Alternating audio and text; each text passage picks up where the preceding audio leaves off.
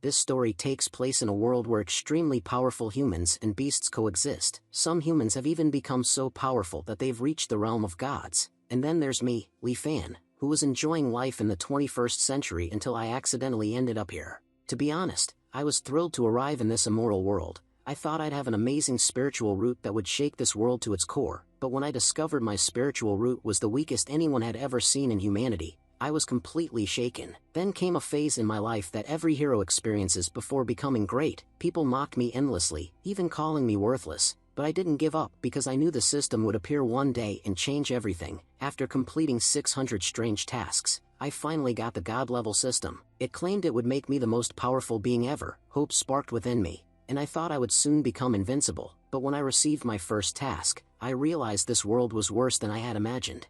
My first task was to deliver vegetables to my neighbor, Aunt Wong. At first I was furious. I thought, what kind of nonsense is this? But eventually, I had to bow down to the system. Now, I'm nothing but a farmer who starts his day chopping wood, feeds chickens at noon, and paints in the evening. Many nights, I can't even sleep because I have to protect the fields. I'm not doing all this willingly, my system forces me to. One day, an uncle approached me, saying, Leanne, the festival is about to start. Could you please write me a poem? As I walked away, I replied, sure, uncle, no problem. Just tell me how you'd like it. As soon as I left, my chickens transformed into phoenixes. The phoenixes said, friends, come out, the master is gone, and now's the perfect time to eat. Suddenly, a dragon emerged from the water, saying, do you know, our master has become incredibly powerful. Today, he washed his feet in the pond, and even the boss tree grew stronger because of it. The tree replied, you're right, our master has grown very powerful, but he seems lonely. Over the years, he hasn't had any romantic interests. The phoenix added, yes, that's true. The dragon sighed, what can we do? The master works all day. When will he have time to love someone? I just pray he finds a companion soon. The scene then shifts to the village outskirts, where we see Muqianing standing with her group at the village border. A man warns her, Saintess, this place is extremely dangerous. Our ancestors fell ill when they ventured inside. I advise you to reconsider. Muqianing replied, I can't be selfish. If I don't go, our sect will be doomed. She instructed everyone to get ready and used a golden laser to protect their bodies. She threw an artifact at the barrier, creating a small hole from which intense energy started leaking, preventing anyone from entering. Distraught, Muqianing cried, I can't believe it. We couldn't even pass the first obstacle. If this continues, obtaining the divine water bead will be impossible. At that moment, Leanne arrived and asked, where's all this smoke coming from? Just then, Muqianing stumbled and fell on him. Leanne thought, what did I just grab by mistake? Leanne remarked, it seems the smoke has caused an oxygen deficiency in you. Muqianing, astonished, thought, who is this man who casually wiped off the divine fox with his hands? He must be a very powerful cultivator. Greeting him respectfully, she said, Senior, my name is Muqianing, and I belong to the Lihua sect. We were trapped here, but you saved us. Our sect will never forget your kindness. Leanne quickly responded, no, I'm not a senior, I'm just an ordinary person. You must be mistaken. By the way, Lihua sect, I've heard that name before. What brings you here? Muqianing replied, we were looking for a dark green bead. She thought to herself, heavenly experts are often very serious. If they don't like what I say, it could be dangerous for me. Leanne said, a green bead? Yes, I saw it, but I didn't know it was yours. Muqianing pleaded, Senior, please take us there. Leanne warned them to be careful not to damage his crops on the way. Muqianing suggested, Senior, I can come alone with you. Everyone else can wait here. The sect members were hesitant, saying, Saintess, it's dangerous to go alone. But Muqianing insisted, we have no choice. At least with his help, we can enter. Leanne thought, why is this girl so weak and overly cautious about entering the village? Though the roads here are rough, they're not dangerous. As they entered, Muqianing worried about her armor's ability to withstand the Samadhi true fire. Leanne reassured her, don't worry, you can come with me. Shocked, the sect members wondered, how is it possible that he's walking so easily through the fire? When Muqianing hesitated, Leanne asked, what's wrong now? You're acting as if everything is on fire here. Just follow me. She finally entered the fire, leaving the sect members praying for divine intervention. Leanne says, when I was chopping wood here, I noticed your bead. Can you check where it is? Muqianing thinks, the top black firewood? The senior is saying they were cutting firewood inside the forbidden forest. Truly, this master is incredibly powerful. Suddenly, Muqianing starts feeling faint. Leanne asks, what's wrong with you now? Muqianing replies, no, I'm fine. I'm just feeling a bit dizzy, Li Fan thinks. This girl is really weak. After walking just a few steps, she's fainting, he says. Sit here for a second, I'll get you some water. Mu Qianning wonders, what kind of place is this? Sitting here itself makes me feel energized. Li Fan returns, saying, here, drink this water. Looking at the water, Yanning thinks, why does this water seem strange? As soon as Mu Qianning drinks it, she begins to break through levels, reaching the 9th level of the Golden Core realm in one swift move. Li Fan comments, it seems you really like this water. If you want more, I can bring it for you. Mu Qianning, surprised, replies, no senior, thank you very much. She thinks, if they suspect me of being greedy, they won't let me go. Li Fan then says, now that you've drunk the water, you can search for your bead. Mu Qianning realizes, thanks to the master's help, I can sense the bead here. She retrieves the bead and thinks, our divine water bead has its own spirit, which is why it only goes to someone strong. Li Fan hands the bead to her and says, here's your bead. Shocked, Mu Qianning says, are you really giving this to me? Li Fan responds, this is what you came for, isn't it? Why are you so surprised? Bowing, Mu Qianning says, thank you very much, senior. Li Fan remarks, no problem. Once you return, make sure to change your clothes. They're slightly torn here. Mu Qianning asks, senior, may I visit you again in the future? Li Fan replies, sure, there's no problem with that. Later, Yanning reaches the town outskirts, where a sect member informs her the situation has worsened. The sect master has urgently summoned everyone because the flame sect has attacked us. In the next scene, Yushan from the Lihua sect is shown. The flame sect leader says, Yushan, your Lihua sect won't survive. You're the only one in your sect who has reached the 2nd layer of the Golden Core realm.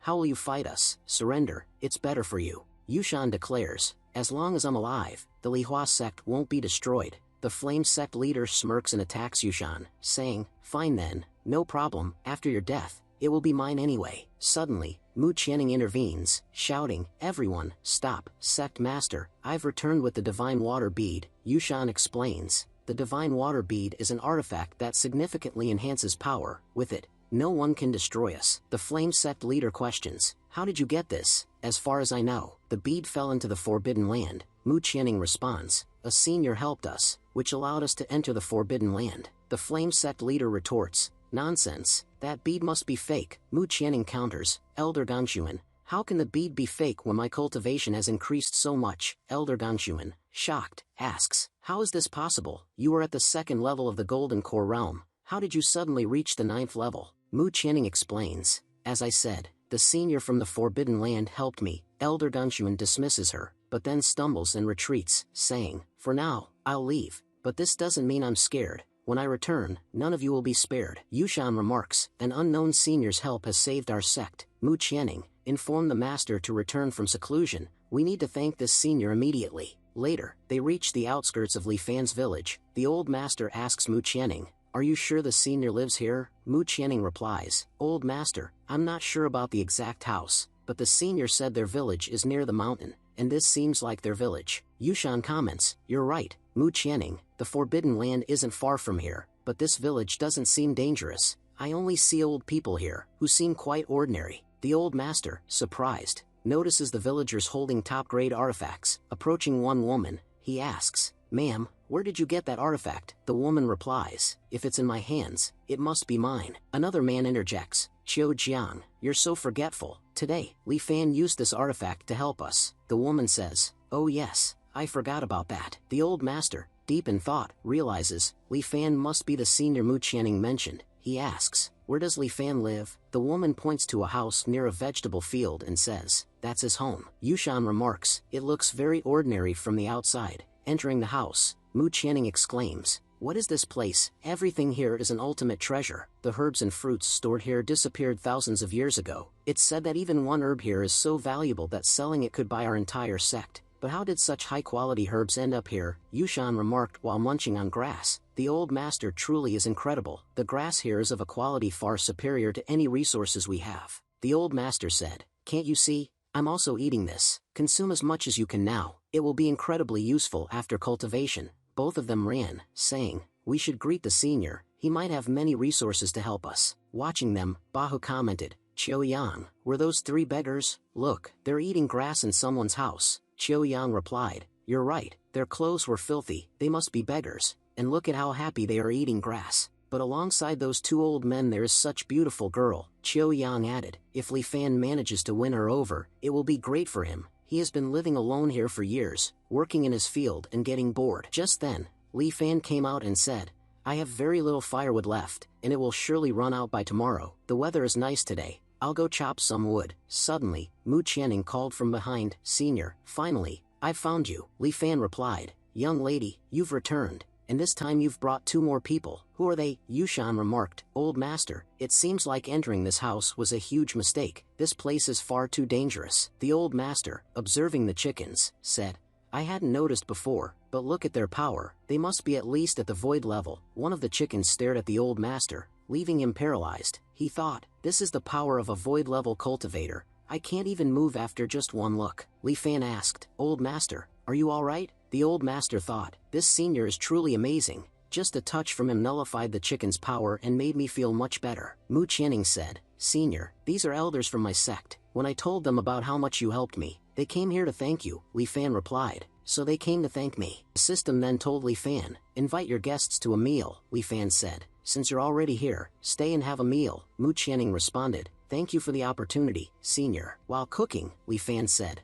there's nothing special at my house, just a simple meal. Observing the fire, the guests exclaimed, what is this? It's the golden dragon fire. This fire is said to be able to refine the highest grade medicines, and here he's using it to cook food. The old master remarked, it seems the senior wants to make us stronger so we can avoid what happened today. He instructed everyone to finish whatever food was served. As Li Fan served the meal, they began eating quickly.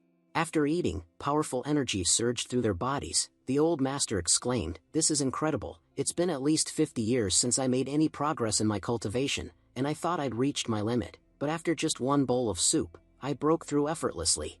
Overwhelmed with gratitude, the old master and others bowed, saying, Senior, we will never forget what you've done for us. Li Fan thought, I just fed them one meal, and they're acting like it's a grand gesture. They must come from a very poor background. The system interrupted, quickly send them out. It's time to start your drawing. Li Fan thought, I just cooked a meal, and now I have to draw too. He told them, you can leave now. I have some tasks to complete. Mu Qianning asked, Senior, may I visit you again? Li Fan replied, of course, you can come anytime. Mu Qianning and the others left the gate. The old master told her, you've done a great job today. We got this amazing opportunity because of you. As they exited the village, they encountered Elder Gao Shan. He said, Yushan and Shishue, you two won't escape today. After defeating you, we'll become much more powerful, and the fire sect will rule forever. Shishue retorted, do you think our Lihua sect is so weak that you can easily bully us? We've become much stronger now. Elder Gao Shan remarked, I saw you just yesterday, and you've grown significantly stronger since then. It seems someone powerful in this village has been guiding you. But no matter, today I will eliminate all of you at once. Saying this, he used his necromancer skill and summoned a massive army of skeletons. Elder Gao Shan proclaimed, this is my ultimate technique, the dead army. No one can survive against these deadly chains. Watching this, Wei Shun exclaimed, what have you done? Your obsession with power has blinded you, turning you into an evil cultivator. These upcoming chain attacks will be extremely powerful. Try your best to avoid getting hit by them. Just then, the chains shattered the barriers of both masters and attacked, severely injuring them. Mu Qianning cried out, Master, are you okay? Kishu he observed, these skeletons are incredibly powerful. In my estimation, they are all at least at the Mahayana stage. If we are to defeat them, we will need a master at least at the Void Realm level. Mu Qianning said, both my masters have been defeated, and Gao Shan possesses extremely dangerous evil powers. How am I supposed to fight him alone?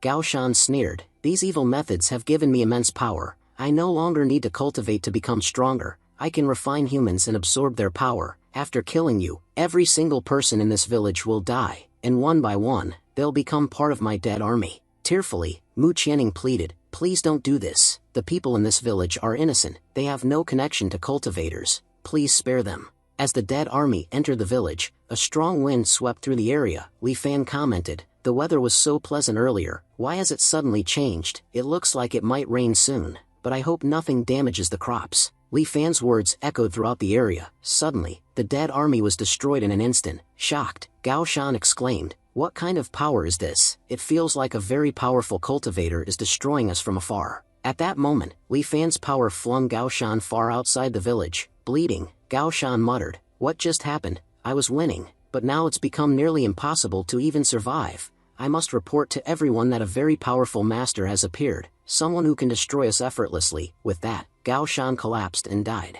Shocked, Mu Qianning said, "How did everything suddenly get resolved? Did elderly Fan do something?" Qishui replied, "No, it was the mountain's defense mechanism. Senior Li Fan is an extremely powerful existence. His presence here has created a formidable barrier around the mountain. This barrier is so powerful that a single command from the senior can destroy anyone. This entire town is like his personal domain. We are not qualified to question the senior. Whatever he decides, we must respect. He has already done us many favors. To repay him, we must do whatever we can for him." Mu Qianning agreed, "Yes, Master, if Senior Li Fan ever needs anything, I will never refuse him." Later, we see Li Fan calmly painting in the evening. Sneezing, he remarked, "It's so cold today. My system is relentless, making me paint here even in this freezing mountain air. Though the evening view is beautiful, I can't escape the cold." Just then, a white tiger was being chased by some spiritual birds. The birds exclaimed, "We must catch this tiger. Its blood is extraordinary and can help us transform into humans." The tiger pleaded, "Please don't chase me. If you harm me, my father won't spare you. He'll make sure to kill you all." The birds retorted, "If you trust your father so much, then stop running." Feeling the immense energy on the mountain, the tiger thought, "There must be a powerful master here. If I want to survive, I need to seek their protection." Meanwhile, Li Fan completed his painting but felt something was missing. At that moment, the birds chasing the tiger arrived. Li Fan mused, "Perfect timing. I'll include these birds in my painting." As soon as he drew them, the birds were absorbed into his artwork. Li Fan remarked, "Finally, my painting is complete, but where did all those birds go?" Shocked, the tiger thought, "This master is unbelievably powerful. Those divine birds had powers at least at the void realm level, yet he trapped them effortlessly in his painting. What if he captures me next?" Fearing for its life, Tiger was thinking, "In this form, I'll definitely be defeated. But humans, they really like cats a lot. They would never harm a small cute cat." Then she transformed into a cat and approached Li Fan. Li Fan said, "What is a cat doing in this dense jungle mountain? By the way, if you look closely, this cat is very beautiful." Tiger thought, "This appearance is nothing compared to my human form, where I am much more beautiful." Li Fan, holding the cat in his arms, said, "This cat is really adorable, and its fur is incredibly soft. Ever since I came to this world, I haven't encountered a single cat. It'll be fun to play with this one. It also looks like it's not anyone's pet, so I'll take it home with me." Meanwhile, Tiger thought, "The master's touch is so powerful, I can feel a special energy filling my body." The system informed her, "You have a new task, adopt a white cat as a pet." Li Fan commented, "For once, you've given me a pleasant task. I'll really enjoy doing this." The scene shifts to Li Fan's home. We see Tiger, who is nervous about Li Fan's chicken. Tiger thought, "The master is dangerous, and this house is filled with powerful beasts and creatures. Even this tree here is extremely strong." The chicken looked at Tiger and said, "You don't even look like a cat." Just from the chicken's gaze, Tiger became even more nervous and almost fell off the table. But Li Fan caught her just in time and said, "Sweet kitty, why are you falling? Are you hungry?" Tiger thought, "All these chickens used to be ordinary, but the master's power has made them so strong. Now that I'm staying close to the master, I'll also reach their power level soon. Let's see how they bully me then." Li Fan said, "I made something for you, but I don't know if you'll like the taste." Just then, instead of eating the biscuit, Tiger licked Li Fan's hand. She thought, "His hands contain such amazing special energy. I feel so energized just being near him." Li Fan, feeling shy, thought, "It's been a long time since I've been single. Even a cat's touch affects me so much." Tiger thought, after being accepted by the master, his energy flow has increased significantly. "Master, get ready, because I'm going to absorb a lot of your energy." Later, it's night, and Li Fan falls asleep. Tiger thought, "Finally, the master is asleep. Now I can change my form." She transformed and came closer to him, thinking, "There's incredible special energy surrounding the master's body. The closer I stay, the stronger I become." She whispered, "Master, wake up." Li Fan opened his eyes and thought, "Who is in my house? This girl must have appeared in my dreams. If only this dream were real." Tiger thought, "I was right. When the master gets shy, his energy flow increases even more. If I can stay near him for just a month, I'll have pure blood and surpass everyone in my clan. Staying with the master doesn't bother me at all." Saying this, Tiger fell asleep near him. The scene shifts to the Lihua sect. Mu Qianning said, "Master, is this task necessary?" Qishui responded, "Our senior, Li Fan, is testing us. It's impossible for such a powerful master to appear casually. He's doing us a huge favor because he wants us to become strong and follow him." He continued, "When Gao Shan from the Flame sect angered senior Li Fan, he didn't kill him outright. Despite his immense power, since we're working under his protection, we must eliminate the flame sect. Hearing this, everyone grew anxious. Master, are you declaring war? A few days later, a flying boat arrived outside the Lihua sect. People whispered, the third princess of the Fire Kingdom is here. A maid remarked, the Lihua sect is so small and weak, sending someone as important as the princess here seems excessive. The Princess Hua said, I've heard many rumors about the Lihua sect. It's said that their saint went to a forbidden area and brought back amazing treasures. After that, they declared war on the Flame sect, who used to bully them. It's remarkable that they've become so bold. She added, there must be a powerful master supporting them now, providing them with treasures and secret techniques. I, Princess Hua, have come to visit. Kishu greeted her saying, welcome princess, but may I ask why you're here? The princess explained, recently, many beasts have been killed on Kong Mountain, causing problems for many people. Investigations revealed that the evil cult and the Flame sect were involved, practicing their dark magic there. I had to come here myself. Kishu was thinking, so, that's how it is. I had already made a big declaration against the Flame sect here, and because of that, everyone now has an idea about Senior. This matter has become so famous that even the princess of the Fire Kingdom has come here herself. I believe the royal family is worried that the power balance is being disrupted because of the master, and that's why everyone is trying to win over Senior Lihua. Kishu said, if that's the case, there's no problem. The people of our Lihua sect are always ready to help commoners with whatever we can. I'm sending our sect's saintess, Mu Qianying, with you. She will take you to meet Senior Lihua. Mu Qianying set off with the third princess to meet Lihua. On their way, the third princess said, Mu Qianying, do you know what Senior likes? This is my first time meeting him, and going empty-handed doesn't seem right. Should I take some products from the Fire Empire as gifts? Mu Qianying replied, Sister Hua, it won't make a difference. Senior Lihua has amazing artifacts. There's nothing we could offer that would impress him. Suddenly, another flying board appeared in front of theirs. The person on boat said,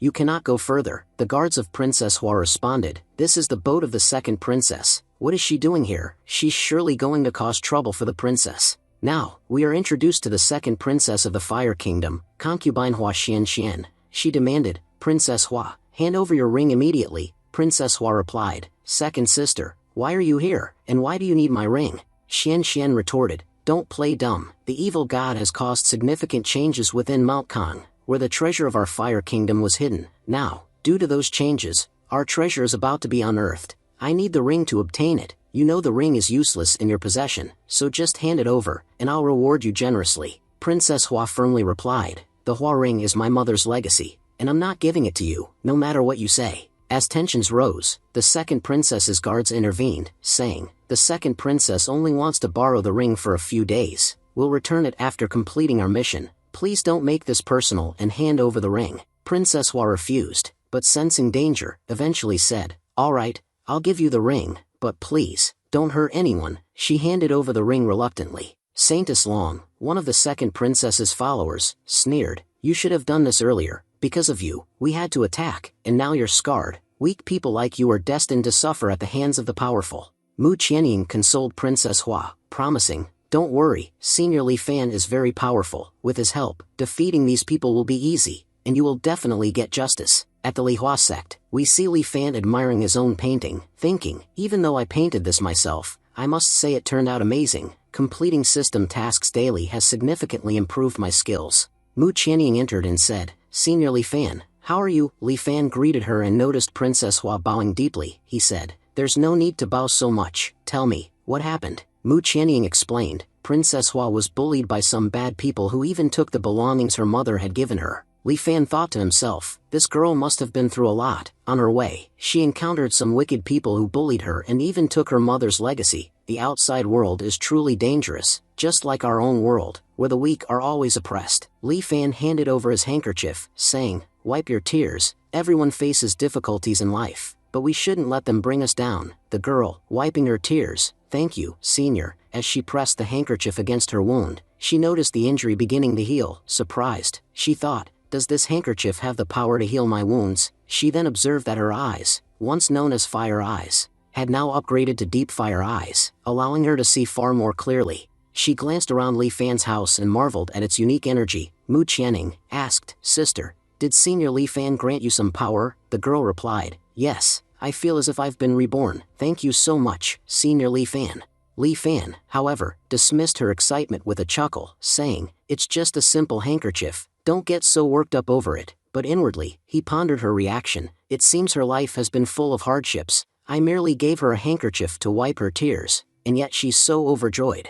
He then invited them inside, saying, "You've traveled a long way, come in and rest, I'll bring something for you." Once they entered, Li Fan apologized for the mess, explaining, "I've been painting continuously for 2 days, so my house is cluttered with paintings. Please wait a moment while I tidy up." The girl noticed the paintings and thought, "These aren't ordinary artworks, they resemble holy artifacts." She placed her hand on one of the paintings, feeling energy surge through her body. "My eyes are upgrading again," she remarked as her vision transformed into third-grade sacred flame eyes. Mu Qianning noticed the change and exclaimed, "Sister, you look like you've achieved something incredible." The girl replied, "I've met many powerful masters in my country, but compared to Li Fan, they're nothing. He might be the strongest master in history." Li Fan, meanwhile, wondered why they were so impressed by his paintings. "Have my drawing skills improved so much that they see these as extraordinary?" Just then, his system prompted him, "You must give your guests a gift." Reluctantly, he said, "What gift? I've been living on this mountain for 3 years,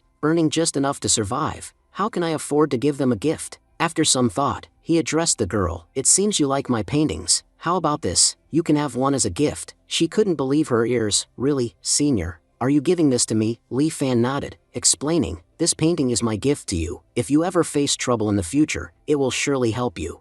Inwardly, he thought, "I'm only giving her this painting because my system told me to. These people look poor, with worn-out clothes and little to their name. At least they can sell the painting to buy food." Out loud, he advised, "Keep this painting with you. If you ever decide to sell it, tell the buyer it was created by a great master. They'll pay you a high price." The girl, however, was puzzled and admitted, "Thank you for this precious gift, senior, but I don't know how to use it." Li Fan reassured her, "You don't have to do much with it. By the way, you mentioned someone took your mother's legacy. How about we try to recover it?" Mu Qianning interpreted his words, saying, "Does this mean we need to declare war against Saint Song?" The girl seemed hesitant, noting, "They're powerful, and many innocent people could be harmed if they retaliate." Just then, strong winds blew across their flying board, prompting them to look up at the sky.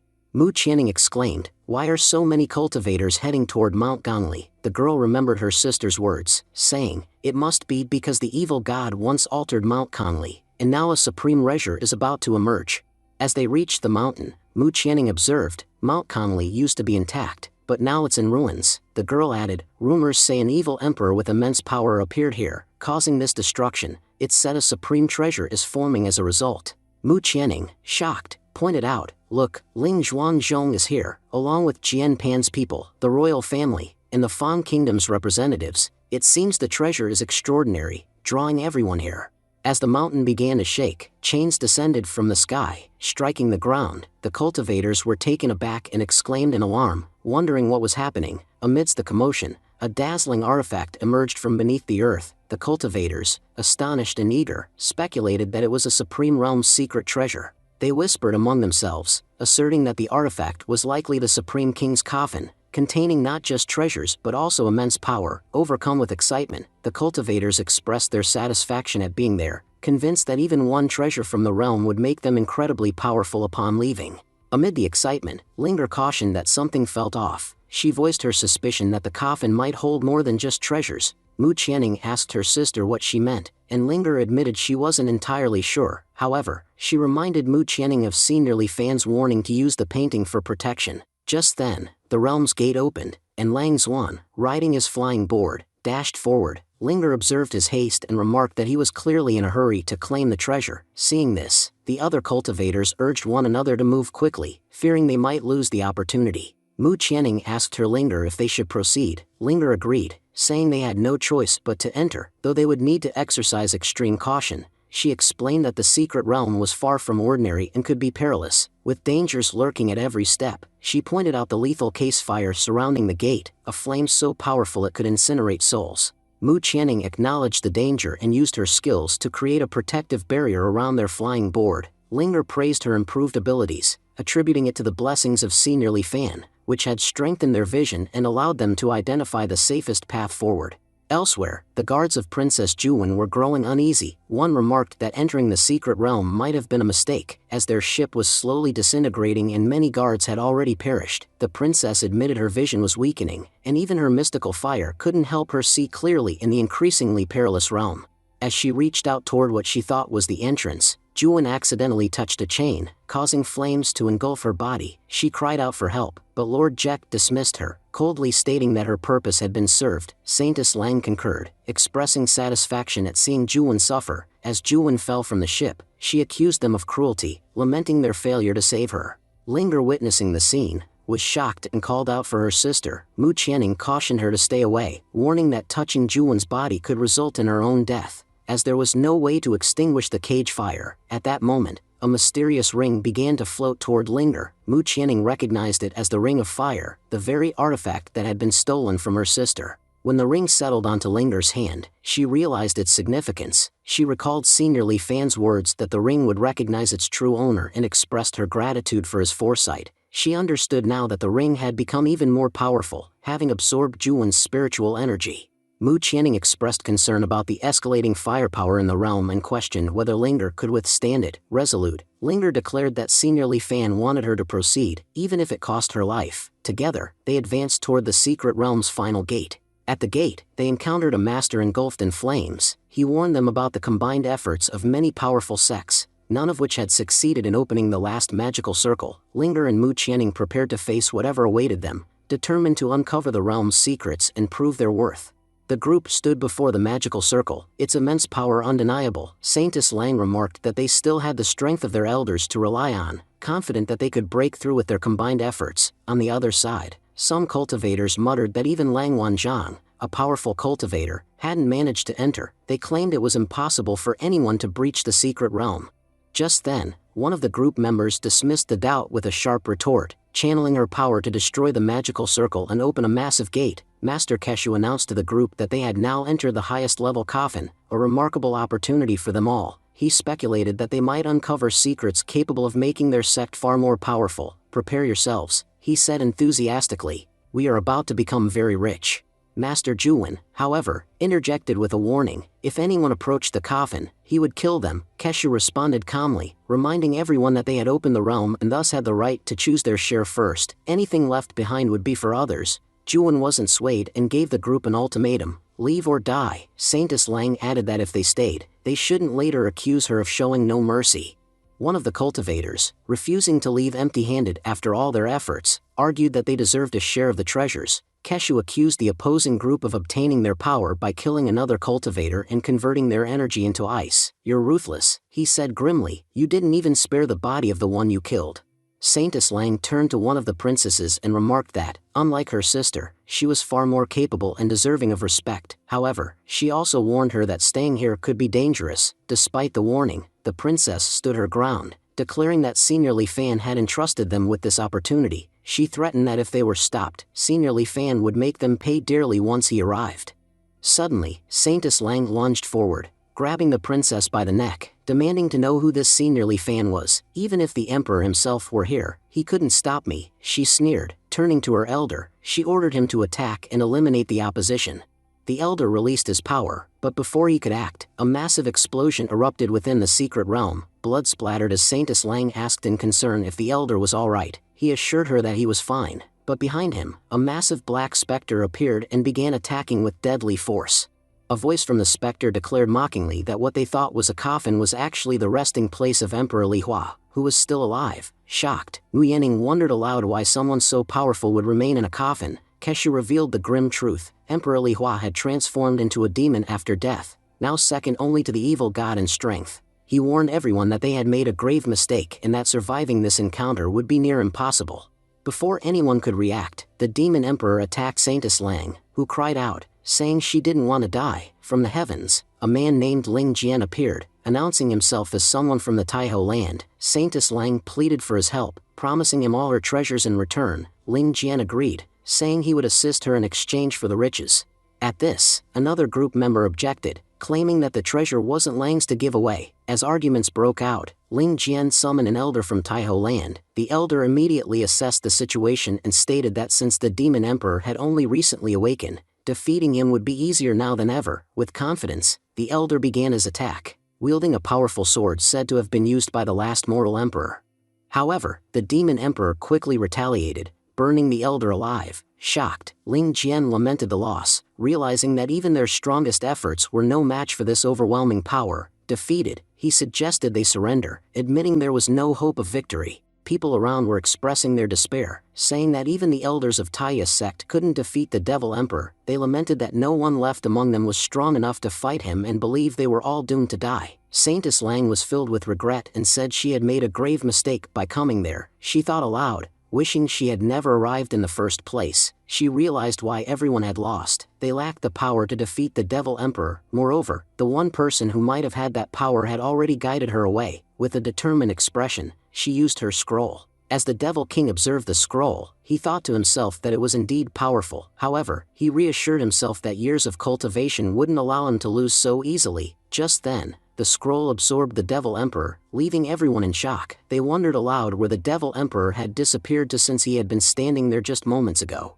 Mu Qianning turned to Saintess Lang and said with admiration that her sister had done it and saved everyone. At that moment, an elderly master stepped forward and introduced himself as a member of the royal Fang family. He expressed his gratitude to the goddess for saving everyone. Taiyin Holyland's Lingen also came forward and thanked the goddess, promising that her favor would never be forgotten. Saintess Lang, however, was deep in thought, realizing that everyone believed her to be a goddess due to Senior Li Fan's intervention. Nervously, she pondered the power of the scroll, which had managed to absorb the Devil Emperor in an instant. She acknowledged that the girl wielding it was incredibly powerful and feared for herself. Remembering the slap she had given her earlier, she worried that this might be the end of her. Saintess Lang approached the goddess, begging for forgiveness and pleading for the lives of herself and her sect. The goddess sternly reminded her of the slap, saying she might have forgiven that offense. However, the greater sin, she emphasized, was the disrespect shown to Senior Li Fan, and that was something she could never forgive. She declared that Saintess Lang and her sect would be given a chance to live,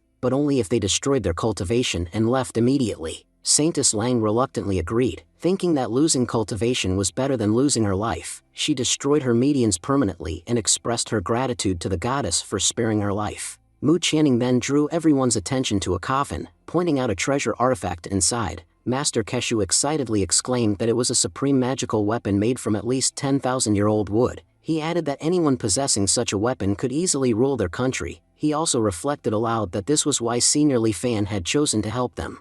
Mu Qianning agreed, mentioning that Senior Li Fan had given them a mission, which they had successfully completed. She announced that it was now time to return to him. They believed that Li Fan would unleash the full power of the artifact upon their return. The scene shifted to the Imperial Palace, where the Emperor was reading about the events that had occurred on Kong Mountain. A woman reported to him that Kanku Baijun had been killed and that the culprit was none other than the goddess herself. She urged the Emperor to seek revenge. Furious, the Emperor shouted at her to hold her tongue, stating that he wouldn't risk his life unnecessarily. He explained that the goddess was supported by an immensely powerful existence, and confronting her would mean certain death for him. The red-haired woman then asked what they should do. The Emperor replied that there was only one option left. He instructed her to deliver an imperial decree to the princess and announced that the country's empress would now be the goddess herself, hoping this would placate her wrath. The scene shifted again to Li Fan, who was approached by a woman expressing gratitude for the painting he had gifted her. She revealed that she had completed the task for which he had given her the painting and brought back an item. She offered to return the painting as a token of appreciation. Li Fan dismissed the gesture, saying the painting was a gift and didn't need to be returned. However, his attention was caught by the firewood block in her hands. He expressed interest in it, admiring its shape and declaring it extraordinary. He contemplated using the firewood to craft something remarkable. Considering his carving skills exceptional, he reasoned that if he created something valuable, it could be sold to provide for the impoverished group that came to him with high hopes. He resolved not to send them back empty-handed. Mu Qianning silently admired Li Fan's extraordinary abilities, noting how he had been examining the artifact with great focus. She was certain he would create something amazing. Keshu Hui, another observer, thought about Li Fan's legendary reputation as a master who even used samadhi fire for cooking and was eager to see how he would use the artifact. Li Fan then asked the group if they knew anything about carving, stating that he would use his skills to help them. As he began to carve the block, he muttered to himself about his seemingly inferior system but maintained his determination to create something magnificent. He explained that the carving knife provided by his system was so precise that it allowed him to cut through any material effortlessly, including the supreme null artifact block he was currently working on. Veshan, astonished, commented that the carving knife Li Fan used must be extraordinary since the artifact, considered unbreakable, was being shaped with such ease. Kishu Hai added that no artifact in existence could match the brilliance of Li Fan's tools. Meanwhile, Mu Qianning thought to herself that being in the presence of Master Li Fan was the most incredible feeling in the world. Veshan, moved to tears, said that Senior Li Fan had been tirelessly working on the block, which meant they were likely to witness an artifact of immortal level power soon. He expressed that even if he were to die after seeing such a masterpiece, he would have no regrets. Upon finishing the artifact, Li Fan examined the block and concluded that it had turned out exceptionally well. He handed it over, saying it was now ready for them to take. Overwhelmed, one of the group exclaimed with gratitude, "Is this for me, Senior? Thank you so much for this treasure." Li Fan smiled and replied that he had also crafted a few small items for them using the leftover firewood. He hoped they would find them useful. One of them, nearly in tears, expressed heartfelt thanks, saying they could never repay him for his kindness. Qishuhai remarked how everyone knew that Li Fan's artifacts were unparalleled in aiding cultivation by keeping the mind clear, ensuring their future progress. Li Fan, however, dismissed their thanks modestly. He stated that the items were gifts and required no repayment, yet, he added, if they insisted on showing their gratitude, they could tell him about the outside world, as he had spent many years isolated in the village. This request puzzled Mu Yanning, who wondered what kind of stories he was referring to. Qishuhai, however, understood the implication and vowed to gather reports from the outside world, noting that Li Fan had unofficially designated them as his eyes and ears. Li Fan thought to himself that cultivators often behaved strangely. He had merely asked for stories, but their reactions were unnecessarily dramatic. Dismissing them with a light-hearted remark, he told them they could leave, as he had plans to paint in the mountains. Reflecting on his purpose, Li Fan realized that since arriving in this world, he had found new meaning in helping the less fortunate. He resolved to ensure that no one went hungry as long as he was there to help. Later, the group arrived at a mountain site. Mu Qianning suddenly stopped, sensing a powerful presence emanating from a nearby palace. She speculated about the immense energy radiating from within. As they approached, the palace transformed, growing significantly larger. Qishuhai commented in awe that this must be Li Fan's doing. Inside, Mu Qianning marveled at the heavenly beauty of the space, likening it to an entirely different world filled with energy beyond imagination. Qishuhai explained that very few objects in the world had the ability to change their size, referencing a legendary god named Sun Wukong who possessed a staff with similar properties. He concluded that the artifact Li Fan gifted them was nothing short of miraculous. Everyone agreed that cultivating in this space would lead to rapid and immense growth in their abilities. Several days later, while cultivating, Linger noted how her body had filled with energy in such a short time. However, their peace was interrupted by the arrival of an imperial knight searching for the third princess. Linger, the knight carried an imperial edict from Emperor Hu. Summoning her back to the capital, he declared that the emperor had decided she would be the next empress. Linger, stunned, recognized the knight as a high-ranking commander, possibly an imperial knight. The knight insisted she step forward and show respect for the emperor's decree, emphasizing the significance of the honor bestowed upon her. However, the princess, refusing to show gratitude, retorted with disdain, questioning why she should accept such a decision. She remarked, "After all, he was just an imperial knight and should not try to appear so clever." His presence, she added, felt disrespectful. The knight admitted that she was born into a prominent family with a noble status but pointed out that the Hu kingdom had never truly given her the respect she deserved. He insinuated that her current strength was not entirely her own but rather owed to the support of a powerful figure. He claimed that if this master were removed, she might find herself pleading with the royal family for scraps. Despite her dismissive words, he declared himself a powerful cultivator in the Void Realm, capable of defeating anyone. He concluded that even her father, the emperor, had never addressed him in such a tone. Mu Qianning, observing the exchange, laughed, mocking the knight's arrogance. Linger joined in, teasing how the knight seemed to consider himself above their level. The knight, puzzled by their casual demeanor, questioned why they behaved so strangely. Suddenly, one of the women teleported behind him, startling him. She taunted him, asking for his thoughts on her skills now.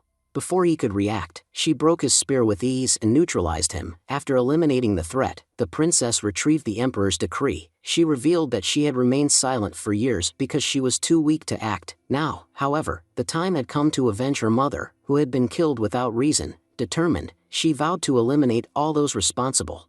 Mu Qianning expressed amazement at her sister's newfound strength. Marveling at how easily she had defeated the imperial knight, the princess warned them about the cunning nature of the emperor, describing him as deceitful and manipulative. She suspected the decree, offering her the position of empress, concealed a more sinister plot. To counter his schemes, she proposed taking action before he could act against them. She believed this was the perfect opportunity to eliminate him. Kishu agreed, echoing her sentiments. He suggested that once the emperor was defeated, power could be entrusted to Li Fan, who he believed would govern justly. Mu Qianning affirmed her sister's plan, pledging their full support. The princess silently resolved to rely on Li Fan's backing, confident she wouldn't fail with his support. In another part of the kingdom, a red-robed woman expressed her disbelief at the audacity of some individuals who had spoken openly of assassinating the emperor. She wondered how anyone could conspire against the emperor while living within the very kingdom he ruled. Meanwhile, the emperor, seemingly unconcerned, dismissed the threat. He believed the rebels felt invincible under the protection of their so-called master, but he assured his followers that time would reveal who truly wielded power. A week later, the emperor, appearing tense, inquired about the responses from various sects and clans he had approached for assistance. His butler regretfully informed him that all had declined to send cultivators to support him. Moreover, several letters indicated that half of the imperial knights had resigned, unwilling to serve even under us. As the emperor grappled with the news, a commander entered the hall, bearing grim tidings. He revealed that the third princess had already entered the palace, and none of their forces had the power to stop her. The emperor, visibly shaken, demanded an explanation for the failure. His butler admitted that their army was no longer functional, having suffered severe setbacks since the start of the rebellion. The red-robed woman urged the emperor to act swiftly and decisively. She acknowledged that the princess might be supported by a formidable master but reminded the emperor of his own strength as a cultivator in the Mahayana stage. She insisted they could still use the palace's defenses to gain the upper hand. The emperor, regretting his earlier dismissal of the invincible master, lamented his losses. Determined to end the matter, he opened the palace gates and announced his daughter's arrival. He warmly welcomed her, declaring, "My child, from today, you shall become the new ruler of the Hu kingdom." He expressed his belief that her reign would correct the kingdom's flawed rules and traditions. He encouraged her to command the empire as she saw fit, mentioning that she could even follow in her late mother's footsteps, whom he described as a great ruler. However, the princess was seething with anger. She retorted sharply, commanding him to stop speaking. She accused him of being unworthy to utter her mother's name. Her voice quivered with rage as she said, 15 years ago, I was just a child, forced to stay silent despite knowing the truth. But now, I am no longer weak or powerless. Do not dare to deceive me. I know it was you who killed my mother." The emperor appeared momentarily taken aback. He admitted with a sigh, "I didn't expect you to remember everything. Your mother was my true love, and I've loved no one else since her passing. If she didn't care for me, why would she sacrifice herself for my sake? I know you despise me, but I will prove to you that I am not the villain you believe I am." Suddenly, he grabbed the red-haired woman by the throat. The woman protested, crying out, "Your Majesty, what are you doing? How can you shift the blame onto me now? We both planned her death together." The emperor's expression darkened, and without hesitation, he killed her. He turned back to his daughter and stated coldly, "Your mother's killer wasn't me, it was her. I knew this long ago but couldn't act because it would have destabilized the kingdom. But today, justice has been served. Take this crown and become the new ruler of the empire. If you need my help to govern, I will always be by your side." The princess glared at him, her resolve unshaken. "I have known the truth all along," she declared. "No matter how convincing your act may be, it cannot save you. You killed my mother with your own hands, and I will not let you escape justice." The emperor attempted to reason with her. "You are my daughter. Surely, there must be a way for us to negotiate." But she shook her head and replied firmly, "Negotiation is not an option. Today, you die." The emperor sighed, lamenting that he had perhaps been too lenient with her growing up. "You've become stubborn, refusing to understand what it takes to rule. This empire obeyed me not because I was weak, but because I controlled it with an iron hand." As he spoke, the ground beneath them began to shake. He smirked and revealed, "Beneath this land lies the vein of earth fire, cultivated over generations by our ancestors. Many have called me cruel, claiming I caused unnecessary wars and deaths, but they never understood. I was strengthening the vein of fire. Now, it is so powerful that I have become more than mortal. I am a true fire dragon." The emperor's fiery aura intensified, and he mocked her reliance on a mysterious, powerful master. "Summon him now," he said, "and let us see who is truly the most powerful." The princess, undeterred, brought forth the heavenly palace from her side. The emperor, now fully transformed into a fire dragon, lunged at her. However, the heavenly palace expanded, growing in size and crashing down on the dragon. The force of the impact severed one of the emperor's arms. Shocked, the emperor gasped, "Impossible, my vein of fire is unmatched. How do you have a magical weapon powerful enough to withstand it?" The princess declared, "This empire needs change, and that begins with ridding it of a tyrant." With those words, she struck the final blow, killing her father. Lifting the crown, she spoke softly, as though addressing her late mother. "Mother, I have reclaimed your throne and avenged your death. The ones who wronged you are no more." With her enemies vanquished, she ascended the throne, ready to bring a new era to the Hu kingdom. A week later, a new scene unfolded, showing a man making an announcement. He revealed that Hongwan of Taiyan Holyland and Elder Ming of Jiang Holyland had arrived. Someone remarked that the two masters of Holland were now present. Elder Hongwan introduced himself, stating he was representing Taiyan Holyland and had come to collaborate with the Empress. He expressed hope for a faithful partnership. Elder Ming then introduced himself, explaining that he came from Jiang Holland with aspirations for mutual progress and unity. Elder Hongwan addressed the Empress with urgency, stating they had come for a crucial matter. He explained their intent to meet the seniors who had gifted her the painting and artifacts. Though their approach might seem arrogant, he insisted it was necessary for everyone's survival. Elder Ming recalled the events at Conley Mountain and voiced their concerns about sinister activities there. Both elders revealed that an investigation had uncovered a demon master stirring within the mountain, which posed a grave threat. Elder Hongwan reminded the Empress about the recent visit from the evil god's messenger. If the evil god harnessed the mountain's power to transform, survival for anyone in their realm would be nearly impossible. They emphasized that their collective survival depended on collaboration and vigilance. The Empress pondered on the support she had received from Senior Lihua, suspecting that he had been aware of these dangers all along. She mused on his enigmatic nature, likening him to a strategist playing chess with the world, where every individual was merely a pawn. The Empress agreed to take the elders to meet Senior Lihua but warned them that whether he chose to engage was entirely up to him. Grateful, the elders expressed their appreciation for the opportunity. 2 days later, another scene unfolded. Two women were seen traveling on a flying boat. One of them, with pink hair, addressed her companion, Nan Fong, mentioning rumors of a devil emperor being sealed using a painting. She marveled at the feat, wondering about the artist capable of such a task. As they approached the mountain, the flow of energy grew intense. Ling remarked on the dangerous energy emanating from the mountain, but Nan Fong, after pausing, assured her that the aura wasn't harmful. Ling speculated someone was using the holy pen for their painting, explaining the energy surge.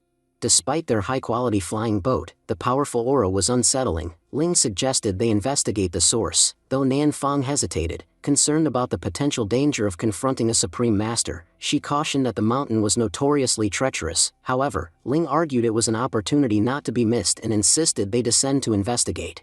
At the mountain, Senior Lihua sat calmly, engrossed in his painting, observing him from a distance. The women were awestruck by his skill, noting his paintings surpassed even those of their ancestors. As he added his signature to the artwork, a tiger in the painting seemed to come alive, placing its paw on the canvas. Lihua admired the tiger's touch, humorously remarking on its intelligence. Noticing the women, Lihua speculated they might have been drawn to his painting. Approaching them, he asked who they were. Nervously, the women introduced themselves as Nan Fong and Ling, explaining they were passing by and were captivated by his exceptional painting skills. Lihua guessed they were art students and mused on how his system had transformed him into a master painter, though it had not been as kind regarding cultivation. Ling requested permission to view the painting up close, prompting Nan Fong to chide her for her boldness. Nan Fong apologized on Ling's behalf, but Lihua reassured them it was unnecessary to ask for permission to view a mere painting.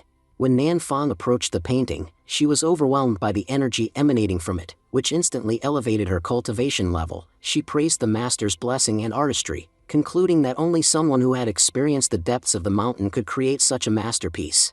Lihua, observing their amazement, assumed they had become his admirers. However, he grew concerned for their safety, noting they did not belong to the mountain. He warned them about the dangers of lingering there at night and invited them to his home for shelter. Overjoyed, Ling eagerly accepted, asking if they could truly follow him. The scene progresses as we see dangerous lightning striking over the village. In the clouds, a demon declares, "We are messengers sent by the evil god, and we must eliminate any obstacles in his path." The setting looks like a foreboding place, but it doesn't seem to have a proper road leading in. Another messenger questions, "Then why are we waiting? We should destroy them now. Besides, there are no cultivators in these villages, making it easy to kill them." However, as they descend to the ground, they feel immense pressure. The first messenger remarks, "The spiritual field here is extremely powerful, even as messengers of the evil god. Walking here is proving to be challenging." The second one adds, "I've stood near the evil god, but even his presence didn't create as much pressure as this place does."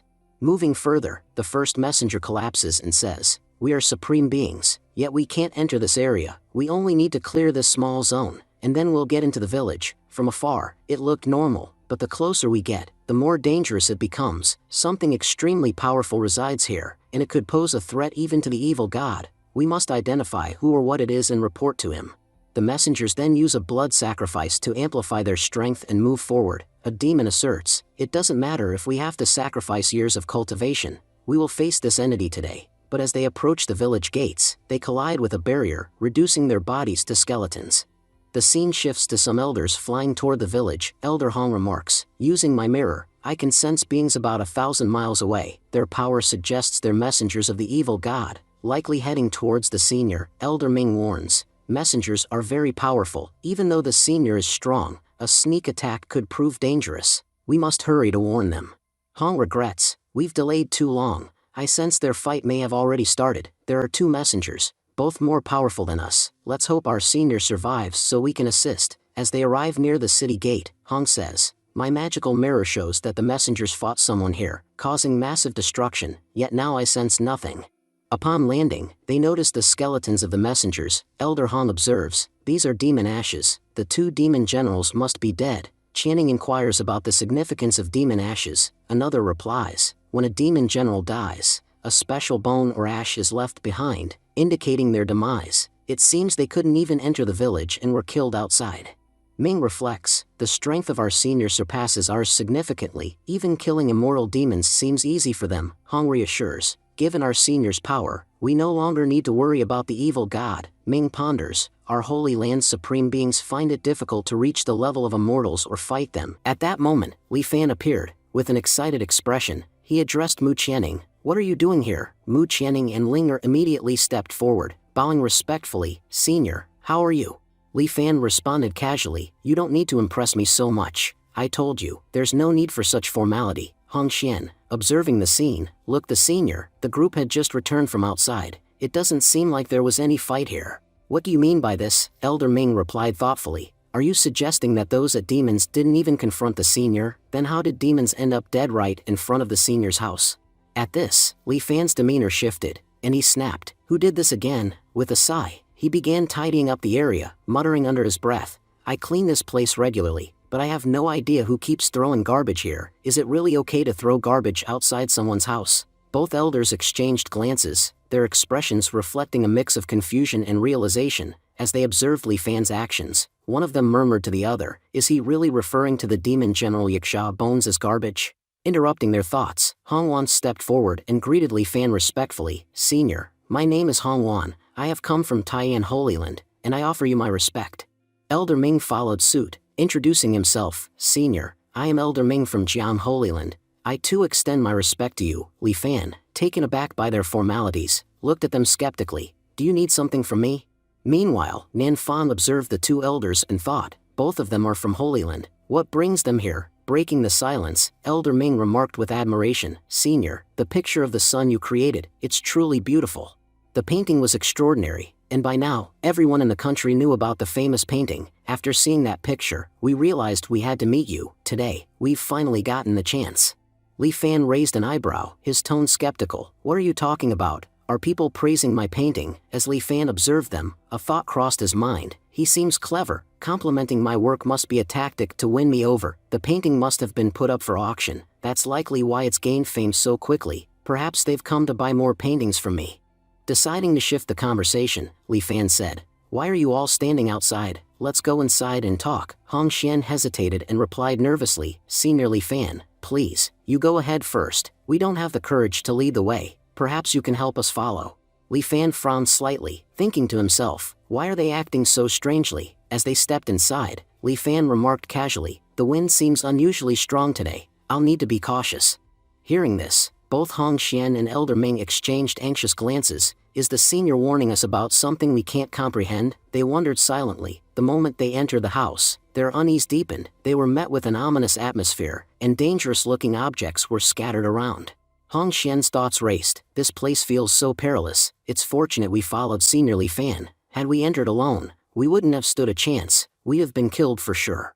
Elder's face paled as he surveyed the room. "I've never felt such fear in my life. Not even in the face of danger. Even the Taiyan Holy Land's protective barriers pale in comparison to this overwhelming sense of power." Elder Ming reflected abood that he had understood how the two demon generals met their end, that the passage ahead was so treacherous that no deviant could possibly cross it. Hong Xian agreed, pointing out the danger, and then asked if Elder Ming had noticed a peculiar tree nearby. Elder Ming expressed his disbelief, remarking that the peach tree appeared to be immortal. As they observed, tree suddenly emitted a surge of energy, causing Elder Ming to collapse unconscious. Hong Xian urged him not to look directly at the tree, warning that doing so would result in fainting. He added that if the tree perceived them as spies, it would kill them instantly. Li Fan suggested that both Elder Ming and Hong Xian sit down and wait for him, assuring them he would return in a moment. Meanwhile, Elder Ming, still in shock, thought to himself that even a single glance at the tree had deeply moved him. He reflected on the divine fruits growing on its branches and noted that consuming even one could increase their cultivation 100-fold. Hong Xian acknowledged this but questioned who would dare to pluck a fruit from the tree, knowing that such an act would result in a terrible death. Li Fan, returning with a tray, remarked that they all looked tired and offered them hot tea he had prepared. Smiling broadly, Hong Xian expressed gratitude, praising Li Fan as the maker of the best tea in the world. While taking the tea, Elder Ming marveled at the sheer power of the person offering it. He never imagined he would experience such an opportunity in his lifetime. As they sipped, both elders felt an incredible surge of energy coursing through their bodies. Delighted, they exclaimed how rejuvenated and powerful they felt. Elder Ming admitted that despite years of arduous effort, he had been unable to perfect his supreme cultivation. Yet, with just one sip of the tea, he had achieved perfection. Overwhelmed, he thanked Li Fan profusely. Meanwhile, Sister Nan Fang, observing the elders' strange behavior, commented on their odd conduct since arriving. Jilling agreed, finding their actions peculiar. The elders, however, continued expressing their gratitude to Li Fan, promising never to forget his kindness. Li Fan humbly replied that there was no need for such formality, emphasizing that their meeting was destined. Changing the subject, he mentioned that he had created a new painting that he believed they would enjoy. Internally, he thought about showing them the painting, hoping they would value and perhaps purchase it. When Li Fan unveiled his painting, it radiated an extraordinary energy that left everyone astonished. Elder Ming fell to his knees, proclaiming that the artwork depicted the entirety of Kanlan Mountain. Hong Xian questioned how such a feat was possible, noting the immense danger within Kan Mountain. The elders were amazed at the painting's detail and its invaluable nature. Elder Ming, deep in thought, realized that Li Fan must have foreseen their arrival and prepared the artwork in advance. He was further impressed, noting that no one had ever returned alive from Kan Mountain, let alone created such a masterpiece without first-hand experience. Li Fan silently observed their expressions, concluding that they were greatly impressed. He anticipated earning a substantial sum but decided not to bring up money, hoping they would make a generous offer themselves. Standing among them, Li Fan casually asked what they wanted. Elder Ming confessed that having the painting would greatly aid them in resolving an impending crisis. Li Fan, recognizing the significance of the situation, decided to help. Moving the painting toward them, he offered it freely. Elder Hong Xian expressed deep gratitude to Li Fan for giving them the painting. However, he suggested that there must be a purpose behind such a generous gesture. Li Fan, in his thoughts, observed that they had accepted the painting without mentioning money, leaving him to assume he had gained more than they could offer. He mused about the futility of discussing compensation with them further. Breaking his silence, Li Fan clarified that he always maintained clarity in his dealings. If he gave something, he expected something in return. Elder Ming, puzzled by the statement, tried to discern Li Fan's meaning. Hong Xian speculated that Li Fan might be referring to karma. Elder Ming agreed, explaining that karma was significant for a person as powerful as Li Fan. He surmised that if they accepted the painting without giving anything in return, their karma would be negatively affected. To avoid this, they needed to compensate Li Fan appropriately. Hong Xian suggested they offer something valuable, perhaps spiritual stones. Both elders produced a box, presenting it to Li Fan as a small token of their appreciation. They earnestly asked him to accept it. Li Fan nodded approvingly, commenting that they had understood his intent. Inwardly, he noted that the box appeared impressive, likely containing gold or precious items. Initially, he had thought them stingy, but their actions proved otherwise. Li Fan graciously thanked them for the gift and assured them that if they ever needed his help in the future, they could seek him out. As they prepared to leave, Elder Ming and Hong Xian exchanged remarks about Li Fan's overwhelming presence. Hong Xian admitted that merely standing before him had left him drenched in sweat. Elder Ming reflected that they had underestimated Li Fan, realizing he was far beyond their understanding. More than an immortal, he pointed out the extraordinary tree near Li Fan, which appeared mortal yet held immense power of a mortal realm. Hong Xian remarked on the rarity of individuals achieving the immortal realm, Noting that even their own master, a highly powerful figure, paled in comparison, he speculated that Li Fan's presence on Earth indicated something monumental was unfolding. Elder Ming added that Li Fan's enigmatic actions, including the presence of 2 girls from the 3 supreme holy lands, felt like pieces of an intricate chess game, orchestrated to guide them. The scene shifted to Linger reporting to Li Fan. She thanked him for providing a platform that had allowed them to establish themselves within the Hua Empire. Li Fan, observing her confidence, deduced that she had sold his painting at an impressive price, possibly even opening a shop with the profits. She continued to report their success, prompting Li Fan to encourage them to work hard and persevere. He emphasized that those who faced challenges fearlessly often found greater success in life. The subordinate silently admired Li Fan's wisdom, feeling inspired by his words. Later, Mu Qianning approached Li Fan with a question. She expressed concern that Elder Ming and Hong Xian, armed with the painting, could use it to achieve significant power. She wondered if that would have any repercussions on their own position. Li Fan considered her words, amused by their fears. He reasoned that while the elders might profit from the painting, his ultimate goal was to make his name famous, thereby increasing the value of his future works. He reassured Mu Qianning that their fears were unfounded, urging them to focus on their growth. As the conversation continued, Li Fan turned his attention to Nan Fang and Ling, asking if they had any tasks for the day. Ling shyly asked if she could learn painting from him. Nan Fang turned to Jilling with a sharp gaze. Jilling, haven't you become too vocal? Sitting with the master was a significant achievement for us, and now you dare to make such a bold request? Her tone was stern, her disappointment palpable. Jilling shrank slightly under the weight of her words but remained silent. Meanwhile, Li Fan's thoughts swirled. This Nan Fang seems very upset, but I can understand why. Her sister's eagerness for painting mirrors my own preference for sports over studies back in the day. Nan Fang spoke up, her voice tinged with regret. Senior, please forgive my sister. She doesn't know how to address someone of your stature. Her request was made in ignorance, not malice. Internally, Fang reprimanded herself. Jilling, my little sister, can't you see how powerful this man is? He helped us defeat the Demon King with a mere painting. We should tread carefully, not act so audaciously. At that moment, a voice resonated. The system, it addressed Li Fan directly. Take these 2 under your wing and teach them painting. Li Fan hesitated. I'm not sure how this will affect their studies or if they'll even accept me as a teacher, but the system has spoken. I have no choice. Outwardly, he maintained his composure. Sometimes, stepping out of traditional learning to explore new skills can be invaluable. Painting and music might seem trivial, but they can be transformative when the moment demands. If you're willing, you can become more than just students of painting. Fang's eyes widened in disbelief. Senior, are you saying you'll accept us as your disciples? Li Fan nodded. You heard correctly, that's exactly what I said. Jilling's face lit up with joy. This is the happiest day of my life. Fang, however, remained reserved. Senior, forgive me. While I'm grateful for your offer, my true passion lies with the piano, not painting. Practicing under you might not benefit me. Li Fan considered her words thoughtfully. I respect your dedication to the piano. Play something for me. Fang hesitated but eventually sat at the piano, her fingers gliding over the keys. The melody was poignant yet uneven, with certain notes lacking the precision they demanded. Li Fan listened intently. Her foundation is solid, but her connection to the music feels mechanical, as if confined by her fingers instead of her heart.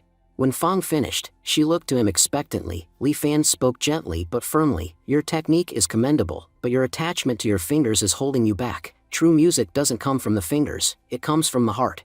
Fang's brow furrowed. Senior, my former master once told me the same thing, that my fingers were the issue. Since then, I've worked tirelessly to perfect my technique, but now you're telling me I'm still lacking? What exactly am I missing? Li Fan approached the piano. Let me show you what I mean.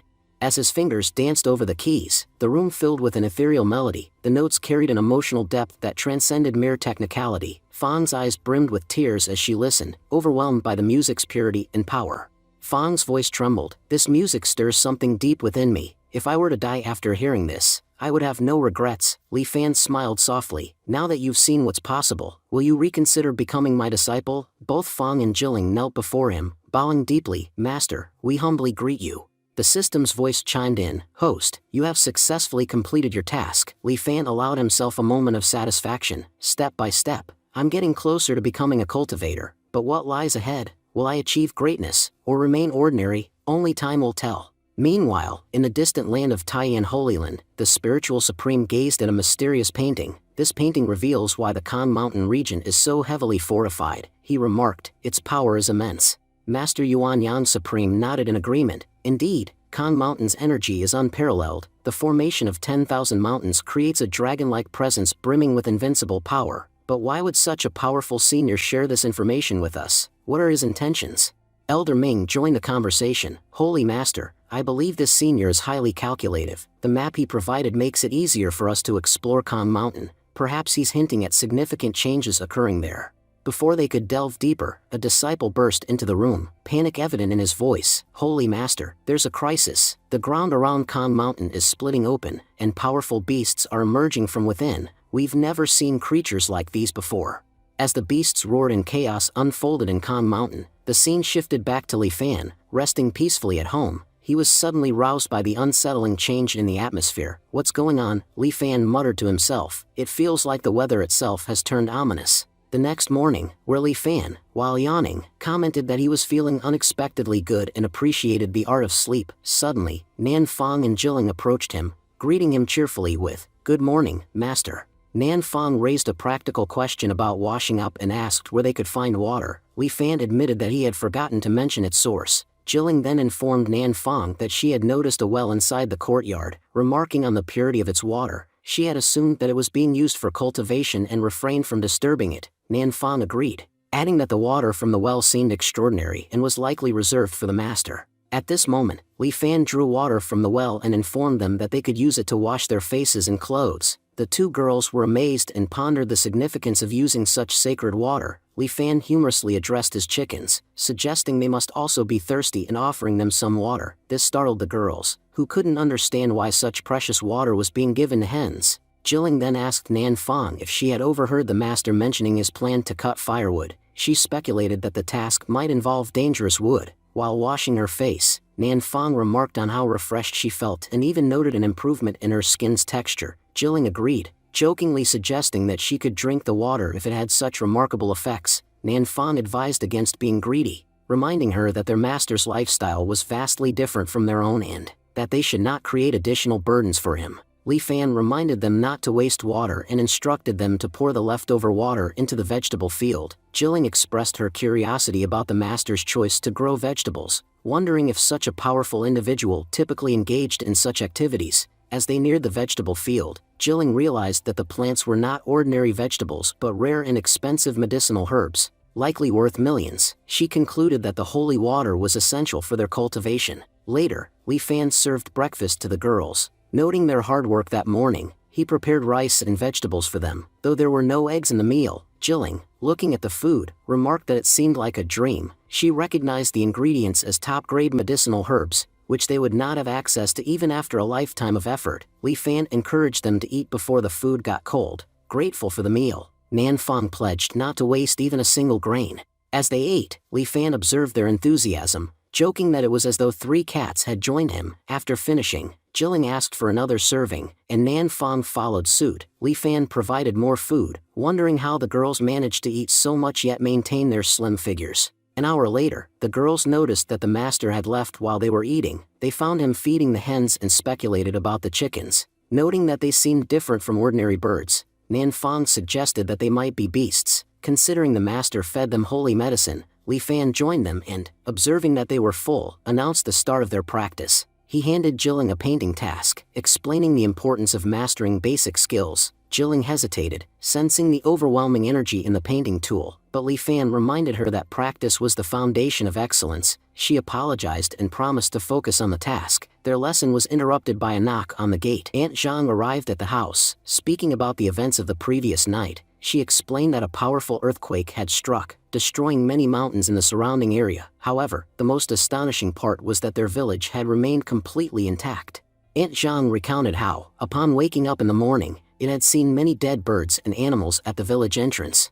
It speculated that their meat might be delicious but noted that their skin was unusually thick. In fact, the bird revealed that their knives had been ruined while trying to cut through the animal's skin. Fortunately, it had used the kitchen knife given by Li Fan, which had allowed them to successfully butcher the animals. Without that knife, it admitted, cutting the animals would have been impossible.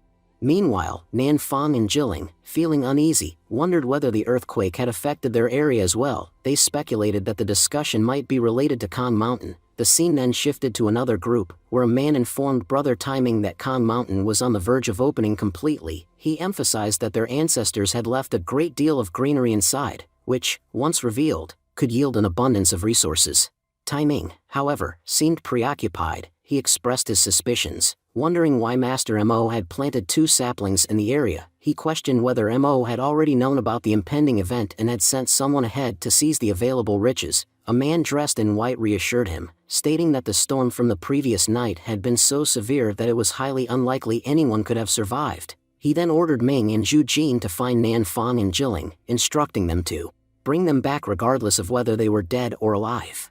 The focus then returned to Li Fan, who stood near Tortoise's lifeless body. Jilling, shocked by the devastation, questioned what had happened. She speculated that the gods might have been angered, as destruction of such magnitude could only be attributed to divine wrath. Nan Fang agreed, acknowledging the severity of the disaster. She noted that they were fortunate to have been in the master's village, otherwise, their fate might have been grim.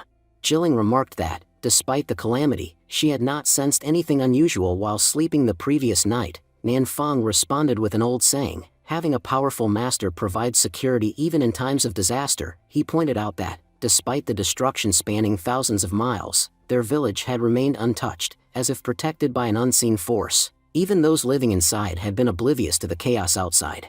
Jilling, reflecting on the situation, realized that their master must have played a role in safeguarding them. Nan Fang added that the beasts had likely sensed the village's safety and had rushed there to escape the disaster. However, to protect the villagers, the master had created a barrier, which had stopped the creatures in their tracks.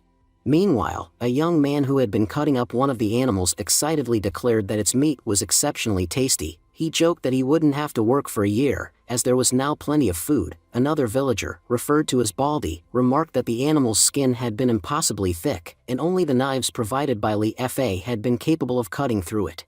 Jilling observed that all the animals in the area were dead, noting that they were not ordinary creatures but of a higher void level. She was astonished at how casually the villagers were handling and consuming them. He reflected that, in the eyes of a supreme being, all lives were equal, and having such an entity nearby was indeed a great advantage. Meanwhile, Li Fan pondered whether their location might have been a better choice for him, but he reassured himself that his system had chosen this place for a reason. Regardless of how flawed the system might be, he was confident that it would not allow him to perish.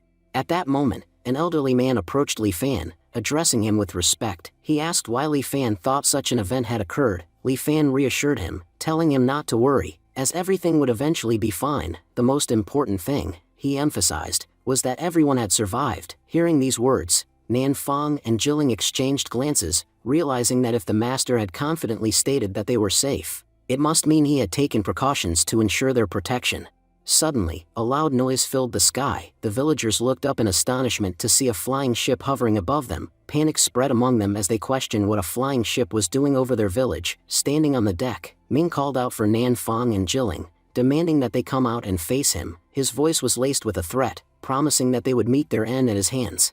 Nan Fang, recognizing the imminent danger, quickly alerted Jilling to their presence. Jilling, realizing that they were surrounded, felt a surge of fear.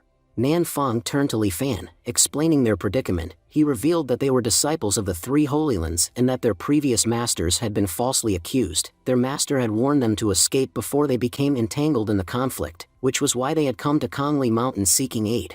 Li Fan, still unfamiliar with their affiliations, questioned the meaning of the 3 Holy Lands. Nan Fang explained that in their homeland, their patriarch excelled in 3 specific disciplines: music, calligraphy, and painting. Because of these traditions, every child in their land was trained in these 3 arts, which was why the region was called the 3 Holy Lands. At the same time, Li Fan wondered why the students of a literary arts school appeared so angry. They were shouting without reason. He thought to himself that he would have to demonstrate his scholarly prowess. Having endured 3 years of rigorous study, he could not afford to lose to these young students.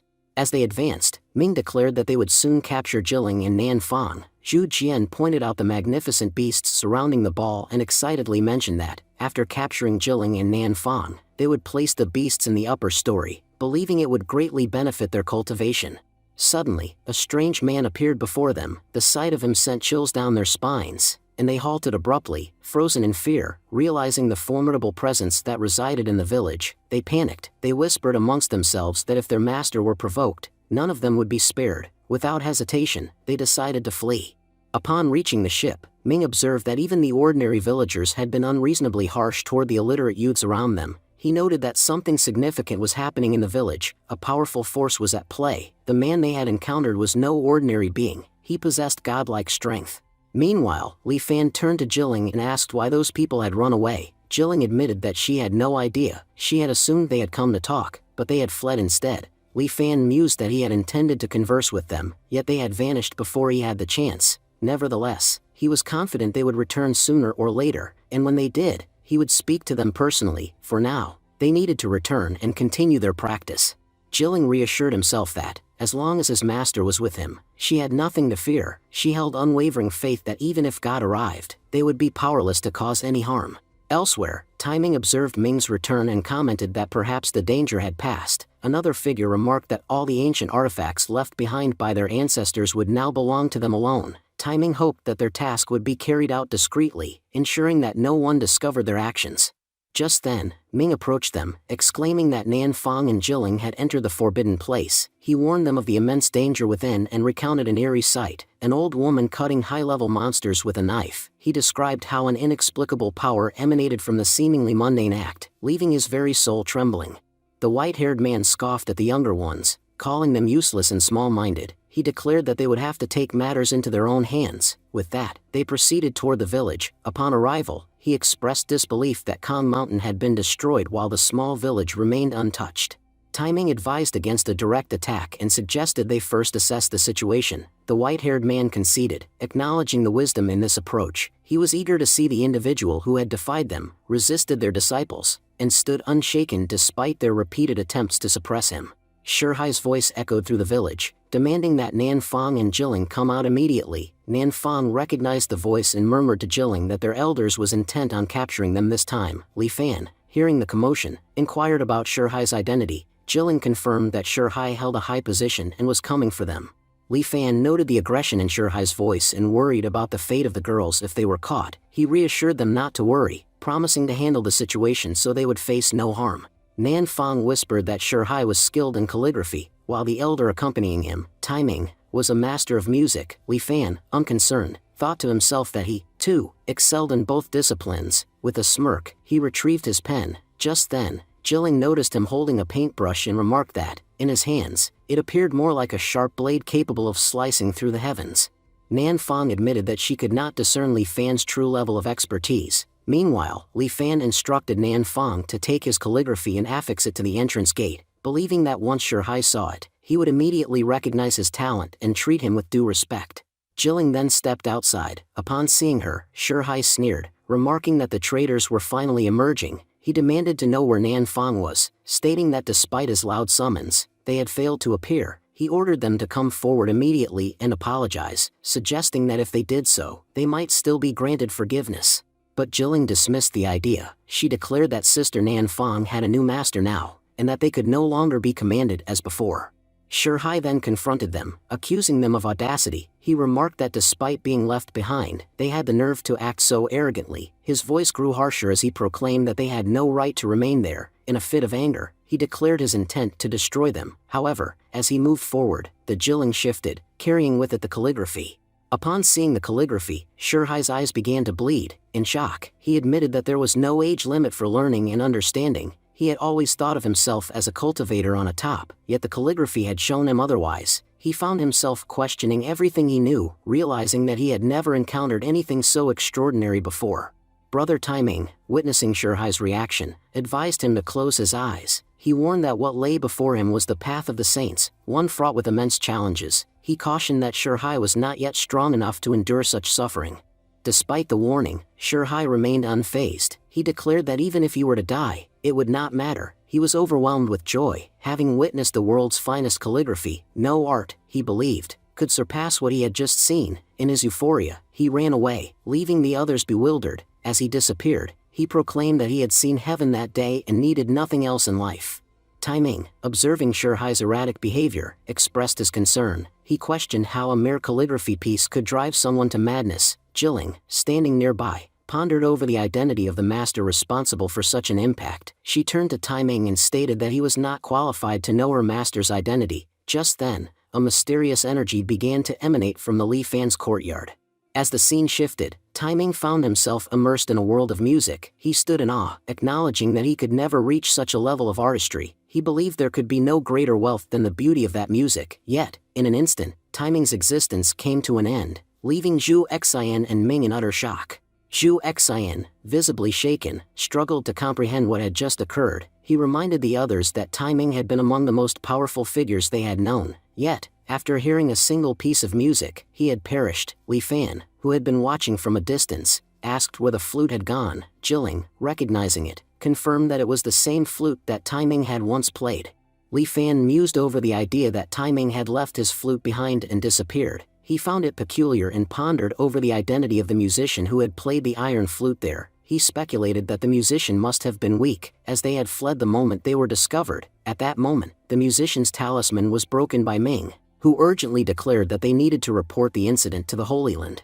Ming addressed the gathering, emphasizing the gravity of their situation. He reminded them that they had arrived with 2 elders, one of whom had been killed while the other had lost his sanity. Now, they were at a loss on what to do next. As they deliberated, the special envoy of Patriarch appeared before them. Bowing deeply, Ming reported that Nan Fong and Jilling had betrayed them. He accused them of murdering the elders, Elder Tai Ming and Elder Shi Hai, and pleaded with Patriarch for assistance in eliminating the rebels. He stressed that without help, they would never be able to avenge their fallen elders. Patriarch acknowledged Ming's concerns and assured him that reinforcements would soon be dispatched to aid them. Meanwhile, in another part of the Holy Land, the Patriarch contemplated the mysterious force responsible for the deaths.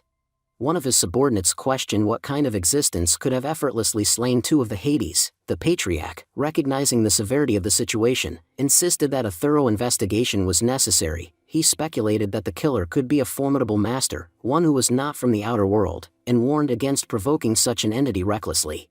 A different voice interjected, dismissing the fallen elders as fools who had met their end due to their own incompetence. The speaker speculated that their deaths were perhaps caused by the people of Mount Conley. He insisted that they had once been revered ancestors and should have foreseen the danger ahead. Meanwhile, outside a house, a group stood in amazement before a piece of calligraphy. One of them marveled at its brilliance, remarking that it was truly remarkable. Kishu, in agreement, admitted that seeing the calligraphy had significantly deepened his understanding. He noted that if he had been a sword cultivator, he would have already attained enlightenment. As they entered the house, Channing respectfully greeted Li Fan. He acknowledged her presence and invited her to sit. Li Fan, sensing her purpose, asked if she had come to discuss Luo Ming and the others. Linger, nodding, asked for his thoughts on the matter. Li Fan reassured them that there was no cause for concern. He advised them to remain calm and act as if nothing had happened. However, since they had already arrived, he decided to offer them something valuable. He recalled that the last time, he had given Luo Ming a painting of Kan Mountain, which had likely been sold at an exhibition or auction. Believing that its time had passed, he chose to gift them another artwork. This time, he handed them containing both a painting and calligraphy, something that could bring them great fortune. Those who saw it were left in shock. Linger stated that if Bailey was considered the Immortal Palace, then Li Fan believed these 2 treasures would prove invaluable at the upcoming auction. He explained that he had merely given a prototype to those gathered, but the true impact of this art would soon shake the entire world. He assured them that the press coverage they would receive would be overwhelmingly positive. She expressed her gratitude, addressing Li Fan as senior and acknowledging the incredible value of the treasures he had gifted them. She admitted that while Kan Mountain was undoubtedly dangerous, possessing these items would grant them access through its perilous entrance. Channing remarked that their work there was complete and suggested that they should now assist Taiyan and Jiang Holyland. The scene shifted to a master who had poured his sword into the Kan Mountain. Turning to his brother, he inquired about the situation. Elder Hong Xian responded solemnly, explaining that they had sacrificed the immortal weapon of their Holy Land in a desperate attempt to maintain control. They had spent several days inside Conley Mountain, struggling to stabilize it, and had suffered heavy losses. Many of their brothers had perished in the process. The master acknowledged that Conley Mountain was fraught with dangers, each needing to be tackled one by one. At that moment, the immortal weapon unexpectedly emerged from the ground. The master recoiled in fear and questioned what was happening. The wind roared, and Hong Xian wondered anxiously what would come next. Luo Ming admitted that he did not know but feared the impending danger could be catastrophic. Suddenly, the stairs of heaven appeared before them. A man rushed forward, exclaiming that they had found the path to heaven at last. With this immortal platform, they could ascend. Hong Wan, however, voiced his skepticism, Convinced that something was amiss, he sensed an incredibly powerful energy emanating from the heaven gate, a force so overwhelming that all those who had ventured forward had been reduced to mere dust. The master declared that this was no path to heaven but rather the domain of the Supreme Being. He warned that none who entered would ever return. The black-haired master observed the corpses strewn about, recognizing them as former Supreme Beings. Among them were pseudo-immortals, and he asserted that ordinary people could never cross this threshold. He further explained that only those with supreme power could enter, but they would first have to pass a rigorous test. Failure would result in eternal imprisonment, their bodies petrified into stone. Even the slightest lapse in wisdom would render entry impossible. Another man spoke up, explaining that the light of eternal revolution was the most formidable trial for any supreme being. It did not measure strength, but rather the purity of one's heart. Those who passed could attain immortality, but the challenge was nearly insurmountable. This was why a powerful, circumcised energy surged past those attempting to enter. Both elders reacted with disbelief. They saw an ominous figure and realized they were facing an evil god. A man clad in white declared that the path to immortality was sacred, yet these wretched beings sought to tread it. He proclaimed that no matter how much they struggled, they would never attain true mortality. The evil god scoffed, dismissing them as weak insects. He asserted that no matter how much they aspired to immortality, they would never possess the necessary power. He warned that the depletion of light energy was perilous, requiring a force far beyond their capabilities, one that only he possessed. As he spoke, he positioned himself menacingly before them. The man in black sneered, challenging the evil god's claims. He accused him of delusions, asserting that he would never be able to defeat them. The man in white countered confidently, stating that they were far from weak and would not fall so easily. They prepared to unleash their sacred artifacts, invoking their ancestors' divine protection. As the battle escalated, the warriors below cried out in desperation, pleading for divine intervention. They knew this was their final stand. Meanwhile, a faction from Hollyland arrived, announcing that cultivators from the southern region had gathered. They vowed not to allow anyone to escape, regardless of the outcome. With that, they launched a devastating attack. The white-robed warriors recoiled in horror, realizing that they had been manipulated by the evil god. He had used their own light energy against them and now intended to complete the blood sacrifice required to open the ancient door. One of them lamented their decision to attack him, recognizing their fatal mistake. The evil god laughed maniacally, proclaiming that their foolishness had sealed their fate. He relished in their impending doom, urging them to embrace their deaths. A warrior in black turned to his brother, desperate for a solution. He knew they lacked the strength to protect everyone. A white-robed holy figure admitted that their situation seemed hopeless. It appeared that this day would mark their end. The heavenly palace and Bailey had been summoned to save everyone. A man with black hair expressed his confusion, asking aloud where they were and mentioning how strange it felt, as if his body was present yet disconnected. Meanwhile, the white-haired figure around him commented on the extraordinary holy energy in the place, likening it to heaven itself. They wondered aloud about the artifact at the center of this place, marveling at its magnificence and speculating about the immense power of its creator. It became evident that the barrier surrounding the mansion was protecting them from all attacks. The black-haired man admired the artifact, calling it an incredible treasure capable of halting even light and vibrations. In contrast, the white-haired individual observed that the artifact was an immortal creation. Linger remarked that with the light of immortal tribulation now depleted, their odds of defeating the evil god had significantly improved. The black-haired man revealed his plight, explaining that he had been persecuted and that a formidable figure was supporting the empire. He added that meeting the empress only confirmed his suspicions. The white-haired figure agreed, asserting that the empress's existence was undoubtedly at an immortal level. Nearby, Hong and Luo Ming exchanged nervous glances, realizing that they referred Senior Li Fan as merely immortal. However, they knew the truth, that Li Fan had easily defeated two immortals, a feat beyond the comprehension of those present. Suddenly, a young woman named Jiang Shui appeared. She approached them and inquired about the Holy Palace, asking the Empress where she had obtained it and if she could take a closer look. The masters were unsettled by her presence, sensing that she was no ordinary being. They speculated that Jiang Shui might be a supreme being or even something far greater, as her aura rivaled that of the evil god. Linger calmly explained that the artifact was a gift from her senior. Jiang Shui clarified that she wasn't foolish enough to steal the artifact and risk offending the powerful masters who had bestowed it upon her. Relieved by her words, Linger allowed her to inspect the artifact. As soon as she held it, Jiang Shui teleported ahead, declaring that the group had squandered their opportunity and that she would claim it for herself to survive the dangers ahead. She apologized, calling the artifact hers for now, but promised to return it if she became immortal. Shortly after, Jiang Shui began chasing the evil god, determined to seize the chance to eliminate him. she declared her intent to kill the evil god, emphasizing that his demise would bring great relief and joy to everyone in this realm. The evil god, however, sneered, asserting that he was just one step away from becoming immortal. He questioned whether anyone could defeat him now that he had reached such a level of power.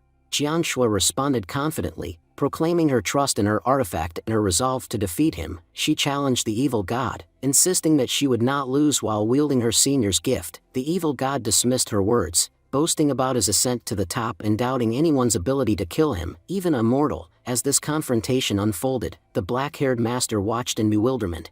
Amidst the battle, the evil god began to purify his power, erasing the harmful side effects caused by the corrupt methods he had previously used to gain energy. This purification process made him stronger by the moment, prompting concern among the onlookers. Jiang Shui continued to fight, determined to stop him despite the overwhelming odds.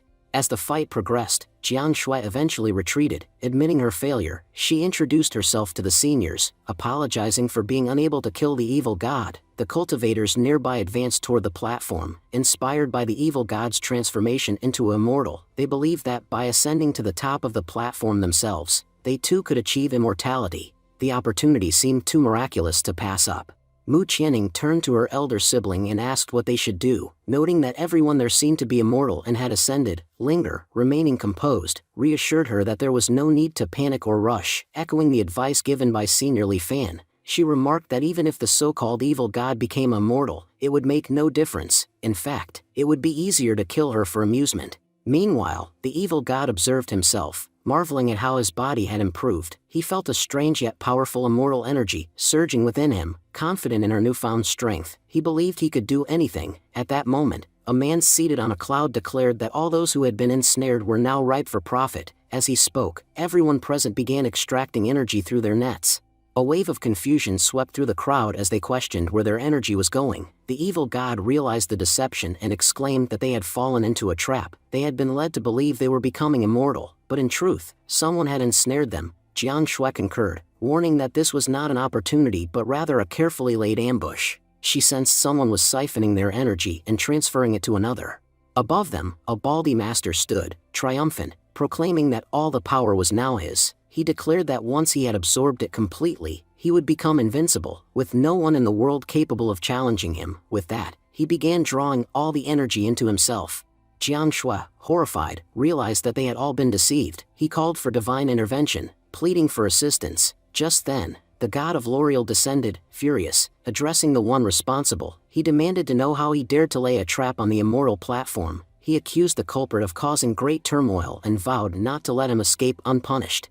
The perpetrator, unbothered, sneered and dismissed the god's authority, claiming he was nothing more than a member of a higher realm and could not interfere. Without hesitation, he launched an attack, striking the deity's projection and destroying its face. He mocked that if the god's true form had been present, the fight might have been different, but defeating a mere projection was effortless. He challenged the deity to use every trick he possessed, but insisted it would be futile. Jiang Shui, reflecting on his actions, admitted he had been blinded by greed. He feared that the immortals who had sought acknowledgement would never relinquish their desires. The realization struck them all. They finally understood why Senior Li Fan had advised patience. They had assumed he was there to eliminate the evil god, but in reality, a much greater force was at play. The true enemy was not the evil god but a cultivator far more powerful. At that moment, Li Fan calligraphy appeared, surrounding the cultivator. The cultivator, stunned, wondered where such an immense power had originated. Above them, a spell materialized in the sky, sending a wave of fear through the evil cultivator. He stammered in disbelief, recognizing the severity of the situation. A voice taunted him, suggesting that he should greet Senior Li Fan in hopes that his sins might be lessened.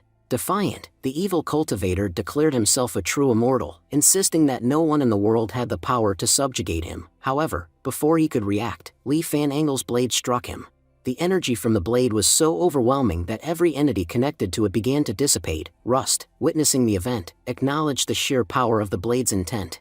In the southeastern region of Xiantian realm, a fierce battle raged at the border. A desperate general lamented that despite their pleas for assistance, no help had arrived. He feared that they would soon fall, with no one left to protect them. As they called upon the immortal king for aid, a devastating attack suddenly wiped out the entire demon horde. Relief washed over the commander as he realized the immortal king had returned and vanquished their foes. Linger held a scroll in his hands, and with a sigh of finality, stated that it was over. He acknowledged that without Senior Li Fan, they would have been utterly defeated. The people bowed in gratitude, addressing the goddess with reverence. She, however, urged them to rise, insisting that they owed their survival to Senior Li Fan, not to her. Despite not being one of them, he had protected them all. Jiang Shui, reflecting on the battle, noted that the evil cultivator had once been powerful enough to kill even a lesser god, yet, he had been no match for Senior Li Fan's skill. He resolved that if they ever encountered the goddess again, they would make it a point to seek out Senior Li Fan as well. The group discussed their desire to meet Senior Li Fan, expressing their gratitude for his help. Linger acknowledged their sentiments but reminded them that Senior Li Fan was a reserved individual. Channing remarked that despite his immense power, he led a simple life, suggesting that a large crowd of visitors might displease him. The masters agreed, noting that if Li Fan became irritated, it could lead to unforeseen consequences. A man dressed in black approached, addressing the holy messenger. He presented a treasure discovered within Kong Mountain and offered it as a gift. Linger declined, stating they were free to use it as they wished. The man expressed his gratitude and mentioned how much assistance the senior had provided them. Another man in white questioned whether anything of true value could be found in their possession. Jiang Shui, having witnessed the power of a moral path, declared his intent to train and achieve a similar level of strength, dismissing the significance of any artifacts. Suddenly, an object began flying towards them. The group watched in awe as a tall paintbrush materialized before them. The man in black recalled an ancient legend about 3 immoral weapons left behind in Kong Mountain. He explained that while the immoral realm could be accessed, weapons were prohibited. These weapons had remained dormant, awaiting someone worthy to claim them. At last, they had resurfaced. Jiang Shui then realized the true motive behind the arrival of the 3 individuals from the island. They had come seeking these legendary weapons. At that moment, another figure arrived, announcing that he had traveled from the island. He revealed that criminals had slain 2 of their supreme beings, Tai Ming and Hai, without cause. The knights affirmed that their elders had visited a small village and suggested investigating the situation further. The scene shifted to Li Fan's residence. Onlookers admired the calligraphy displayed outside, remarking on its beauty and power. Jiang Shui noted that the inscriptions were not only mesmerizing but also perilous. Excessive contemplation could drive one mad. It was clear that Senior Li Fan was both powerful and incredibly wise. Mu Channing knocked on the door, calling out to Li Fan. He responded from inside, inviting them in. As they entered, he inquired about their visit. He speculated that the auction featuring his calligraphy and paintings must have been a great success. One of the visitors confirmed this, attributing their good fortune to his works. They excitedly revealed 2 additional items they had obtained, eager to show them to him. Nan Fong mentioned a legend regarding a plundered artifact, prompting Li Fan to ask if he was familiar with it. Nan Fong explained that 1,000 years ago, their ancestors had used a legendary pen and artifact to establish their sect's prominence. Their holy land had tirelessly searched for these relics, and at last, they had been recovered. Li Fan reflected on the situation, suspecting that Channing and Linger had greatly benefited from these discoveries. He mused that they were likely attempting to curry favor with him by presenting these items as gifts. However, he politely declined, stating that while the artifacts were extraordinary, they held no personal value to him. He suggested that they should keep them instead. Though intrigued by the antiquity of the artifacts, Li Fan considered them insignificant compared to the creations of his own craftsmanship. The 2 visitors were both surprised and honored, expressing their gratitude profusely. Jilling, observing the exchange, thought to herself that their master was incredibly generous, bestowing invaluable gifts without hesitation. As they rejoiced, Mu Channing mentioned that some individuals had arrived outside, seeking a meeting with Li Fan. She explained that they had been involved in the recent events and wished to meet him. She assured Li Fan that if he was not inclined to receive them, they would understand and return at a later time.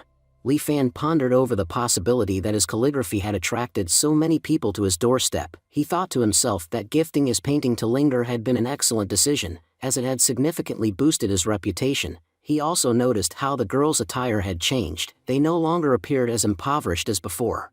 Deciding to meet his visitors, Li Fan instructed, "If they have come to meet me, let them in." As the 3 guests entered, they respectfully addressed him. "Master, thank you for allowing us inside." The 2 companions commented on the magnificence of his residence, one remarking, "This place is truly incredible, even the grass here seems superior to us." Overwhelmed by reverence, Jiang Shui suddenly fell to her knees. Seeing this, Li Fan exclaimed in surprise, "Girl, what do you need? What are you doing?" Internally, he wondered if his work was truly so extraordinary that it compelled someone to kneel before him. Before he could process the moment, the other 2 masters followed suit, bowing deeply. Mu Qianning, observing the scene, thought in astonishment, 3 of the most powerful figures in the entire southern territory are kneeling here, 2 of them are lords, and the other is a pseudo-immortal. Li Fan, feeling uneasy, addressed them, "You are all much older than me, there is no need to bow before me, liking my work and praising it is one thing, but such gestures are unnecessary." The black-haired visitor, overcome with emotion, said, "Holy Senior, you are so great, I could not stop myself from bowing before you. No one in heaven could produce calligraphy like yours. Even if I were to die after seeing it, I would have no regrets."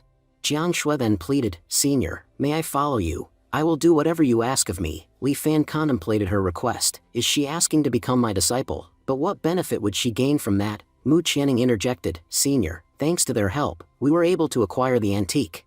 Li Fan nodded and responded, "That is commendable, but I already have 2 disciples. At present, I do not need another. However, I can see your deep interest in art and literature. I cannot guide you much in those areas, but if you have any questions, I will certainly answer them." Jiang Shui's mind raced. This is an incredible opportunity. The senior has granted me the chance to ask him anything. However, she was suddenly at a loss. What should I ask? Li Fan reassured her, "There is no need to hesitate. If fate has brought us together, I am happy to answer your queries." As he observed her eager yet hesitant demeanor, he thought, "She reminds me of myself during my school days, pretending to be knowledgeable so that teachers would ask me questions in front of everyone. This girl is doing the same thing here." Finally, Jiang Shui asked, "Senior, what exactly are immortals?" Li Fan was momentarily taken aback. She wants to know about immortals, but I am not even a cultivator. Shouldn't she have asked me about painting or calligraphy? Yet, seeing the expectant silence around him, he decided to answer. Clearing his throat, he explained, "Immortals are living beings just like us. If you observe closely, you will see that all our bodies function through the same energy that resides in trees and plants. This energy never truly disappears. Our existence may end, but our essence remains in some form." He continued, "Though we may not perceive our own greatness, the truth is that an ordinary person is as significant as an immortal. To understand what is white, one must comprehend what is black. To distinguish right, one must understand wrong, and to grasp eternal concepts, one must first understand and appreciate the ordinary." Li Fan explained that all things were 2 aspects of the same lesson, one held value only because the other did not. He elaborated that the world operated within this balance, and Jiang Shui was beginning to realize the same truth. Jiang Shui reflected on her past, admitting that after becoming a cultivator, she had initially felt immense joy. However, in her pursuit of power, she had secluded herself within an icy mountain, focusing solely on cultivation. She had been convinced that her method was exceptional and that she would soon ascend to greater heights, yet, she had ultimately failed. Now, with newfound clarity, Jiang Shui acknowledged why she had not succeeded. Her path had been flawed from the start. She realized that to truly understand power, she first needed to grasp the meaning of life without it. As comprehension dawned upon Jiang Shui, Li Fan observed her closely and affirmed her realization. Li Fan explained that this was why he always advised Jilling to paint egg. He believed that painting it was much easier, and the more natural and unassuming she remained, the better it would be for her. Hai Jiang Shui expressed her gratitude, thanking Li Fan sincerely for his guidance. However, Li Fan dismissed the thanks, stating that his response had been nothing more than a simple answer. There was no need for gratitude. Changing the subject, he noted that it was the perfect time for their visit and invited them to sit. He mentioned that there was an incredible peach tree in his garden and offered to share its fruit with them. The black-eyed individuals exchanged nervous glances, whispering among themselves. Were they really about to be served peaches from an immortal tree? They had always believed that such powerful trees could only be found in the heavens, so the existence of one here on earth was astonishing. And now, they were being given the rare opportunity to taste its fruit.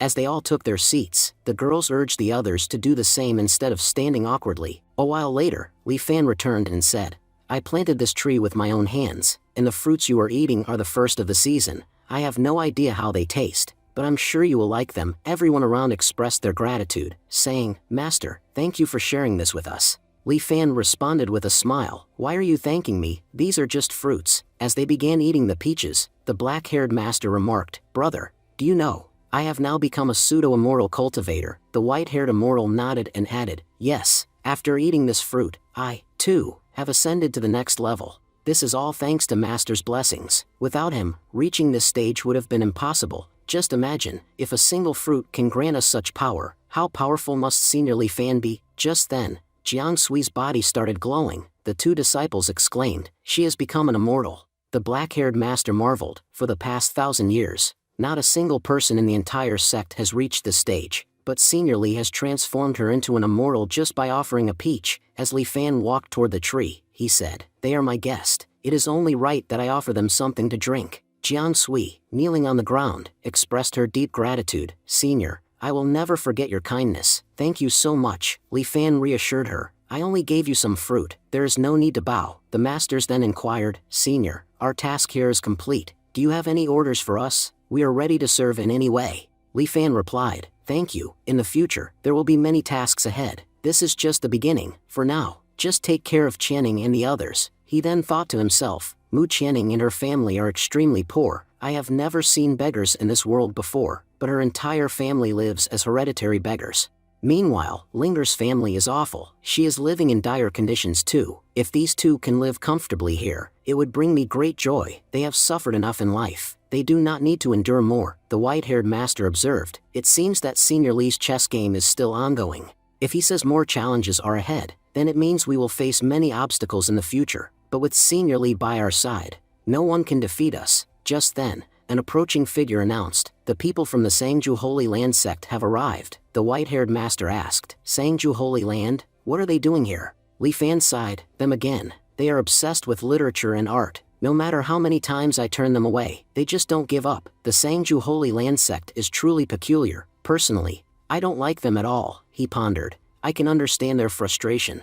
If someone's disciple leaves them, it would make them angry, because their families would not pay the fees. However, that didn't mean they had the right to keep coming back just to bully them repeatedly. How long will this go on?" Nanfang worriedly thought. "Senior does not like the Sangju Holy Land sect. I hope their foolishness does not lead to their demise today." Jiang Sui declared, "Senior, just give the order, and I will drive them away. You do not need to waste your time on them." Li Fan considered. Jiang Sui, Ling Chao, and the others come from families with strong business connections in the outer world. These newcomers are from a university. Even if I keep refusing them, it won't make a difference. If Jiang Sui speaks to them, they might finally stop coming. Turning to Jiang, he said, "All right, take care of it. To be honest, I never want to see them again." Jilling then asked her sister, "Do you understand what Senior Li Fan is saying? I think the Sangju Holy Land sect has grown too careless. They don't realize whom they are challenging." Nanfang added, "It's over for them. They won't survive this." Outside, a disciple from Sangju Holy Land shouted, "Come out, don't hide."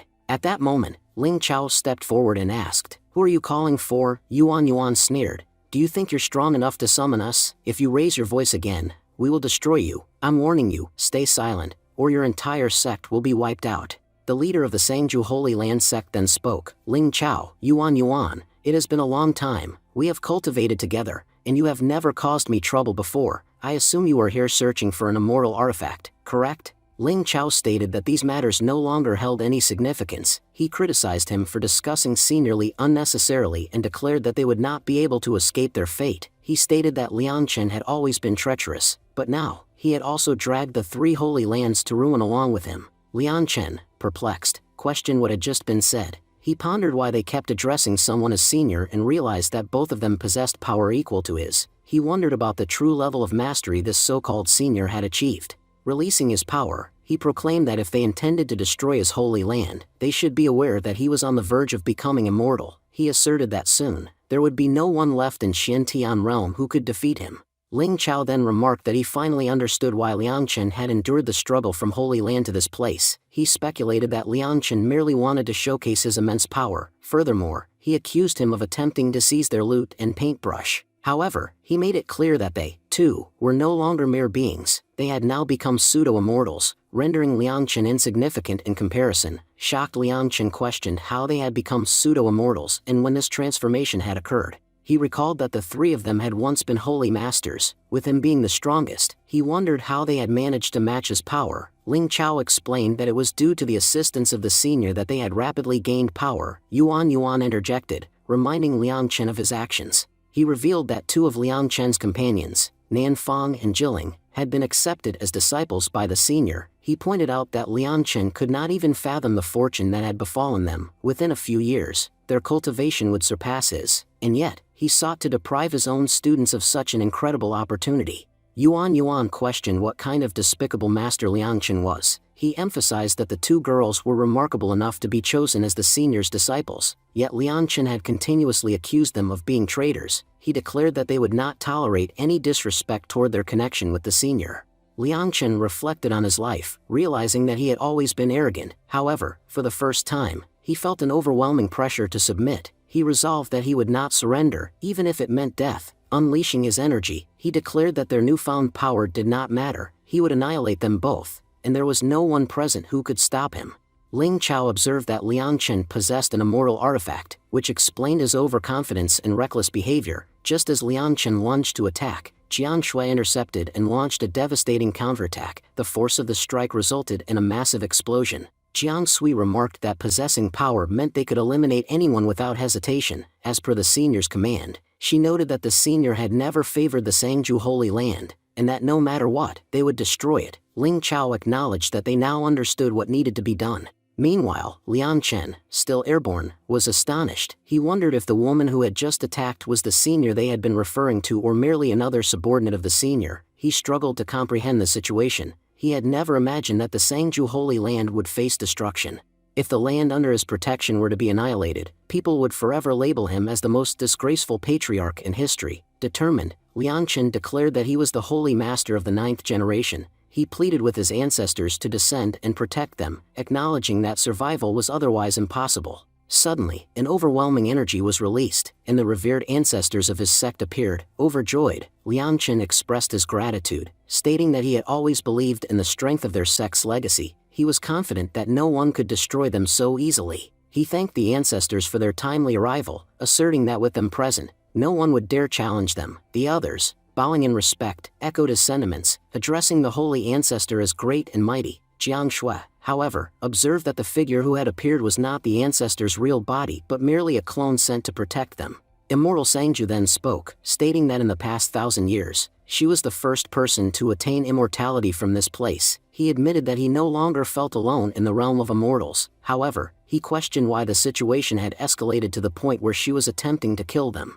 Jiang Shui replied, "You have no idea. Because of this patriarch, a great danger has fallen upon your sect." Liangchen responded dismissively, "You're just talking nonsense. I haven't done anything like that." At that moment, the immortal Sangju interjected, "Those 2 artifacts you recently obtained, I was the one who left them there. But I never imagined that the artifacts I had left would bring such a great disaster here. Now, even my own Sangju Holy Land is on the verge of destruction. Tell me, who is the master standing behind you? What is his origin?" Jiang Shui firmly stated, "Let me make this clear. Neither you nor I are qualified to know the master's origin." The immortal Sangju laughed mockingly, "What absurdity! I've returned from the immortal realm, and you're telling me I am not worthy of knowing who he is? Enough with the nonsense. Tell me immediately, who is he?" Ling Chao scoffed, "This so-called immortal Sangju is speaking a lot of nonsense. Miss Jiang Shui, don't hold back your power, eliminate him." However, Jiang Shui calmly replied, "There's no need for us to act. If Senior Li Fan had wanted him eliminated, he would have given us explicit orders. However, considering that this man's disciples are now direct disciples under Senior Li Fan, a connection has been formed between them. Taking action in this situation would not be appropriate."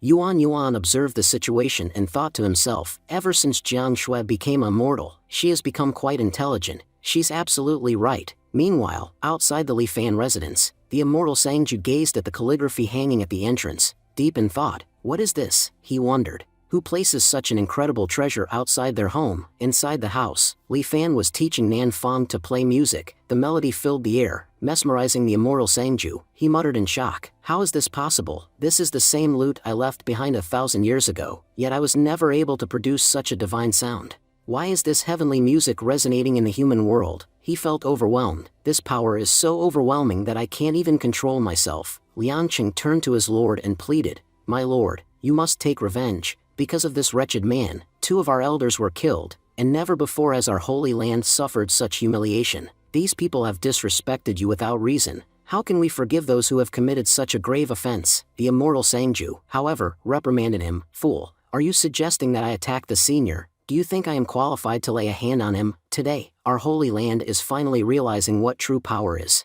It seems my centuries of cultivation have been in vain. If only I had met this master sooner." Ling Chao, watching the scene unfold, was puzzled. What could the immortal Sangju have seen that has shaken him so deeply? Jiang Shui explained, for any immortal, bowing before Senior Li Fan is an honor. If he had come here in his real body and witnessed this calligraphy with his own eyes, his cultivation would have advanced significantly. Dropping to his knees, Liang Cheng lamented, "It's all over. In my foolishness, I seem to have provoked a god." The immortal Sangju sighed, "This time, we have made a grave mistake by offending the senior. Is there any way I can ask for forgiveness?" He turned to Jiang Shui with desperation in his voice. "Please, ask Senior what I can do to atone. I have worked tirelessly to build my sect, and no matter what happens, I cannot bear to see it destroyed." Jiang Shui solemnly conveyed the message. Senior has said that he never wants to see the Sangju Holy Land again. The immortal Sangju's face darkened. In anger, he turned toward Liang Cheng. "This is all your fault. You have disgraced your position as a patriarch. Because of your reckless actions, we are now facing a disaster beyond imagination." His voice seethed with fury. "Now, I will personally kill you and reincarnate you with my own hands. Perhaps this will appease the senior." With that, the immortal Sangju launched a devastating attack at Liang Cheng. Watching this, he muttered bitterly, "It all started because of your greed. I had left behind my lute and pen for the one destined to inherit them, yet, you kept claiming them as your own. Now, because of your arrogance, the Sangju Holy Land is on the brink of destruction, and so, I will end you here." Then, turning to Jiang Shui, he instructed, "Inform Jilling and Nan Fang that from now on, my sect will serve under them. The remaining matters will be handled by others, but in their presence, they will be the true lords." Jiang Shui nodded, "Understood. I will see to it." As the immortal Sangju prepared to leave, he sighed, "I regret being born in the wrong era. If only I had been born in this era, I could have become a truly great existence, learning directly from our senior." Ling Chao says as he observed the Sangju Holy Land that once flourished but had now been destroyed. Yuan and others were discussing how, until now, Senior had not appeared in this world, yet the world had changed significantly due to the influence of the Senior Li Fan. Jiang Shui reminded everyone that they needed to focus solely on what the seniors had instructed. She noted that the words spoken there carried great significance. If they had been granted such power, it had to serve a purpose. She speculated that, in the future, they might have to fight for a place of immense importance for the seniors. The scene shifted, revealing the world tree. A group of rogue figures conversed, stating that, after an arduous search, they had finally found it. They discussed how the tree's roots extended into the southern region. One of them mentioned that their ally, Zhang Wan, had already ventured there. He had claimed to be utilizing the Immortal Platform and Songli Mountain to reach the World Tree's roots. If he succeeded, it would be a great advantage for them. Gradually, they planned to absorb the World Tree's power for themselves, ensuring that one day, the tree would cease to exist. Without it, cultivators would be unable to cultivate, and all life energy would be transferred to them. Another individual in the group spoke up, declaring that they would attack the cultivators and eradicate them all. Soon, there would be no one left in the world who could stand against them.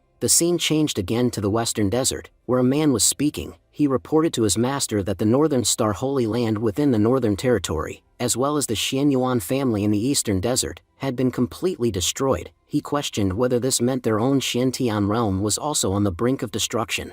The master reassured his disciple, telling him not to worry. He assured him that they would reach the Leanne temple in time, where the great god would reveal the truth to them. However, as they approached their destination, doubt crept into the master's mind. He observed the path before them and recalled that a temple had once stood there, yet he could see no trace of it. Disciple pointed out a statue and identified it as the Buddha beast statue that once stood atop the temple. The master confirmed this, acknowledging that it had once been worshipped by those who visited. However, he found it alarming that the statue now lay at ground level. He concluded that this could only mean one thing: the temple had sunk into the ground, and the Leanne temple had been destroyed. The scene then shifted to Ling Chao, who was deep in thought. He admitted that he could not comprehend what was happening in the world. Just a few days ago, the Northern Holy Land had been annihilated, and now news had surfaced that the Leanne temple had also been buried underground. The Eastern Desert's Xianyuan family had been wiped out, and the Earth's hidden dragon spirit was slowly vanishing. Too many ancient entities, which had existed for centuries, were now disappearing.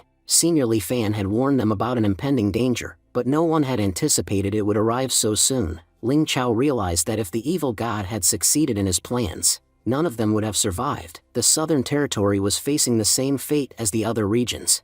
At that moment, Mu Qianing and Linger arrived. Ling Chao greeted them, saying that Saintus had finally arrived. Linger explained that they had been in the Hua Empire when they received shocking news. The 4 great temples of their world had been destroyed.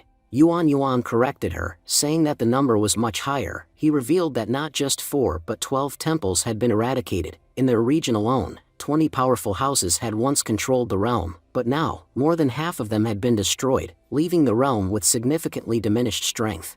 Linger expressed disbelief, never imagining that their realm would become so weak. She pointed out that only the southern region had managed to retain its stronghold, while the other regions had lost all their holy lands. Yuan then explained that they had summoned everyone there to determine whether Senior Li Fan had given any instructions. Ling Chao acknowledged that everyone was aware they were only safe because of Senior Li's presence. If he had not been there, they would have already been destroyed. Mu Qianning stated that they could not question Senior Li directly. Instead, she suggested gathering all the cultivators in one place, where they could stay safely and, when the time came, assist in battle. She emphasized that these cultivators were not perishing on their own. An immensely powerful evil force was eradicating them, and they had to stop it before it was too late. Linger agreed with Mu Qianning, stating that they had to take responsibility for providing shelter to those cultivators who had lost their homes. When the final battle arrived, they would need all the support they could get. She further explained that Senior Li had first appeared before Mu Qianning, possibly because she was a person of great virtue who never hesitated to help others. She urged everyone to follow the same path.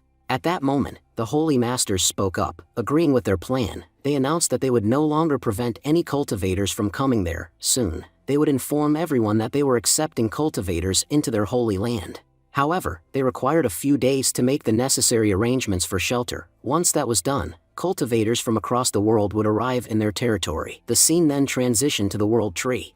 A mysterious hooded figure was seen questioning the situation, wondering why, despite eliminating every powerful force, they still could not enter the World Tree. One of his subordinates reported that they had already wiped out half of the Supreme Law cultivators of the Xiantian realm and had spilled blood wherever the roots of the World Tree extended. However, even after such efforts, the tree remained unaffected. Another subordinate speculated that the World Tree was exceptionally resilient. He suggested that if they wanted to extract its power, they would need to put in much more effort. Their leader, however, sensed that something was wrong. He suspected that the tree had reached an immoral level and that Zhang Wan had done something unusual. He reminded them that they had sent him on a mission to destroy everything, yet no news had come back. He concluded that Zhang Wan had most likely failed. Just then, a messenger arrived with urgent news. He reported that Zhang Wan had been killed. Shocked, the leader questioned how that was possible, as only immortals possessed such power in the Xiantian realm. The messenger further explained that Zhang Wan's body had been completely destroyed. Moreover, traces of an immortal platform had been found in his blood,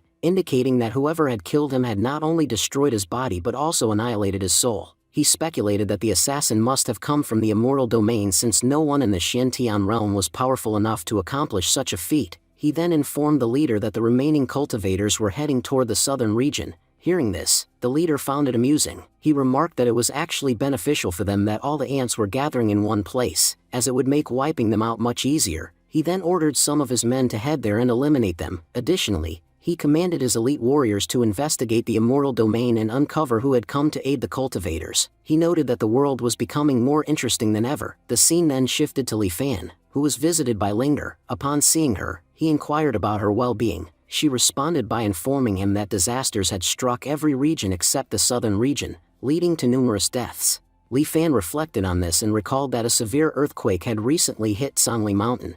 He pondered why such calamities were occurring and noted that there was no known technology that could be responsible. He then admitted that there was little they could do, as the situation was dire everywhere. Linger agreed, acknowledging that even their own region was experiencing turmoil. Mu Qianning then addressed Li Fan, informing him that they had taken in refugees from other regions. She worried that they might have made a mistake by doing so. However, Li Fan reassured her, saying that they had done the right thing. He believed that if they had the power to help others, they should do so. He emphasized that helping people was never a mistake, but he also cautioned them not to lose sight of their responsibilities. At that moment, Li Fan received a task notification from the system. The system instructed him to train 10 disciples in various skills so that they could earn a living in this world. He realized that he would have to accept this task. He speculated that the growing natural disasters were so severe that even the system wanted him to assist others. As he considered the skills he could teach, he listed lute, chess, calligraphy, and painting. However, he was uncertain if those alone would be enough. He admitted that he knew farming and poultry raising but doubted anyone would be interested in learning such things. He wondered what he should do. Suddenly, an idea struck him. He could seek help from others.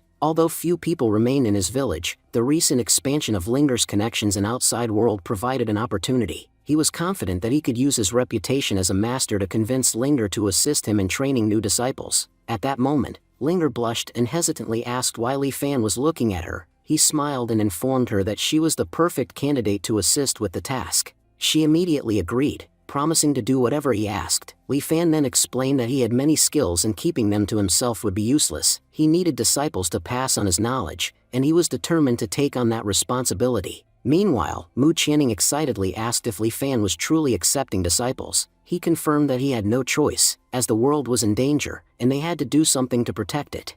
Mu Qianning says, "All right, Senior, we understand this matter. Everyone will be aware soon. Many incredible individuals would arrive." Linger pondered, thinking, our senior is an immensely powerful existence. No matter what happens in this world, nothing can harm him. But why is he talking about protecting everyone as if it's their duty? She wondered the great masters were truly as extraordinary as people claimed. Meanwhile, Li Fan reflected on his system, realizing it had improved significantly. He thought, at least now, I receive better tasks. The previous ones were utterly useless. Li Fan then spoke, we should treat everyone humbly. When we remain humble, things tend to fall into place. Mu Qianning replied, understood, Senior, we now know what to do. The scene shifted to Taiyan Holy Land, where the two holy masters were in shock. They discussed the situation, astonished that Li Fan had accepted the disciple selection process. One of them remarked, this is an incredible opportunity for the children of this world. Linger added, did you know, Senior also mentioned that we must remain extremely humble. Yuan spoke with urgency, seniorly accepting disciples is a significant event. We can't reveal this information openly. We need to use discreet methods to spread the word because this is an enormous opportunity. If it falls into the wrong hands, it could lead to disaster. He continued, honestly, I'm not too old to become a disciple myself. Ling Chao interjected,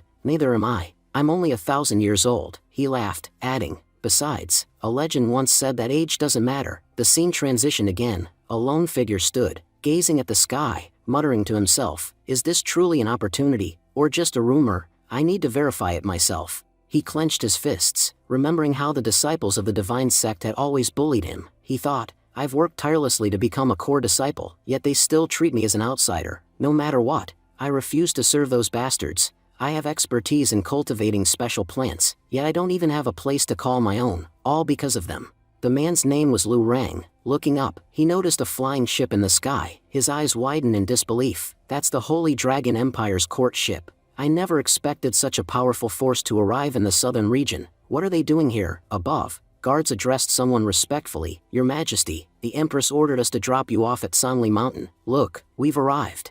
A young prince protested. What are you doing? Don't you realize how dangerous Sanli Mountain is? You can't just leave me here. Ignoring his pleas, the soldiers coldly tossed him off the ship. As they flew away, one of them remarked, we know this place is dangerous, but the queen commanded us to drop you here. She didn't say anything beyond that, so to save our own lives, we're leaving. Goodbye, Prince. The prince shouted in frustration, you traitors, I won't forgive you. Lu Rang observed him carefully and thought, this man, he's an abandoned prince of the Holy Dragon Imperial family, and he possesses a shadow dragon soul. The prince, introducing himself, declared, my name is Long Jiwan, and I hail from the Holy Dragon Empire. Brother, I see you have a sword. Are you from the Dugu family? He considered the situation carefully. The Dugu family is extremely powerful. If I find a cultivator from their lineage in this jungle, it would work in my favor. At the very least, I'll have a better chance of surviving this treacherous place. Lu Rang responded, brother, I'm not from the Dugu family. I'm an outer disciple of the North Divine Sword sect, and my name is Lu Rang. Prince Long Jiwan nodded. Brother Lu, this is a forbidden area, and flying here is impossible. It seems we'll have to travel on foot. You already know how dangerous Sanli Mountain is. If we stick together, we might have a better chance of survival. Lu Rang agreed, you're right, brother. As they navigated the perilous terrain, the prince asked, Brother Lu, are you here because of the powerful masters who is accepting disciples? Lu Rang replied, yes, I came for them, but where are they? The sect only sent weak individuals here, people who are completely useless on their own. Honestly, Brother Long, I had no real value in my sect, that's why they sent me away. He then added with a smile, but don't take it personally, I wasn't talking about you. Prince remarked to Brother Lu that he walked quite fast and acknowledged that what he had said was absolutely true. He pointed out that his body carried the pure blood of the imperial family. However, he lamented that the unfortunate reality was that he had been born with an incomplete soul. Because of this, cultivating had become extremely difficult for him, and as a result, his value within the imperial court had gradually diminished. At that moment, Lu Rang interrupted and directed Prince's attention forward, asking him to look at the place ahead. Prince identified it as a small village but expressed curiosity about how it had remained safe. Lu Rang agreed, noting that just a few days prior, a massive disaster had struck Sanli Mountain, destroying numerous mountains, yet this village appeared untouched. He speculated that the master they were seeking must be residing there. As they arrived at the village gate, Lu Rang voiced his concern, stating that they knew nothing about the village and questioned whether they should enter. He reminded Prince that Sanli Mountain had many forbidden areas that were easy to enter but extremely difficult to leave. Prince, however, dismissed their worries, stating that they had nothing to lose. He reasoned that living a miserable life was worse than taking a risk, and if things went wrong, they would simply perish. He emphasized that he had no fear of risking his life. Lu Rang agreed with Prince, acknowledging that both of them were insignificant individuals whose lives held no real value. Taking a risk seemed like the best decision. With that, they both entered the village. As they moved forward, Lu Rang noticed that some water was spilled ahead and asked why Prince was hesitating.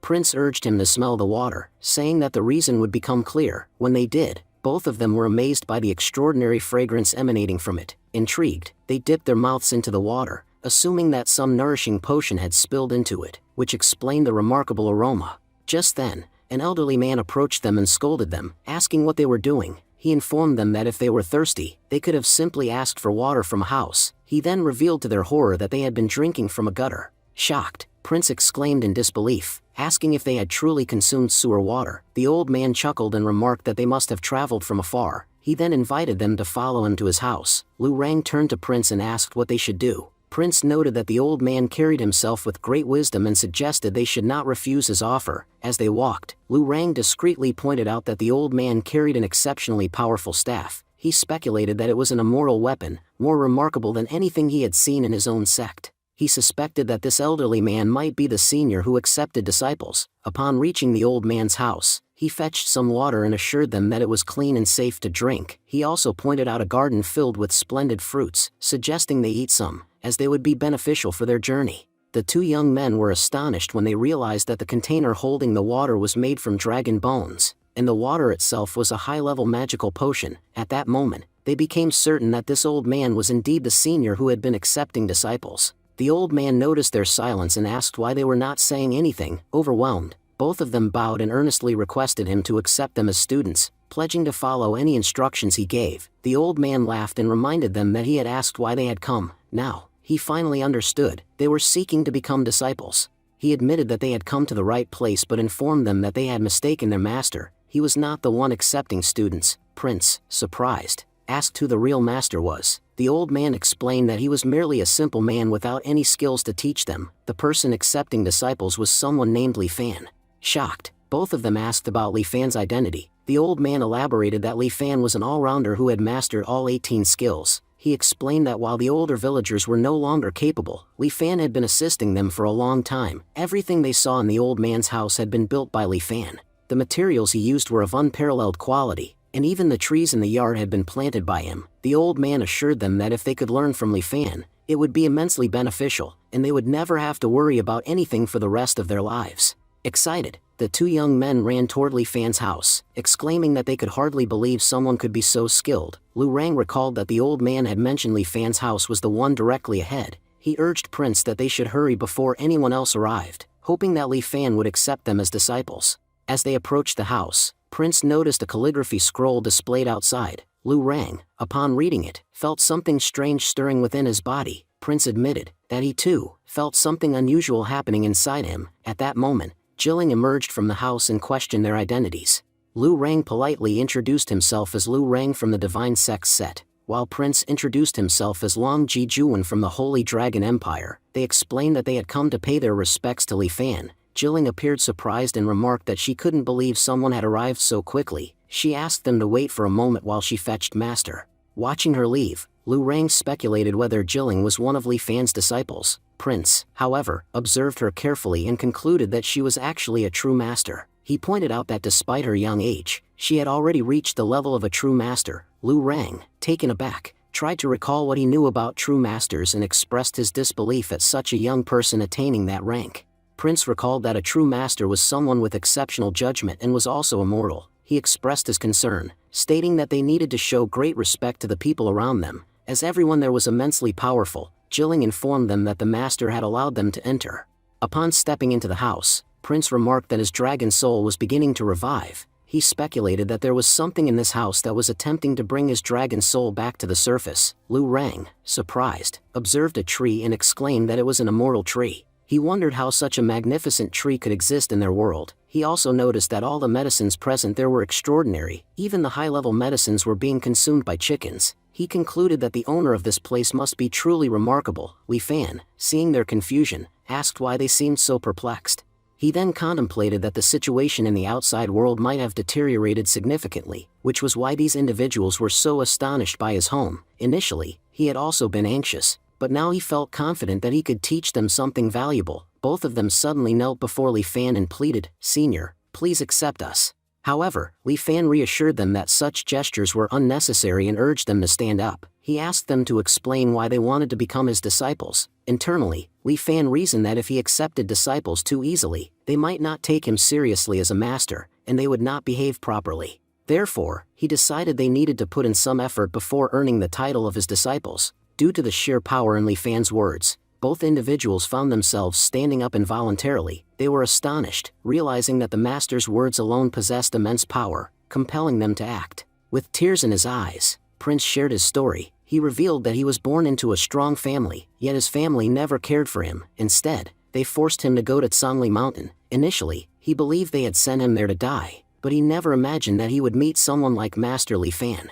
He declared that he was willing to go to any lengths to follow the master and would do whatever was necessary. Li Fan, hearing Prince's words, reflected that, just like Linger, Prince had also been abandoned by his family. Even though they knew that Sangli had been destroyed, they had still sent the boy there. Li Fan couldn't help but feel sorry for him. Lu Rang then spoke, expressing his desire to learn farming. He revealed that he always loved planting things and was particularly fascinated by Li Fan's peach tree. His dream was to grow such a tree himself. Li Fan remarked that everyone came to this place with a purpose. Since they had already arrived, they were welcome to stay. Lu Rang, overjoyed, exclaimed that the master was truly kind. Prince, equally astonished, admitted that he still couldn't believe Senior had given them such a great opportunity. Li Fan noted that they must be exhausted and told them he had prepared tea for them. As they drank, Prince reflected that his shattered dragon soul seemed to be recovering. He realized that the tea and water in this place were truly exceptional. He was convinced that in just a few days, his soul would be completely healed. Li Fan then turned to Lu Rang and asked if he still wished to learn farming.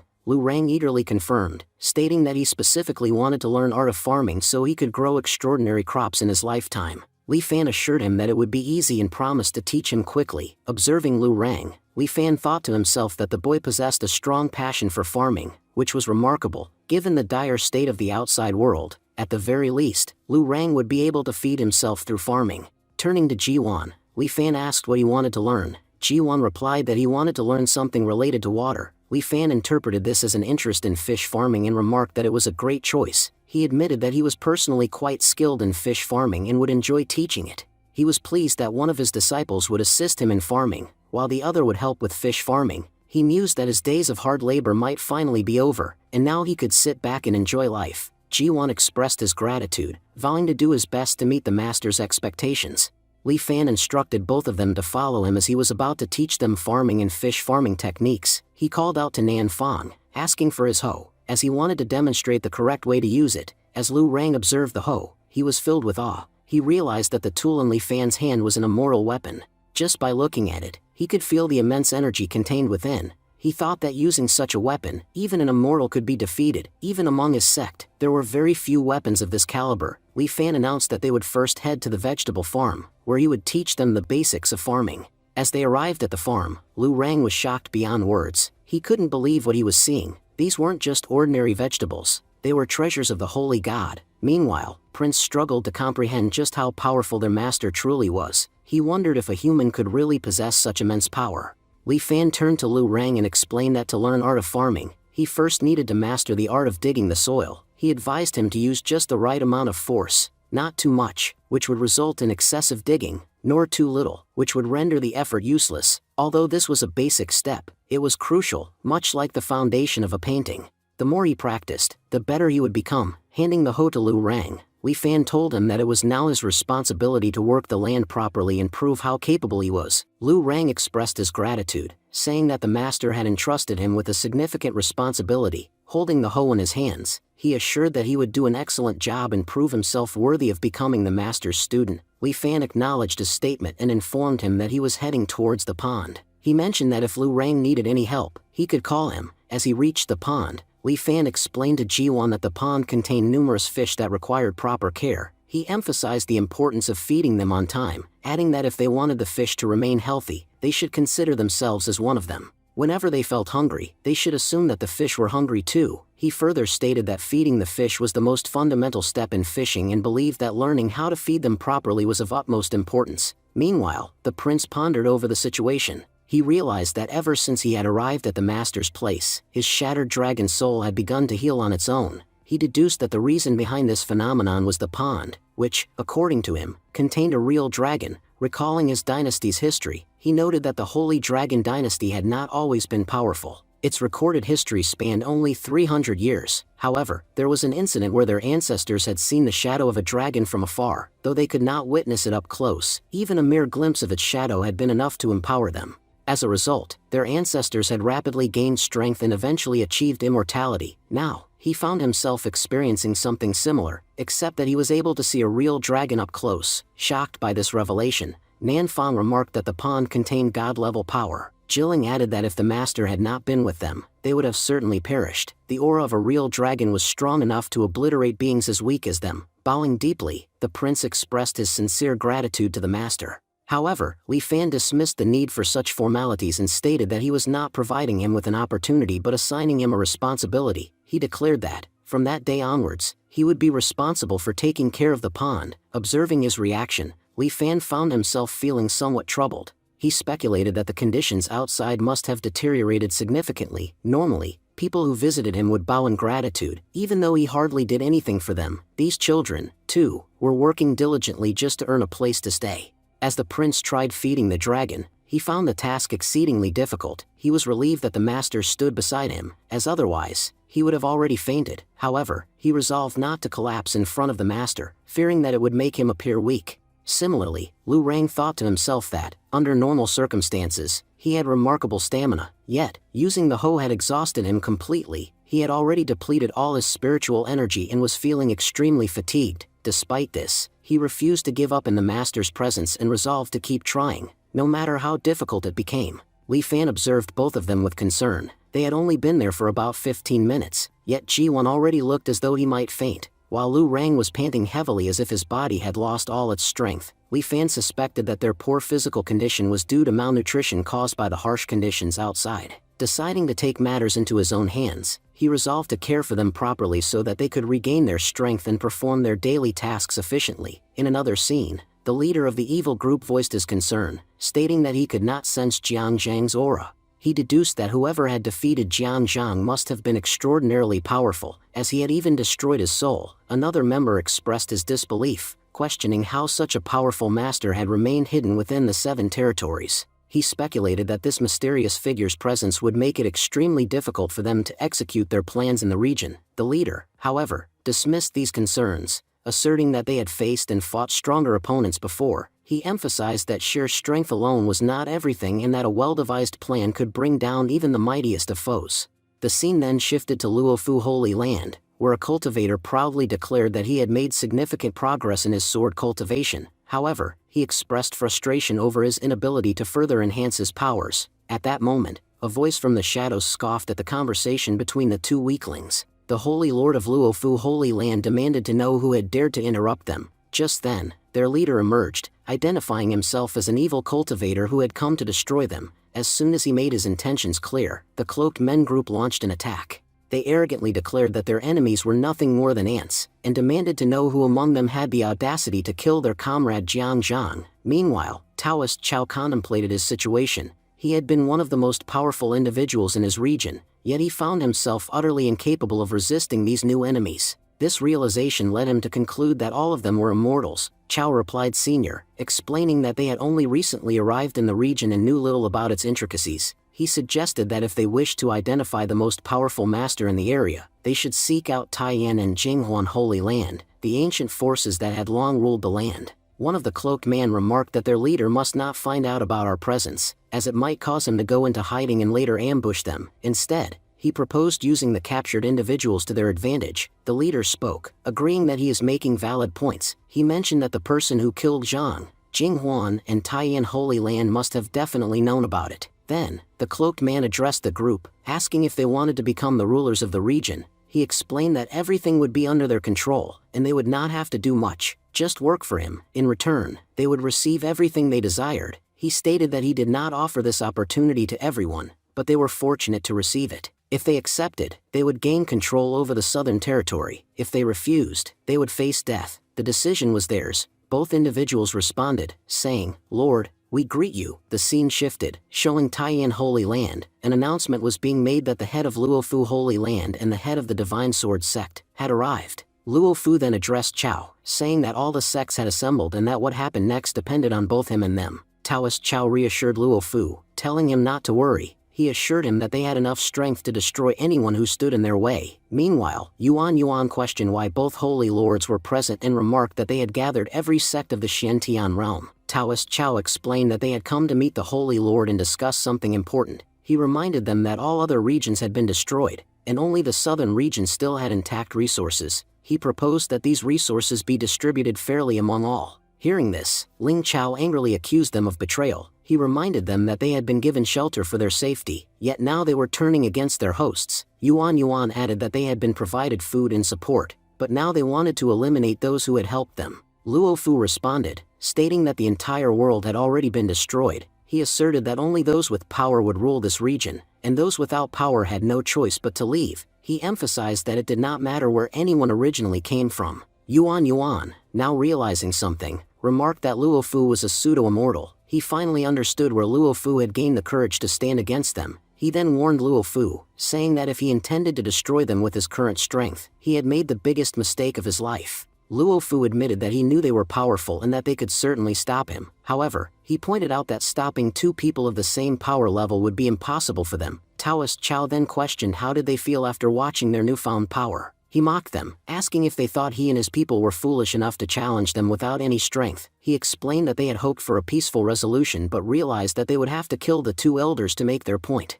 Yuan turned to Saintess Mu Qianning and asked what their next move should be, stating that they would follow the upcoming orders from Senior. Mu Qianning responded, saying that their actions were despicable and that there was no need to hold back. She acknowledged that they were being attacked by demons but asserted that, in reality, these humans were worse than demons. If they did not eliminate them, they would be the ones eliminated, which was completely unacceptable. Both masters activated their powers and spoke, questioning whether their opponents had truly believed that the people of the southern region were powerless and could be easily destroyed. Luofu, shocked, realized that both of them had now become pseudo-immortals. He recalled that they had been stuck at the Supreme Being level and wondered how they had managed to level up in such a short time. He then considered that the cloaked man had been right. There was definitely a master behind them who was helping them improve. He speculated that this master must at least be an immortal. However, he dismissed the thought, concluding that whether they were immortals or pseudo-immortals, they would die by his hands today. After all, he now possessed many powers as well. Expressing anger, Linger said that what had been done here was unacceptable. She reminded everyone that southern region had provided security for them so they could stay here safely, yet they had repaid this generosity in the worst way possible. She then declared that since they were fated to die, their wish would be granted. Their deaths would be so absolute that even reincarnation would be impossible. At that moment, a man wearing a robe entered and commanded, "Luofu, step back." Luofu, surprised,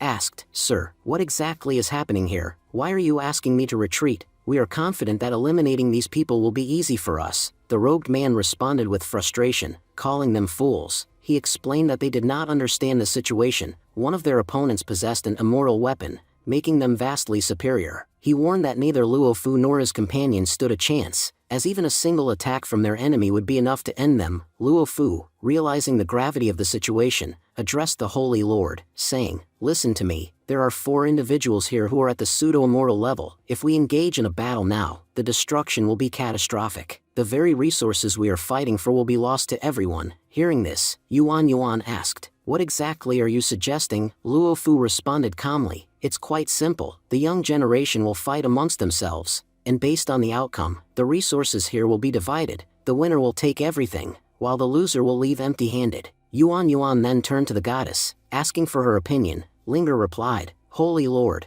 whatever decision you make, we will stand by you. Besides, it doesn't matter whether a fight takes place or not, victory will be ours regardless. With confidence, Yuan then declared, Very well, I accept your challenge. Within 3 days, our young fighters will battle yours. As they were leaving, Luo Fu smirked and remarked, I hope your warriors are talented enough to last at least 5 minutes against mine. Meanwhile, Ling Chao observed that both the warriors from Sword Sect and Luo Fu's sect were behaving aggressively. Their confidence suggested that they had grown immensely powerful and had no hesitation in challenging them. However, Ling Chao found something odd. Initially, they had been eager to fight, but after hearing someone in the crowd, their intent had suddenly shifted. Expressing his suspicion, Ling Chao said, I believe someone is influencing them from the shadows, guiding them to act this way. Yuan nodded in agreement, stating, You're absolutely right. Just a month ago, Luo Fu and Chao were nowhere near the immortal realm, yet suddenly, they have become sub-immortals. There must be someone guiding them. If that person is directing them into battle, it cannot be for good intentions. Hearing this, Linger asked Channing, So,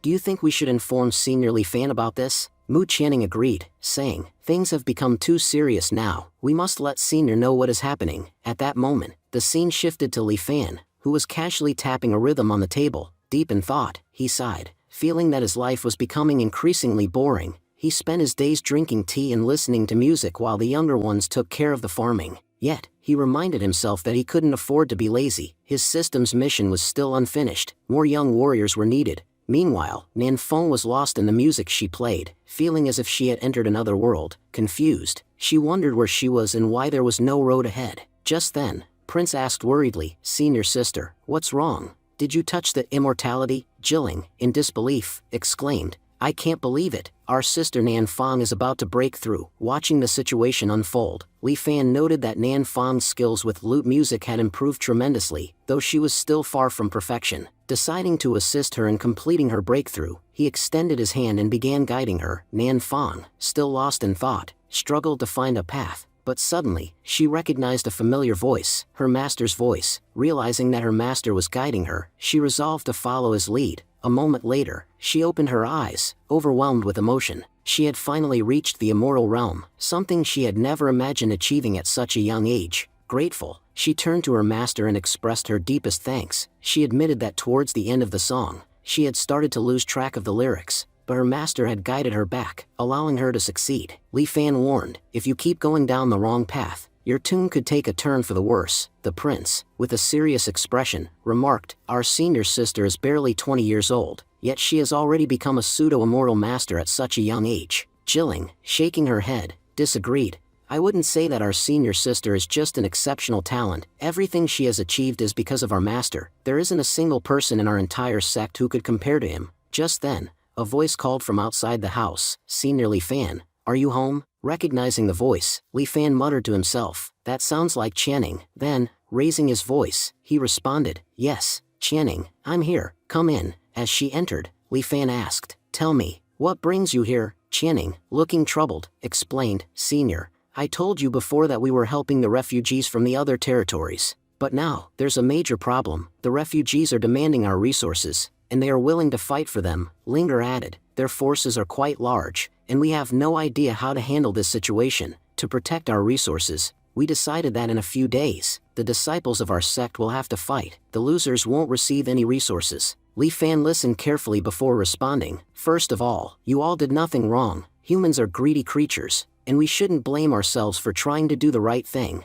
What you did was noble and significant. As he processed the situation, he thought, so, there's going to be a tournament soon, and in a tournament, fights are inevitable. But fighting has never been my strong suit. What advice can I possibly give them? Lu Rong, his anger evident, exclaimed, This is outrageous. We helped those people, and this is how they repay us. The prince, clenching his fists, added, I feel like wiping them out. Just give me a chance. Meanwhile, Li Fan was deep in thought. Why should I worry about fighting when I have my disciples? Then, addressing Lu Rong and Ji Wan, he asked, Do either of you have actual combat experience? Mu Qianning, standing nearby, had anticipated this. She thought, I knew it. Senior Li Fan will send his disciples instead. Linger agreed. Of course, it was bound to happen. No one on this entire continent could stand against his disciples. Both Lu Rong and Jiwan bowed respectfully, saying, "Yes, Master, we will do our best to ensure victory in the tournament." Li Fan advised them, "During the fight, keep your focus on your opponent. The rest is up to you. You may go with Channing now." Suddenly, he remembered something. "Wait, if you're going to fight, you'll need good weapons. In my free time, I crafted many. Go and choose whichever you like." The two disciples exchanged glances, stunned. "Master is giving us the opportunity to choose our own weapons." They hesitated, knowing that every weapon in their master's collection was from the highest level of craftsmanship. Most of them were beyond their capabilities to wield properly. They needed to choose something they could handle effectively. The prince, eager, said, "Let's go find the right weapons." Later, after selecting a weapon, the prince proudly displayed it. "Look at this. This weapon is really useful, isn't it?" Lu Rong observed it and remarked, "You're using a staff. That's a great choice. Given our power levels, this seems like the most suitable weapon." Watching them, Li Fan couldn't help but think, "Are these kids crazy? I have weapons forged from iron, yet they're picking ordinary wooden sticks. How do they expect to fight like this?" The prince then turned to Lu Rong and said, "Look, my friend, I even brought you a pair of heavenly chopsticks. You'll love them." Lu Rong's eyes lit up with excitement. "Thank you so much. This is an incredible treasure. If I had gone in by myself, I wouldn't have been able to pick something this amazing." Both disciples turned to Li Fan and said in unison, "Master, we have chosen our weapons." Li Fan, still in disbelief, thought, "Have they lost their minds? I gave them the opportunity to pick their weapons, and among all the daggers I forged, they chose a wooden staff and chopsticks. Is this some kind of food-eating competition?" Despite his thoughts, he chose not to criticize their decisions. Instead, he said, "As your master, I won't say much. Just take care of yourselves during the fight and avoid getting injured." Both disciples nodded. "Understood, Master. We'll remember your words." Mu Qianning, smiling, said, "Senior, thank you so much. When I go back and inform our sect leader that your disciples will be participating in the tournament, he will be absolutely delighted." Just then, Nan Fang, looking hesitant, spoke up, "Senior, there's something I need to say." Li Fan, noticing her nervousness, reassured her. "Go ahead, Nan Fang. Why are you hesitating?" Nan Fang was deep in thought, wondering if they should also step in to help juniors when they were at risk of losing. Li Fan recalled Nan Fang, a girl who usually spent her days practicing music. However, when it came to defending their nation, she and her painter sister stood at the forefront. He never imagined that these two girls would have such unwavering love for their homeland, even willing to fight for it. The scene shifted to a battle where a man, shouting in triumph, declared that he had finally become a supreme being. He boasted about the immense effort he had put in to reach this level. Meanwhile, a man standing behind Luo Fu proclaimed that he too had ascended to the Mahayana realm. Luo Fu addressed both of them, stating that he had rewarded them handsomely and now expected them to defeat every opponent from the southern region. A long-haired man assured Luo Fu that there was nothing to worry about, as he was confident no one in his generation was more powerful than him. He firmly believed that their victory in the competition was inevitable. Meanwhile, their leader observed them and reflected on the sacrifices made. He noted that the man had burned his life potential for 3 consecutive days, yet had only managed to become a supreme being. The leader speculated that if someone else had been in his place, they might have already ascended to an immortal Tao. He regretted wasting resources on someone unworthy but admitted that their real goal had been to identify the most powerful cultivator. Otherwise, they would have simply wiped out the weaker ones long ago. As the competition day arrived, an announcer declared the arrival of various factions: the Kong Temple, the Dugu family, the Dragon Sect, and the Divine Sword Sect. Ling Chao remarked that all the holy land of the Xiantian realm were now present. He placed his hopes on the young disciples. Believing in their potential, Lu Rang reassured him, stating that they had been guided by their master, and under his instructions, there was no way they would lose. Just then, Luo Fu approached and sarcastically remarked that he hoped their disciples would at least survive the battle. He acknowledged their courage in stepping onto the battlefield despite knowing they would lose. Yuan responded confidently, asserting that only time would tell who the real victor would be and that Luo Fu need not give them unsolicited advice. Luo Fu laughed, indifferent to the outcome, and admitted that his sole interest lay in witnessing the southern region's defeat, as it would bring him peace. The first fight commenced as 2 fighters stepped onto the stage. One of them introduced himself as Monk Qingcheng from Jima Temple, a disciple of the once mighty Western Desert Sect, and the eldest of the 9 Holy Sons.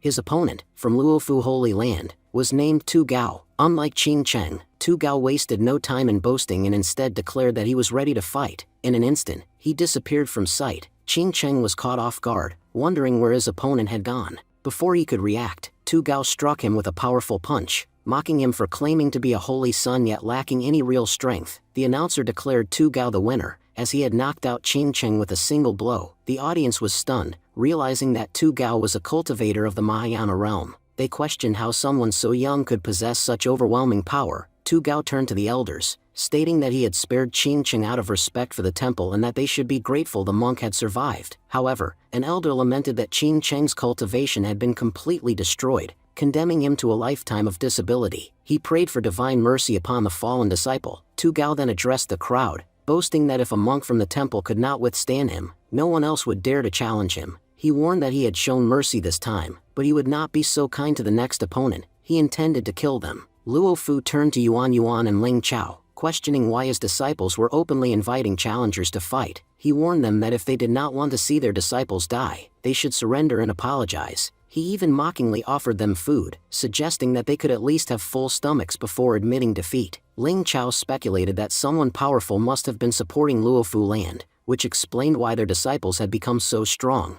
He reasoned that achieving such power at such a young age was nearly impossible without external help. Yuan Yuan reminded him that Senior Li Fan had already sent their disciples to fight, likely aware that their own disciples might not be strong enough. However, he expressed confidence that as long as Li Fan was on their side, they would not lose. At that moment, Lu Rang stepped onto the stage and addressed Tu Gao, announcing that he was there to defeat him. A master, watching from the sidelines, questioned Lu Rang's presence, recalling that he was once a disciple of the Divine Sword sect. He remembered how Lu Rang had worked tirelessly to become a disciple of the sect but was ultimately exiled to Tsangli Mountain after being deemed unworthy. The master wondered how Lu Rang had managed to survive and why he had not perished there. Laughing mockingly, Taoist Chao remarked that the situation was nothing short of a joke. He reminded everyone that Lu Rang was once considered nothing more than useless trash and that sending him to fight was a foolish decision. He sarcastically added that at least this way, they wouldn't have to send their own children to their deaths. Instead, they could sacrifice an outsider, whose demise would not matter to them. Ling Chao, angered by Taoist Chao's words, retorted that they did not share his twisted mentality. He insisted that they valued all human lives.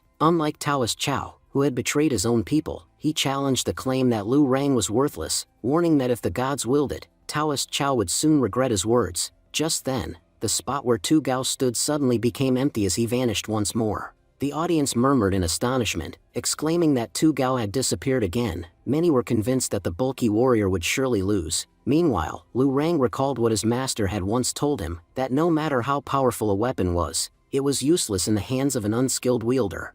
He reminded himself that even bare hands could be turned into deadly weapons if used correctly. With this thought, Lu Rang delivered a devastating punch to Tu Gao, causing significant damage with just a single blow. Luo Fu, stunned by the sudden turn of events, questioned how Tu Gao could have lost so easily. Even Taoist Chao expressed disbelief, astonished that this boy, whom they had underestimated, had managed to achieve such an incredible feat. Among the crowd, members of the evil sect observed the fight with keen interest. One of them noted that something was unusual about Lu Rang's body. He sensed an overwhelming energy emanating from him, something beyond the ordinary. Another sect member speculated that the immense power Lu Rang displayed was likely due to the influence of someone they had been searching for, as it would have been impossible for him to become so strong on his own. Lu Rang then turned his attention to the Divine Sword sect and Luo Fu Holy Land disciples. Mocking them for their arrogance, he declared that he was aware they lacked a disciple capable of facing him in a one-on-one fight. He challenged them to send 2 fighters at once, confident in his abilities. The evil sect leader acknowledged the validity of Lu Rang's claim and commanded, "Send 2 of our men together to fight." Ensuring a quicker victory, Luo Fu agreed to the decision and sent 2 disciples to the stage. As the fighters stepped forward, one of them, a disciple from the Luo Fu Holy Land, sneered at Lu Rang, declaring that he would personally end him. The crowd murmured amongst themselves, acknowledging that both opponents were incredibly powerful. They noted that one of them, despite being only 30 years old, had already reached the rank of Supreme Master, a historic achievement. Lu Rang, unshaken, replied that only time would tell who would emerge victorious. He invited them to attack him without hesitation. Meanwhile, he reflected on his own training, remembering that he had 2 senior sisters, one a Supreme Master and the other a pseudo-immortal. Additionally, his master was an invincible immortal. Having witnessed such powerful figures firsthand, Lu Rang saw no reason to fear his opponents. The 2 disciples combined their strength, preparing to launch a deadly attack. The crowd grew tense, whispering that Lu Rang had made a grave mistake. Fighting against two powerful warriors simultaneously was nearly impossible. Furthermore, Lu Rang was unarmed, while both his opponents wielded pseudo-immortal weapons. His chances of survival seemed slim, and many believed his defeat was inevitable. At that moment, Ling Chao realized that they had made a grave mistake. They had not given Lu Rang a weapon. Yuan warned Lu Rang to step back, saying that if he took such a powerful attack head-on, it could be extremely dangerous for him. The prince intervened, addressing the holy lords and urging them to stay calm, assuring them that there was nothing to worry about and that everything would be fine. Ling Chao pondered over the situation and agreed that the prince was right. After all, Lu Rang was Senior Li's disciple, and losing here was simply impossible for him. Just then, Lu Rang effortlessly blocked an incoming attack using his chopsticks and countered with ease. As he struck back, he confidently declared that the opponent's weapons were nothing in front of him. The immense power of Lu Rang's attack caused both of his opponents to be completely annihilated. Luo Fu, in shock, questioned what kind of joke this was. He pointed out that they had equipped their disciples with the best weapons, yet Lu Rang was fighting using mere chopsticks. He couldn't comprehend how simple chopsticks could be an immortal weapon. It seemed as if a god had descended into the arena to fight, rendering them powerless. Leader, equally astonished, wondered how an ordinary pair of chopsticks could possess such strength. He noted that they emitted an aura of immortal energy. Another observer agreed, stating that forging such a weapon would require an entire lifetime of dedication. He speculated about the identity of the master who had created them, concluding that he was indeed a formidable threat. The leader then turned to two of his disciples and instructed them to enter the fight. However, both of them fell to their knees, pleading, "Lord, please spare us." Everyone here has witnessed that two senior fighters, despite wielding pseudo-immortal weapons, were defeated by Lu Rang using only his bare hands. His attack was so powerful that not only did their bodies disintegrate, but even their souls were shattered. How can we possibly fight against someone like that? Cloaked Man tried to reassure them, urging them not to panic. He handed them each a special pill, explaining that after consuming it, they would gain immense strength. Furthermore, he promised to provide them with immortal weapons that were far superior to Lu Rang's chopsticks. The leader reinforced this sentiment, urging them not to be afraid. He reassured them that while Lu Rang's weapon was indeed powerful, Lu Rang was already exhausted after launching such a devastating attack and would not be able to execute another one of the same magnitude. He reasoned that no matter how strong a weapon was, it was useless in the hands of a weakened wielder. Encouraged by this, the two disciples expressed their gratitude, stating that they now felt confident enough to fight. They stepped onto the stage, and one of them addressed Lu Rang, demanding that he put down his chopsticks, kneel, and beg for mercy if he wished to live. The audience murmured among themselves, puzzled by what was happening. They found it hard to believe that such insignificant disciples were suddenly becoming supreme beings. It seemed as though the Divine Sword sect and the Luofu clan had been overly confident, relying on their exceptionally talented disciples. Lu Rang, unfazed, asked why they refused to admit defeat. He admitted that he was exhausted, but crushing insects like them would still be effortless. At that moment, the prince intervened, stepping forward and telling Lu Rang to wait. He assured him that he no longer needed to fight and that he would handle the situation himself. The two opponents scoffed, mocking the prince. They sneered, saying, "Look who's here to fight us, an abandoned prince. What could he possibly do? Even his own family has given up on him." One of them then unleashed a devastating attack with his weapon. The audience gasped, noting that the attack was far too powerful to be coming from a mere supreme-level disciple. Even the prince seemed overwhelmed. However, his dragon spirit suddenly spoke to him, assuring him that there was no need to fear, as it was there to protect him. Just then, an explosion erupted on the stage. The impact alone severely injured both opponents, shattering their weapons in the process. The leader, in disbelief, exclaimed, "I cannot believe my eyes. I am witnessing the true dragon technique." But if I recall correctly, the true dragon clan was wiped out millions of years ago. He explained that the true dragon clan was once an immensely powerful faction that no one dared to challenge. But now, a dragon had appeared in this very battle. Another cloaked man, struck by an idea, suggested that if they could somehow kill the prince, they would be able to claim his technique and dragon spirit for themselves. Doing so would exponentially increase their power. With this intent, they prepared to attack. One of them grinned, saying, "I never imagined that coming to this land would bring us so many unexpected rewards. Initially, we thought the world tree was the most powerful entity here, but now I see that everything in this land is extraordinary." The prince then starts twirling the stick that was handed to him by Li Fan, causing dark clouds to form around his opponents. In an instant, the clouds completely engulfed them, erasing them from existence. Moments later, blood rained down from the clouds. Lu Rang, observing the battle, was amazed. He marveled at the fire stick's immense power and wondered if his own chopsticks also possessed such hidden potential, which he had been unable to unlock due to his exhaustion. Mu Qianning and Linger remarked in awe that Senior Li Fan was truly remarkable. She pointed out that even household chopsticks from his home held enough power to destroy an entire land. Linger added that she had always known they would never lose as long as Senior Li was present. Meanwhile, Luo Fu, struggling to comprehend the situation, questioned what was truly happening. He wondered who the invisible master behind these warriors was, someone with such unfathomable power. Taoist Chao voiced his disbelief, questioning how such a powerful master had appeared in the southern region.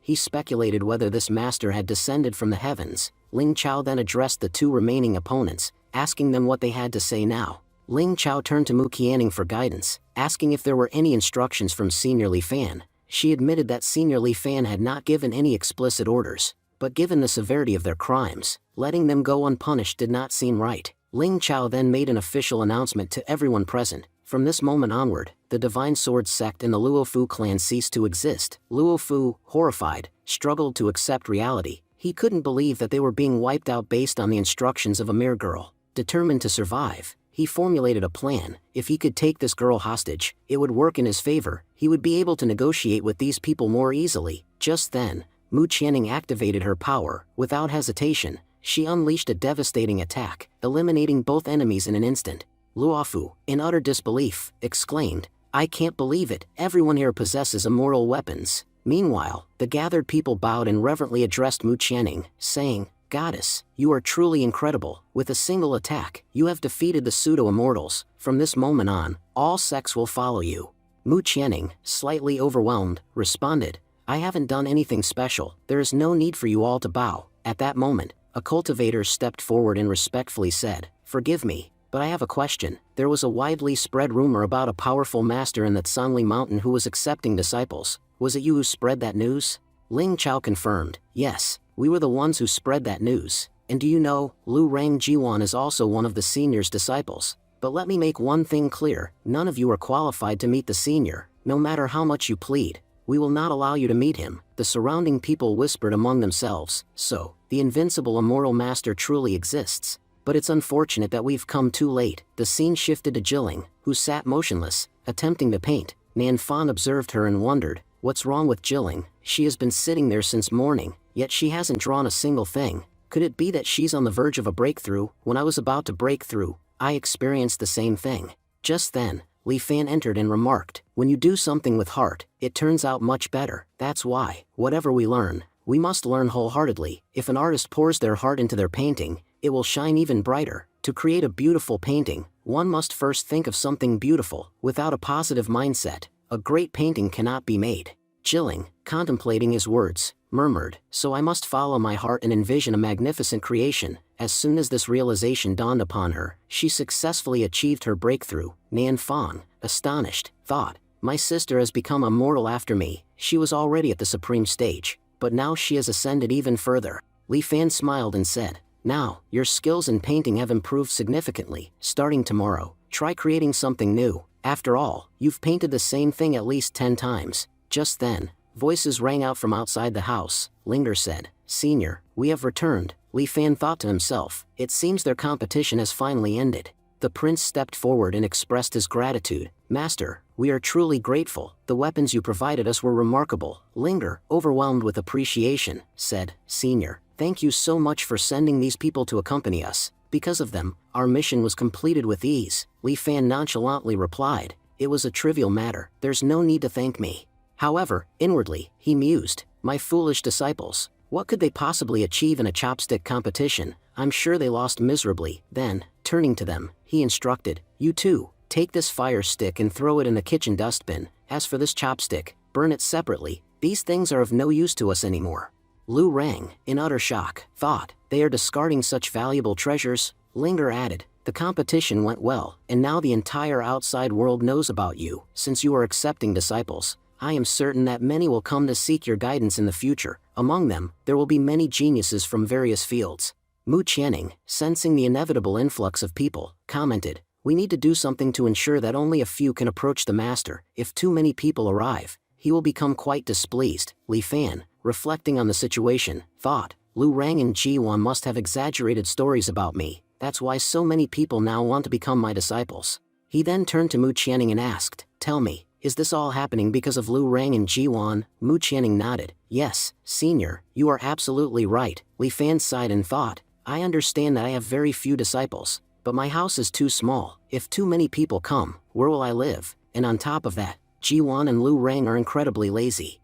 They can't even work for half an hour when sent to the training grounds. What's the use of having such disciples? Handing a piece of paper to Nan Fong, he instructed, post this outside. Anyone who can solve this problem will be allowed to enter the house. Nan Fong, reading the paper, asked, so, only those who can answer this question will be accepted as disciples? And those who fail cannot enter? Linger, confused, muttered, what is this? I don't understand it at all. Lu Rang added, I don't understand it either. It's fortunate that I arrived earlier, otherwise, I would have had to fight my way in. Nan Fong speculated, this must be some kind of heavenly formula that we simply cannot comprehend. Meanwhile, outside the village, numerous ships had arrived. A bald man looked around and remarked, this place is remarkable. It feels as if a powerful master resides in this village. Just their presence has made this entire area extraordinarily strong. Another master, who had long been struggling with a problem, sighed in relief. For years, I was stuck on a difficult issue, but after seeing this village, I feel much better. It seems my problem is being resolved. At that moment, a disciple touched the village's barrier and stated, this must be where the senior resides. I can feel an immense power emanating from within. As soon as he made contact, a formidable attack surged toward him. Suddenly, in front of them appeared the heavenly master of mathematics, who declared, if our first angle is 45 degrees and the second angle is 30 degrees, you must calculate the magnitude of this angle. The gathered cultivators whispered among themselves, this question sounds incredibly difficult. It must be a test set by the senior. Unless we solve it, we cannot enter. Whoever answers correctly will likely become the senior's disciple, but this question is filled with deep complexities, and I have no idea what is happening anymore. The masked spoke with a commanding voice, stating, there are exactly 3 words in this question, and within them lies the mystery of heaven and earth. If we can decipher the true meaning of this question, we will unlock a profound secret. Observing the question, he remarked, this question is like the very essence of cultivation. If anyone among us can comprehend it, they will ascend to a higher realm. The gathered disciples murmured in agreement, deciding to stand their ground and wait, hoping to grasp the rhythm of the question. Perhaps it would offer them an advantage. Among them, one master suddenly declared, I understand now, this is a test of endurance. As long as we stand firm, we shall prevail. The one who remains standing until the end will be the victor. That is the true meaning of this challenge. Just as he finished speaking, one of the weaker disciples collapsed. The master looked at him and commented, you are too weak. There is no shame in admitting defeat. If you are struggling, I will take you away from here. However, the disciple refused, his voice firm. No, master, my life holds little value. Even if I die here, it does not matter. But no matter what happens, I will not turn back. Seeing his determination, the master nodded. Very well, the choice is yours. I understand that cultivating with such a frail body is extremely difficult, but you possess an extraordinary heart. That is not a trivial thing.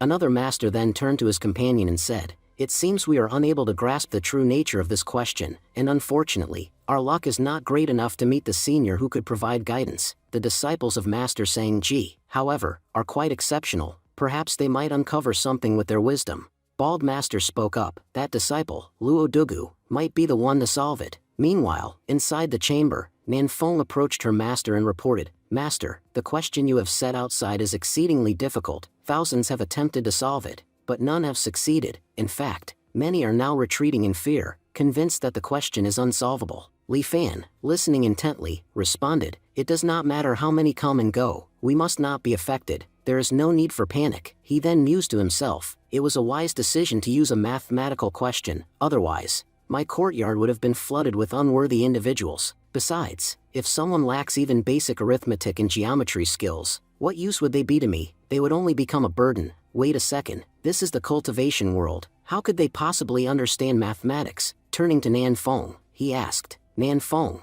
have you ever studied mathematics or geometry in the Shantian realm? Nan Fong shook her head, Master, I have never heard of the techniques you speak of, and as far as I know, no one in our realm has ever encountered such concepts. Li Fan sighed, that explains everything. No wonder no one has been able to solve the question. Everyone in the Shantian realm is a cultivator, yet I assumed they were fools just because they couldn't solve a basic math problem. Then, he turned to Nan Fong and said, Tear down that notice posted outside, Nan Fong asked. Why, Master? Li Fan replied. Because in this entire world, there isn't a single person capable of solving that problem. Just then, Nan Fong walked outside and removed the question from the wall. A young monk approached her hesitantly. Goddess, may I ask you something? Are you the senior disciple of the master here? A swordsman disciple also stepped forward and asked. Why did you remove the question? Did Senior Li Fan instruct you to do so? Nan Fong answered calmly. Senior has stated that in this entire world, there is no one capable of solving this question.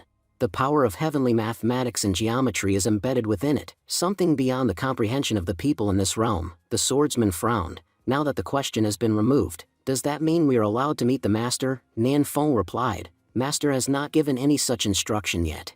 A swordsman disciple turned to his companion and asked, Brother monk, what should we do? Should we simply leave? The monk stood firm. Life or death holds no meaning for me. Whatever the senior decides after meeting me shall be my fate. Stepping forward, he introduced himself. My name is Qin Cheng. I have come from the Tsongming Temple to pay my respects to senior. Swordsman disciple, observing Qin Cheng's resolve, thought to himself, Qin Cheng is a powerful man, yet he disregards his own life. If someone as strong as him is so indifferent, what am I, a mere nobody, to be concerned about my own fate? Determined, he too stepped forward and announced, I am Dugu Yuqin of the Dugu family. I also wish to greet senior. Nan Fong returned to Li Fan and reported, Master, these two are the last ones remaining. They have vowed not to leave, no matter what. Li Fan smiled. It seems these two are both diligent and stubborn. Meeting them might be worthwhile. And with that, he gestured for them to enter. Once inside, Dugu Yuqin bowed respectfully and introduced himself. Greetings senior. My name is Dugu Yuqin. I come from the Dugu family. I've come here to follow and learn from you. Next, the other young man stepped forward. My name is Qin Cheng. I don't care what I have to do, as long as you accept me as your disciple, that will be more than enough for me. Li Fan, observing them both, could see that these two were genuinely sincere. He thought about how long they had waited outside, and how that alone showed their dedication. But what can I even teach such hard-working disciples? He wondered. I myself possess so few skills. He turned to Dugu Yuqin and asked, would you be interested in learning calligraphy? If so, I could actually teach you quite a lot. Dugu Yuqin immediately nodded, saying that he enjoyed all kinds of work and was willing to learn whatever his senior could offer. Internally, he recalled the test question from earlier. It had been about calligraphy. If he could learn this art here, he believed it would greatly improve his spiritual intent. Then Li Fan addressed Qin Cheng. You're a monk, aren't you? Just so you know, I've never worshipped Buddha, nor have I ever entered a temple, and I don't believe in Buddha's teachings. Qin Cheng was stunned. This senior, he's a terrifying existence. If he doesn't worship Buddha, that must mean he believes he's above such faith. Perhaps he has even met the ancestral Buddha himself. That might explain why he sees no value in it. He thought,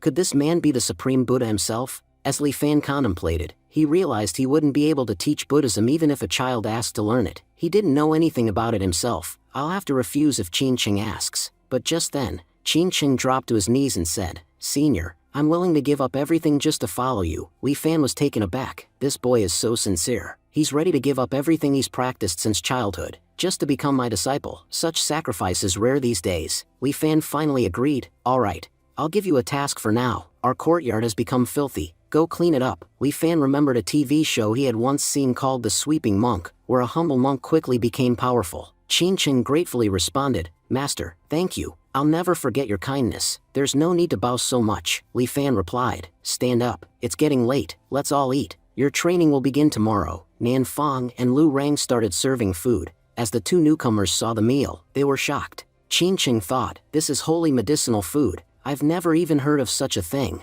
let alone seen it. The prince reassured them, Don't be alarmed, junior brothers. We were also shocked when we first came here, but over time, you'll realize this is just part of daily life here. From the food to the water, everything here is extraordinary. Dugu Yuqin said. Now I understand why our senior brothers are so powerful. Lu Rang added, You haven't seen anything yet. Master has an amazing vegetable field. We'll take you there tomorrow. Just then, Nan Fong entered a breakthrough during the meal. She smiled and apologized. Sorry to interrupt dinner, but I've just advanced to the next realm. Qin Cheng was bewildered. What is happening here? She broke through just by eating. At the end of the sky realm, a few rogue figures were seen standing. One of them, seated, asked, Any news from the Xintian realm? Another replied, Yes, Xuntian is one of the 21 lower realms. It's connected to Shenhuang City. To investigate, I visited the History Museum to check the lower realm records. And there, I found something fascinating. I brought back historical records spanning 2,000 years of the Xiantian realm, and yes, they've had some truly amazing cultivators in the past. The man in the robe said, "You've trained hard. Now, let's look back and see who the most powerful cultivator in history was." He continued, "Around 300 years ago, there existed a place called the Heavenly Soul Sect. A cultivator from there once stole the sect's most prized possession, something known as the Heavenly Soul Orb itself. Using that immense power, he gravely wounded the sect and disappeared into the lower realm to save his own life. Since then, no one has ever seen him again." He explained that the thief was once a poor man with an immortal realm cultivation base, yet he was ruthless. He wouldn't think twice before killing someone. Every opponent he defeated, he completely annihilated their soul. The man in the robe remarked, "He's impressive. Honestly, the Heavenly Soul Sect even gave him a second chance, and in return, he attacked them. Because of him, the sect grew significantly weaker." He went on to say that the man was not just powerful but also cruel, known for giving his enemies horrific deaths. At that point, another person interjected, wondering aloud, could he be a demon cultivator? After all, demon cultivators are known to torture their enemies before killing them. He then added, "Even our Zhang died like that. His soul was destroyed so thoroughly that there's no chance of resurrection." The first man nodded and said,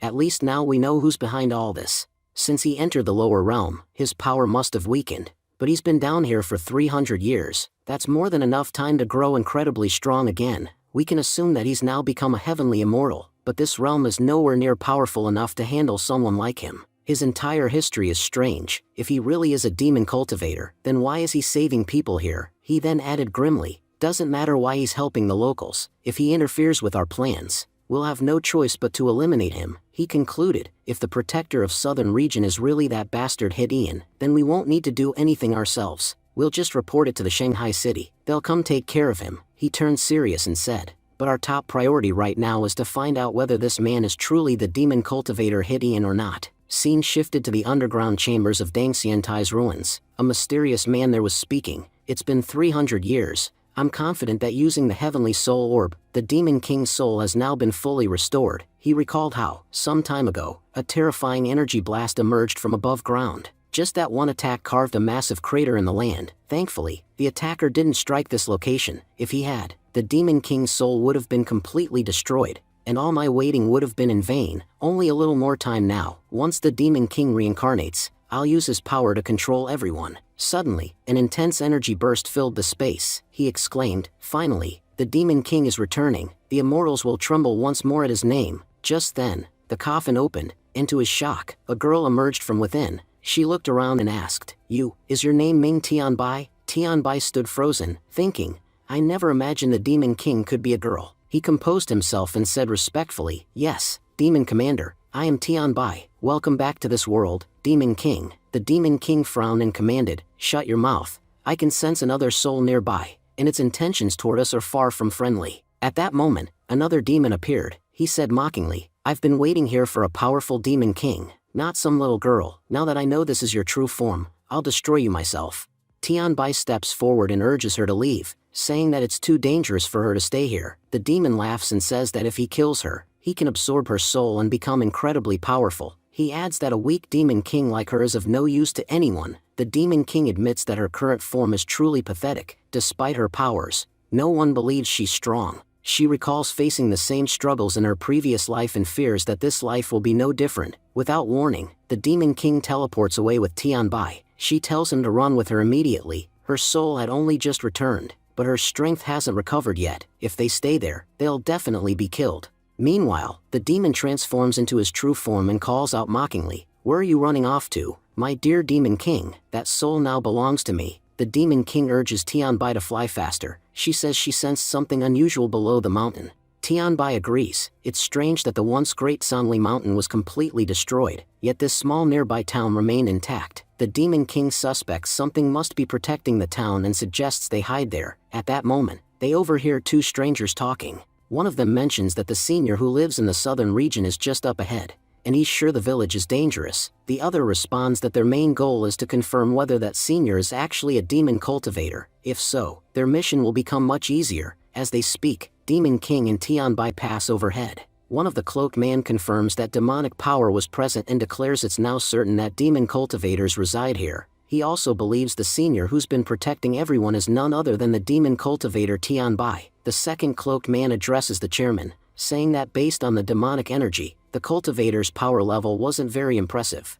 The first man agrees, stating that even if the man is a great immortal, he won't be able to defeat them, now that they know who their enemy is. Eliminating him should be easy. Meanwhile, Tian wonders what kind of place they've come to. He can't even fly here. Looking ahead, he sees the village and feels like he's facing an ocean of spiritual energy that's nearly impossible to cross. The Demon King admits that she finds the place fascinating, but also incredibly dangerous. Tian asks if they should really go in. He's worried that whoever resides inside must be extremely powerful, and if angered by their intrusion, they won't stand a chance. The Demon King replies that staying outside isn't safe either. They should at least check it out. Who knows, the senior might even help them. Tian is confused and reminds her that immortals and demon cultivators have always been enemies. If any immortal sees them, they'll be killed instantly. The Demon King wonders how such a powerful being could exist here. Could it be that this person was waiting for her? She suggests they change their appearance to blend in, since their current clothes seem out of place in this world.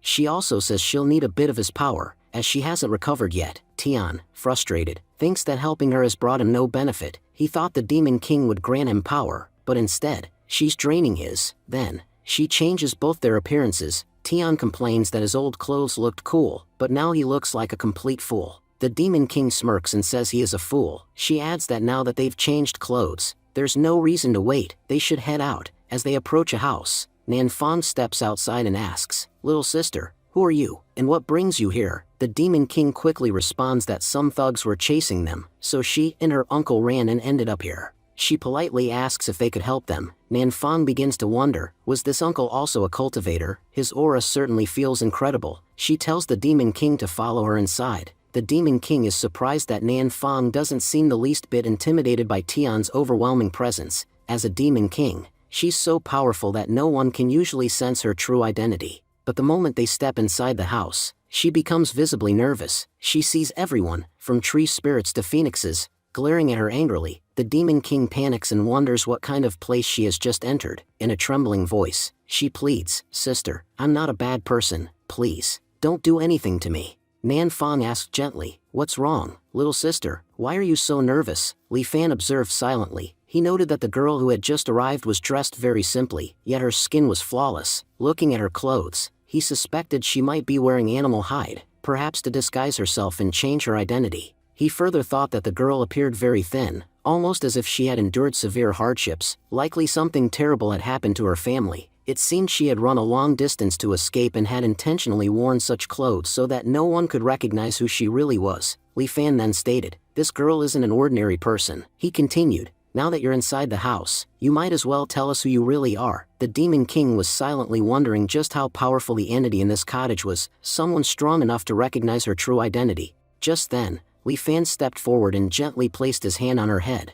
The Demon King responded respectfully, "Thank you for letting me stay here, senior." Li Fan smiled and said, "No need to call me senior, just calling me brother is fine. By the way, where's her uncle?" Nanfang then informed him, "That child's uncle is not an ordinary person, that's why I didn't allow him to enter." Li Fan thought to himself that this uncle might be a high-level bodyguard. He reminded himself that in their mountain village, everyone lived closely together. If there were any trouble, the villagers would unite immediately. That meant there was no need for personal bodyguards here. Considering this, Li Fan said, that bodyguard should be sent back. If he stays, he might actually cause trouble. The Demon King turned to Nanfang and said, "Big sister, I want to go with you. I needed to say something to my uncle before he leaves." Outside the house, Nanfang told the bodyguard, "My master has ordered that you can't stay here, so for now, you'll have to leave." Tianbai was quietly thinking to himself. He realized that the Demon King was currently very weak and in need of protection. He wondered who would protect her if he left. But the Demon King reassured him, "Uncle, you should go hide somewhere for now. The senior here is very capable. He'll be able to protect me easily." Tianbai was stunned. He thought,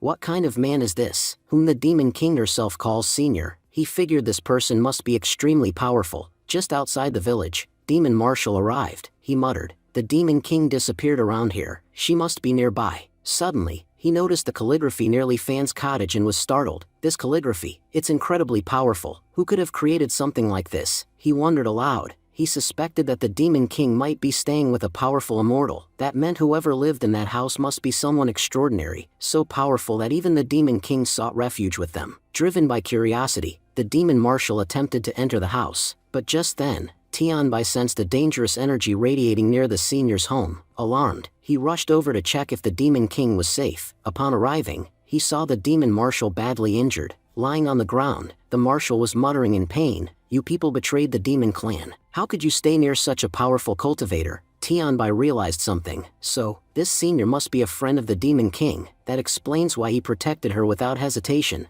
And if he managed to defeat the demon marshal in a single blow, he's not just powerful, he's a force to be reckoned with. He felt relieved. The Demon King is safe. There's no need for me to worry anymore. Elsewhere, a cloaked man asked, "You went to investigate, right? What did you find out?" The master's staying in southern region. Could he be a demon cultivator? His companion replied, "Yes, he is a demon cultivator, and he's none other than Tianbai, the same man who slaughtered our people." The first man smirked. "Well, that's perfect. We won't even have to lift a finger to get revenge. All we need to do is inform Xing City that the traitor who stole the Heavenly Soul Orb is hiding here. They'll take care of the rest." Back in the village, Li Fan was seen dining with others. He said kindly, "Little sister, eat properly. You're still young and need to grow up well." The Demon King, watching the food carefully, thought to herself, "There's even holy pills used in the food. Even though I'm the Demon King, I barely ever had food like this, and here they use it in everyday meals." She looked around and concluded, "They must have figured out who I am. They probably also know that my soul has been dormant for thousands of years. That must be why they prepared holy medicine, to help me recover and grow again."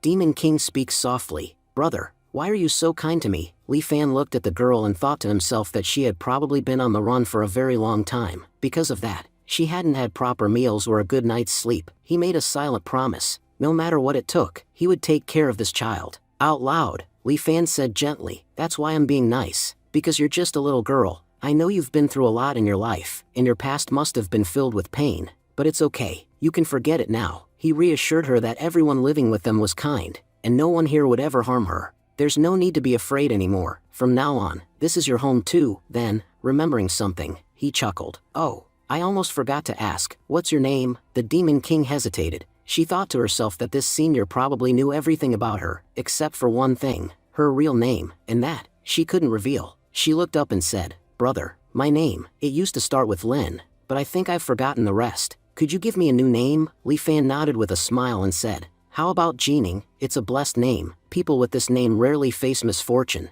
The girl smiled brightly and said, "Thank you, you've given me a wonderful name." Li Fan looked at her and said kindly, "Jining, you're still very young. While you're living here, you must not neglect your studies." He added that although their village didn't have a school, he would personally teach her. Jining nodded eagerly. "Yes, brother, I really like studying." Li Fan replied, "Great, then let's start writing right away." Meanwhile, Qin Cheng was watching and feeling amazed. He thought to himself that this seemed to a god have picked up a sword. How could a single person possess such overwhelming power that even their smallest moves radiated strength? Dubuyukin also observed quietly. He thought about how his family had many powerful cultivators, and he had seen numerous elite masters, but he had never witnessed such intense sword intent in his life. Jining, too, was watching Li Fan's calligraphy with awe. She thought that his writing was truly extraordinary. In her past life, she had been quite skilled in calligraphy, but even then, she couldn't compare to this. She vowed that if she could reach his level of skill, she would soon ascend to the rank of a mortal king. Li Fan turned to her and said, "Can you read what I just wrote?" He read it aloud, encouraging her to repeat after him. It says, "The powers hidden within the moon." Again scene shifted and we now see a master being informed by a disciple. "Lord, we've received news about the demon cultivator Ming Tian. I'm sure you remember him. He's the one who activated the Heavenly Soul Orb." The disciple reported that Ming Tian was currently hiding in the southeast of the Xiantian realm. The master ordered, "Do whatever it takes to retrieve the Heavenly Soul Orb. If anyone tries to interfere, eliminate them." He muttered that the Xiantian realm was just a lower realm. How many powerful cultivators can it really have? He scoffed. "I'll send Jiatong. I trust he'll do a great job and bring back the Heavenly Soul Orb." He then asked, "Jiatong, are you ready?" Jiatong nodded. "Yes, Master, I'll go there and retrieve the orb with ease." Using his powers, Jiatong ripped open a spatial portal. He thought to himself that he had expected it to be this costly to travel across dimensions. He had to use up all his boundary energy, and even so, his cultivation level had dropped significantly. But he reassured himself, it hadn't dropped so much that he'd lose to Ming Tian. He clenched his fists and muttered, "Wait for me, demon cultivator Ming Tian, your end is near." Scene transitions to Taiyan Holy Land. Ling Chao was speaking with Saintess Mu Qianing, saying, "Ever since the competition, We haven't faced any major threats. The Xiantian realm has grown much more peaceful now. He explained that all the sects that had gathered here to protect themselves were now returning to their ancestral places to recover their strength. He added, "It's also been a while since I last met Senior Li Fan. I was actually going to ask, have there been any orders from his side?" Mu Qianning responded, "It's been a few days since I last saw Li Fan as well. I think I'll go visit him to ask what we should do next." Just then, a disciple rushed in and said anxiously, "Holy Lord, a powerful enemy is approaching to our direction." Ling Chao calmly asked, "Tell me, what exactly is going on here?" The scene shifted to Jiatong, who was speaking arrogantly. He mocked the people sent to stop him, calling them mere insects who hadn't even reached the immortal level yet. He declared that he didn't want to dirty his hands and demanded to know the whereabouts of the demon cultivator Ming Tianbai. Jiatong offered a deal. If they told him, he would spare them. If not, he warned, they would die. Ling Chao began thinking to himself. He wondered if this man was from the immortal realm and realized he had to be extremely careful in dealing with him. He then replied that he didn't know which cultivator Jiatong was referring to, insisting there was no one by the name of Ming Tianbai residing there. Without warning, Jiatong stepped forward and punched Ling Chao. He growled that he hadn't come all this way to listen to lies and warned again that if they didn't answer his question, he would kill them. Linger spoke up, "You're just an ordinary immortal. Do you really think you can do whatever you want here in the Xiantian realm?" Jiatong then commented on her hairpin. Recognizing it as an immortal treasure, he questioned how someone from the lower realm could possess such a rare artifact. He muttered that at least by killing her, he might gain something valuable. Channing warned Linger not to use too much of her power in the Xiantian realm, as it could explode from the overwhelming energy. There seemed to be a serious misunderstanding about the nature of Xiantian realm's powers. A fierce battle broke out between them. During the clash, Linger managed to sever Jiatong's hand. Shocked, Jiatong shouted in disbelief, wondering how such a thing was even possible. Linger then challenged him, questioning who he thought he was to act so arrogantly before her. She told him he was no more than an ant to her, one she could crush at any moment. She explained that she had no intention of attacking him, but since he struck first without reason, he fully deserved the injuries he had received. Infuriated, Jiatong responded, accusing her of making a grave mistake. He admitted that his powers were limited there, but claimed that had they been in his world, he would have ended her long ago. He revealed he was from the immortal realm and that she had humiliated him over something so trivial. He then vowed to show them all what he was truly capable of. As he spoke, Jiatong pulled out a talisman and claimed it held the power of the elders of his soul sect. With it in hand, he boasted that they would be powerless against him. Linger replied coldly that she had initially spared his life, but now realized he wasn't worthy of mercy. With that, she launched a devastating attack on Jiatong. However, Jiatong managed to escape at the last moment. Watching him flee, Linger sneered, calling him a coward for running away in fear. Ling Chao, still injured, commented that Jiatong had a signaling device and likely sent a distress signal to his master before escaping. He suspected more powerful individuals were backing Jiatong. Mu Qianning recalled Jiatong mentioning he was from the immortal realm. Ling Chao confirmed it, adding that it seemed the immortal realm was planning to intervene for some unknown reason. If they did arrive, he feared the Xiantian realm would be destroyed and none of them would survive. The scene changed. We then saw the white-haired master, who asked if there was any news regarding the heavenly soul orb. The subordinate bowed and apologized, explaining that he had sent his personal disciple, Jiatong, to investigate, but the disciple was killed after sending one last signal. Based on the location of the signal, they had pinpointed where he had died. If he had died in the Xiantian realm,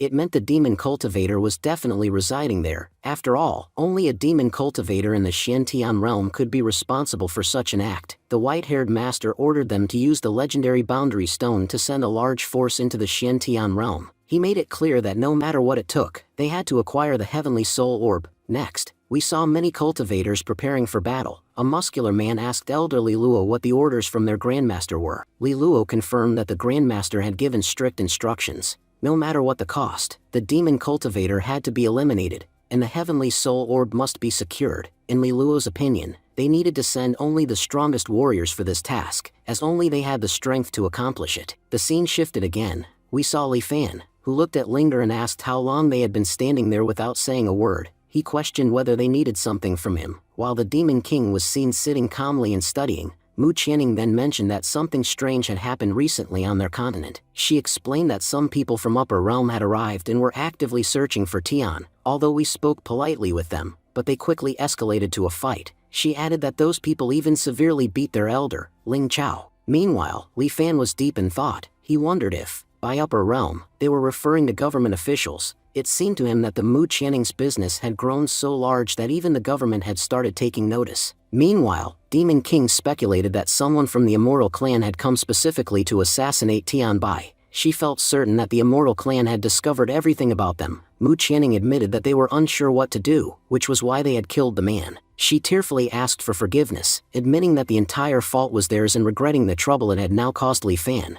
But Li Fan reassured them. He said they had done nothing wrong. In fact, he praised them for eliminating that threat. If anyone came seeking revenge, he told them not to hesitate, just come straight to him. Internally, Li Fan reflected on how death was a common occurrence within the Xiantian realm. If that man was killed, he probably deserved it. He assured himself that if any trouble came upon these people, they could always rely on him. He also noted that no government officer had ever dared to step foot in their town. He speculated that the government in this region must hold little real power. Mu Qianning, with sincere gratitude, thanked Li Fan. She was moved by how he stood by them even in their darkest times. She added that with him by their side, she was confident that no one could harm them. Watching him, Linger thought that even the people from the Immortal Clan were nothing compared to him. He could handle them with ease. At that moment, the weather suddenly took a turn for the worse. Linger grew suspicious, thinking that a large group of people might be coming from the Immortal Realm to deliver a powerful blow. Nianfang began sensing something odd. It felt like someone had forcefully breached the spatial boundaries, a very serious matter. Crying, Jining confessed that she was terrified. She felt as though an army was coming just to take her away. Li Fan gently consoled her, telling her there was no need to be afraid. It was only thunder. Li Fan thought Jining is clearly frightened by the thunder. He encouraged Nianfang to play her lute to calm the atmosphere. He believed her skills had improved so much that she could soothe everyone around her. Nianfang responded affirmatively, addressing him as master and beginning her performance. She internally realized that perhaps the master wanted her to stop the intruders from crossing the boundary and simultaneously show them the power they possessed. The scene then shifted to the end of the Sky Realm. A cloaked man stated that the Heavenly Soul sect still possessed immense power. He observed that they were using numerous boundary stones simultaneously. Even the World Tree was struggling to resist them. He explained that the World Tree's roots were connected to every living being in that realm. As long as the people there had power, the World Tree would remain strong. But once a war between the Immortal Realm and the Xiantian Realm clans broke out, the number of cultivators who would die would be uncountable, and with each death, the World Tree's roots would weaken, making it easier to absorb its power. He revealed that they had worked hard to claim the World Tree, and now it was finally within their reach. The scene transitioned again to the cultivators of the Heavenly Soul sect, who noticed that the Xiantian Realm's World Tree was regenerating. A strange sound was resonating through the area, making it difficult for them to enter the lower realm. They suspected this power couldn't belong to a demon cultivator, as demon cultivators came from the outside world, and the World Tree didn't obey outsiders. It had to be someone from the Xiantian Realm trying to stop them. At that moment, an elder from the Heavenly Soul sect ordered the use of all their boundary stones. He declared that regardless of the consequences, they would not back down and would settle in that realm. He vowed that since the Xiantian realm dared to resist them, they would now be annihilated. Harnessing their full power, the entire group descended into the Xiantian realm. One elder spoke of their second disciple who had been killed in South region. He insisted it was time to summon his soul and uncover the truth. Furthermore, he accused the Xiantian realm of harboring a demon and claimed the Heavenly Soul sect cultivators were here to eliminate that threat. He argued that such an act constituted a massive crime, and therefore, the entire realm would be destroyed. Soon after, Disciple's soul emerged and began recounting everything to his elders. From a distance, Tianbai watched the events unfold. He realized that the Heavenly Soul sect had finally arrived and accepted that his chances of survival were now slim. Yet, no matter what happened, he vowed to protect the Demon King. In shock, he questioned how it was possible that 10 members of the Heavenly Soul sect were already there. He wondered if they had come to destroy the entire realm. Just then, one of the elders launched a devastating attack on the ground. Tianbai recognized the overwhelming power of the attack and resolved to do whatever it took to stop it. He acknowledged that their Demon King had only recently been reborn and wouldn't be able to withstand such force. Since the Heavenly Soul sect cultivators had already reached this place, he feared the worst. Had Senior Li Fan failed? Suddenly, the scene shifts to the Heavenly Soul sect. Blood was dripping from a cultivator's mouth, and he muttered weakly that he never expected there to be a true immortal hidden within the Xiantian realm. As music played, Nianfang was lost in thought. She realized that the people who had arrived here were incredibly powerful, far beyond what she anticipated. Normally, her music would have already killed someone by now. Meanwhile, the Demon King was sobbing, expressing her fear. She admitted that she was terrified. Li Fan reassured her calmly, telling her, "Junior sister, there's no need to be afraid. I named you Jining, a name that carries many blessings. As long as you remain calm, nothing will happen to you. Li Fan then reflected to himself that he had already been in this realm for 5 whole years. Yet, in all that time, the weather had never turned this chaotic, and despite knowing that, he couldn't understand why he was feeling scared now. Trying to maintain control of the situation, Li Fan told Nan Fang, "Play the new music I gave you. Everyone here is frightened by the storm, and we need to give them courage. Let your music bring them strength." Nan Fang studied the musical notes and lyrics and thought to herself that they were incredibly powerful. She noted how each part of the composition was filled with clean intent. Her usual melodies were peaceful, as requested by her master. But this time, her master was asking her to play something far more intense, something she believed was meant to overpower their enemies. Li Fan acknowledged that he knew this music didn't suit her usual style, but he reminded her that this was a chance to prove that no matter the genre, she wouldn't be defeated. "I've given you a war tune, so your performance must be perfect." Nan Fang nodded and replied, "Yes, master, I understand what I must do." As she began to play, Dugayukin turned to ask his senior sister what she was playing. The energy released from her music was immense, dark, violent, and powerful. One of the Heavenly Soul Sect elders observed that the sound waves themselves held incredible power. He concluded that the demonic cultivator they were facing was not ordinary. Realizing the danger, the elder stated he would have to use his ultimate technique. With that, he sacrificed his own heavenly soul, resulting in a massive explosion. Nan Fang stood in shock. She thought to herself that the explosion was far more devastating than anything she had anticipated. Her opponent clearly wasn't as weak as she had hoped. Suddenly, Li Fan began tapping his fingers rhythmically on the table. Nan Fang recognized this as his way of guiding her, just like he had done the last time. She thought, if I follow his rhythm and guidance exactly, I might be able to defeat them. Then, in front of over 10 people, an enormous manifestation of Nan Fang's spiritual body appeared. The elders of the sect were bewildered. They questioned how their opponent's attack had become so powerful. One cultivator declared, "There's no need for any of us to hold back now. These enemies are far stronger than we imagined. If we all work together, there's still a chance we might win." With renewed determination, the cultivators launched a unified attack. Yet Nan Fang realized that even with this effort, her music was not powerful enough to defeat the enemies. Li Fan called out to her, "Nan Fang, play the music properly. You're just copying the notes without emotion. Music played without heart can never reach its true potential." Nan Fang replied with resolve, "Yes, master, now I understand what you meant. I'll give this performance everything I have." The scene transitioned. One of the cultivators from the Heavenly Soul Sect said they had managed to suppress the recent attack. He believed their opponent wouldn't be able to launch another one of such scale. He turned to check on his comrades, but to his horror, they had all been killed. Shaken, he exclaimed that the enemy master had attacked again. He realized that the Heavenly Soul Sect was in grave danger. Coming to this realm had been a huge mistake for all of them. Suddenly, golden rain began to fall throughout the realm. Ling Chao observed in awe and said, "This is golden rain. History says that whenever it falls, the mortal world is on the verge of evolving. The power of the world itself will increase significantly." Mu Qianning remarked that their senior, Li Fan, was an incredibly powerful existence. He had effortlessly defeated multiple true immortals. Because of him, their world itself was beginning to evolve. Thanks to Senior Li Fan, everyone here will gain amazing powers. His arrival in this realm is truly a blessing. Ling Chao added that the lyrics of the song they had just heard were written by Li Fan himself. However, it was played using a lute, which meant the performance had been executed by Miss Nan Fang. His disciple, Mu Qianning, found herself deep in thought, wondering if Nan Fang had really become that powerful. Jilling, on the other hand, was contemplating how her elder sister had already achieved a breakthrough. She had just recently reached the immortal realm, and now, so soon, she had even become a true immortal. It seemed like she might even become an immortal king within a few days. In admiration, Nan Fang turned to her senior and said, "That song was incredible. May I ask what it's called?" Li Fan responded, "Yes, this song does have a name. It's called The Empress's Breakthrough." The Demon King, reflecting on this, thought that even the title alone carried immense power. He realized that these seniors possessed enough strength to shake the universe. Even those in the immortal realm were nothing in comparison. The scene shifted to the end of sky, where a group of cultivators were in shock. They were discussing how someone had managed to kill 10 true immortal cultivators with a single attack. It was no trivial feat. One of them speculated about the kind of terrifying power hidden within the Xiantian realm that could make such actions seem casual.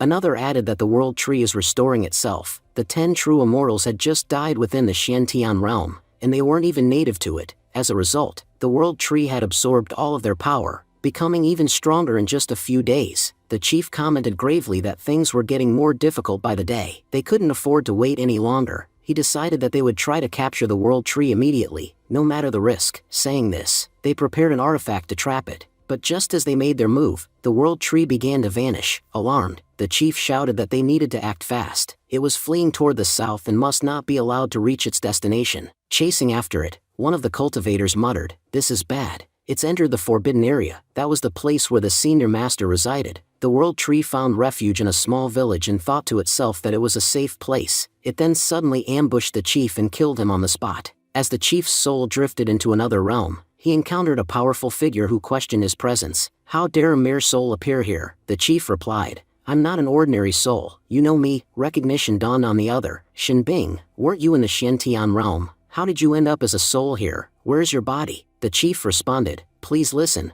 I don't have much time left. Tell the leader that we failed to capture the world tree. There's also an extremely powerful master in the Xiantian region who completely overwhelmed us." The leader, stunned, asked how such a thing was possible. "I even sent the immortal swelling weapon with them to help capture the tree, and yet it was destroyed." He wondered aloud, how could someone from a lower realm like Xiantian possess such overwhelming power? Could this all be connected to the first realm, the realm once known for producing powerful cultivators? The leader then turned to Elder Shinduo, who possessed space-related powers, and requested, "Please investigate the Xiantian realm. You're not bound by realm limitations. Find out what's really happening and how all of our people were defeated." Shinduo agreed and immediately set out for the Xiantian realm. Upon arriving at its gate, he observed, "So this is the Xiantian realm. With my current cultivation, I can enter any realm. Judging by the aura here, it must be at least a mid-immortal realm. There are multiple energy signs and various types of mortals residing here." However, he felt uneasy, especially because of a small village that radiated a disturbing energy. He sensed that someone inside was so powerful they could easily kill him. Suddenly, an old man from Li Fan's village stepped forward and asked, "Who are you? This must be your first time here." Shin grew tense, sensing immense killing intent from the elder's body. Even the old man's walking stick seemed dangerous. He knew that if the man attacked, he would likely be killed instantly, so Shin turned and fled.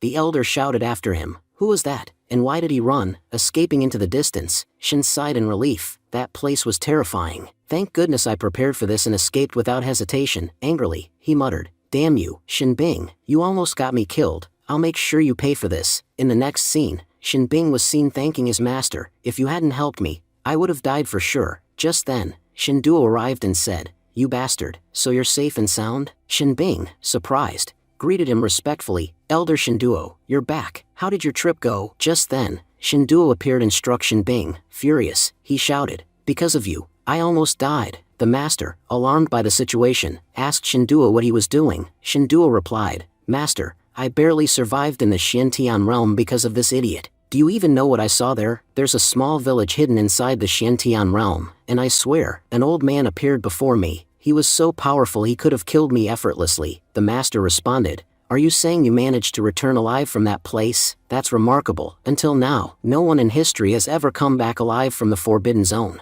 Yes, there were some who returned, but now they rule the heavens themselves. But think about it, if that old man had wanted, would you really have been able to escape?" Shinduo admitted he had no answer for that. Just the sight of that man had left him so shaken, he ran for his life. The master mused, "I don't think that place itself is forbidden. Rather, there's something within it that is forbidden, perhaps an artifact that creates powerful illusions, enough to scare ordinary cultivators to death, but you're powerful enough to resist such illusions, which is why you survived." Shocked, Shinduo agreed, "Yes, Master, it could be an immortal-level artifact capable of projecting such illusions." The master continued, "You know what our mission is. Soon, we'll merge all the realms of this universe, and when thousands of realms converge, the Xiantian realm will be destroyed. Whoever remains in that village when it happens will die. But this might present us with a great opportunity, one we can use to steal that artifact. Until then, we just need to wait." Shinduo nodded, agreeing with the plan. Meanwhile, Shinbing protested, "But what did I do wrong? Why did I get attacked?" In Shingan Castle, a white-haired master spoke sternly, "Are you saying that because of a single song, all the heavenly cultivators we sent have been wiped out?" Elder Lihua replied, "Master, what do we do now? Our sect's power has been significantly weakened, and if the other forces find out about this, they won't spare us." The master instructed, "Spread the word that the Jianjin formation-breaking song is located in the Xiantian realm." Elder Luo hesitated,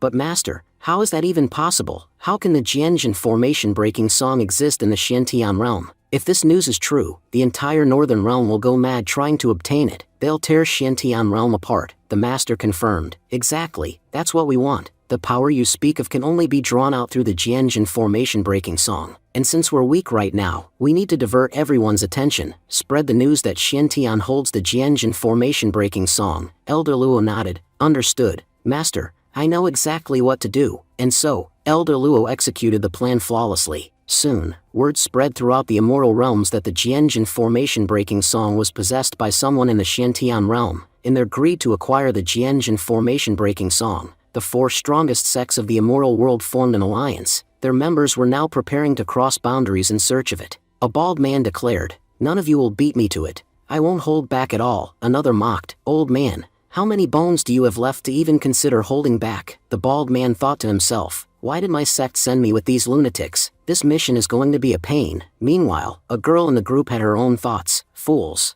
I'll shut all of them up myself." Eventually, she arrived in the Xiantian realm and sighed, "Finally, I'm away from those 3. I'm here for one reason only, to protect my demon king." Later, Tianbai arrived and greeted her. "Demon Commander, I'm Tianbai. It's an honor to meet you." The demon commander asked immediately, "Where's the demon king? Ever since I arrived in this world, I haven't been able to sense her presence. Is she safe?" Tianbai assured her, "Don't worry, the demon king is safe. She's currently under the protection of a very powerful senior. That's why I can't be with him." The commander was surprised. "She's with a senior? But Tianbai, wasn't it your responsibility to protect him? How could you entrust her to a stranger?" Tianbai tried to explain, "Please don't misunderstand.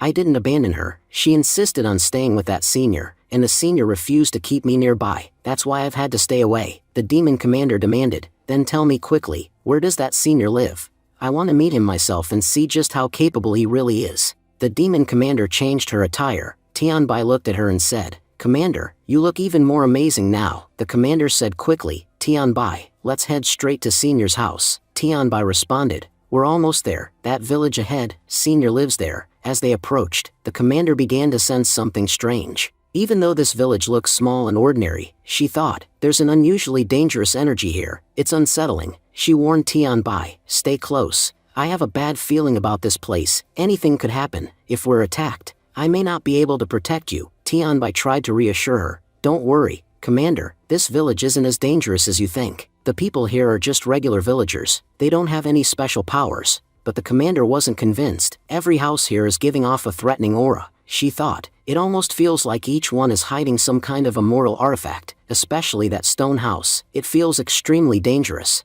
Tianbai noticed she had stopped walking. "Commander, why did you stop? Keep following me. We're almost at Senior's home." Meanwhile, Lihua was up in a tree, picking peaches. "Save one basket for us, and distribute the rest among the villagers. We won't be able to eat them all ourselves. It's better if everyone gets to enjoy them." Prince Jiwan, who was watching, commented, "I heard a rumor that high-quality peaches take a long time to grow. A heavenly peach can take up to 3,000 years to mature. But here in Master's courtyard, they grow so fast." He continued, "What amazes me most is that the Master shares them with others. If he kept them all for himself, his cultivation would have advanced dramatically." Lu Rang interjected, "Jiwan, are you crazy? Our Master already possesses incredible skills. Do you really think these peaches help him grow stronger? They're useful for us, not for him." Lihua smiled. "Today, you both are going to follow me and learn farming. Watch what I do throughout the day." As he looked down at the ground, he noticed a tree sapling. "What's this sapling doing here?" he wondered aloud. "Looks like someone from the village left it behind. That's great.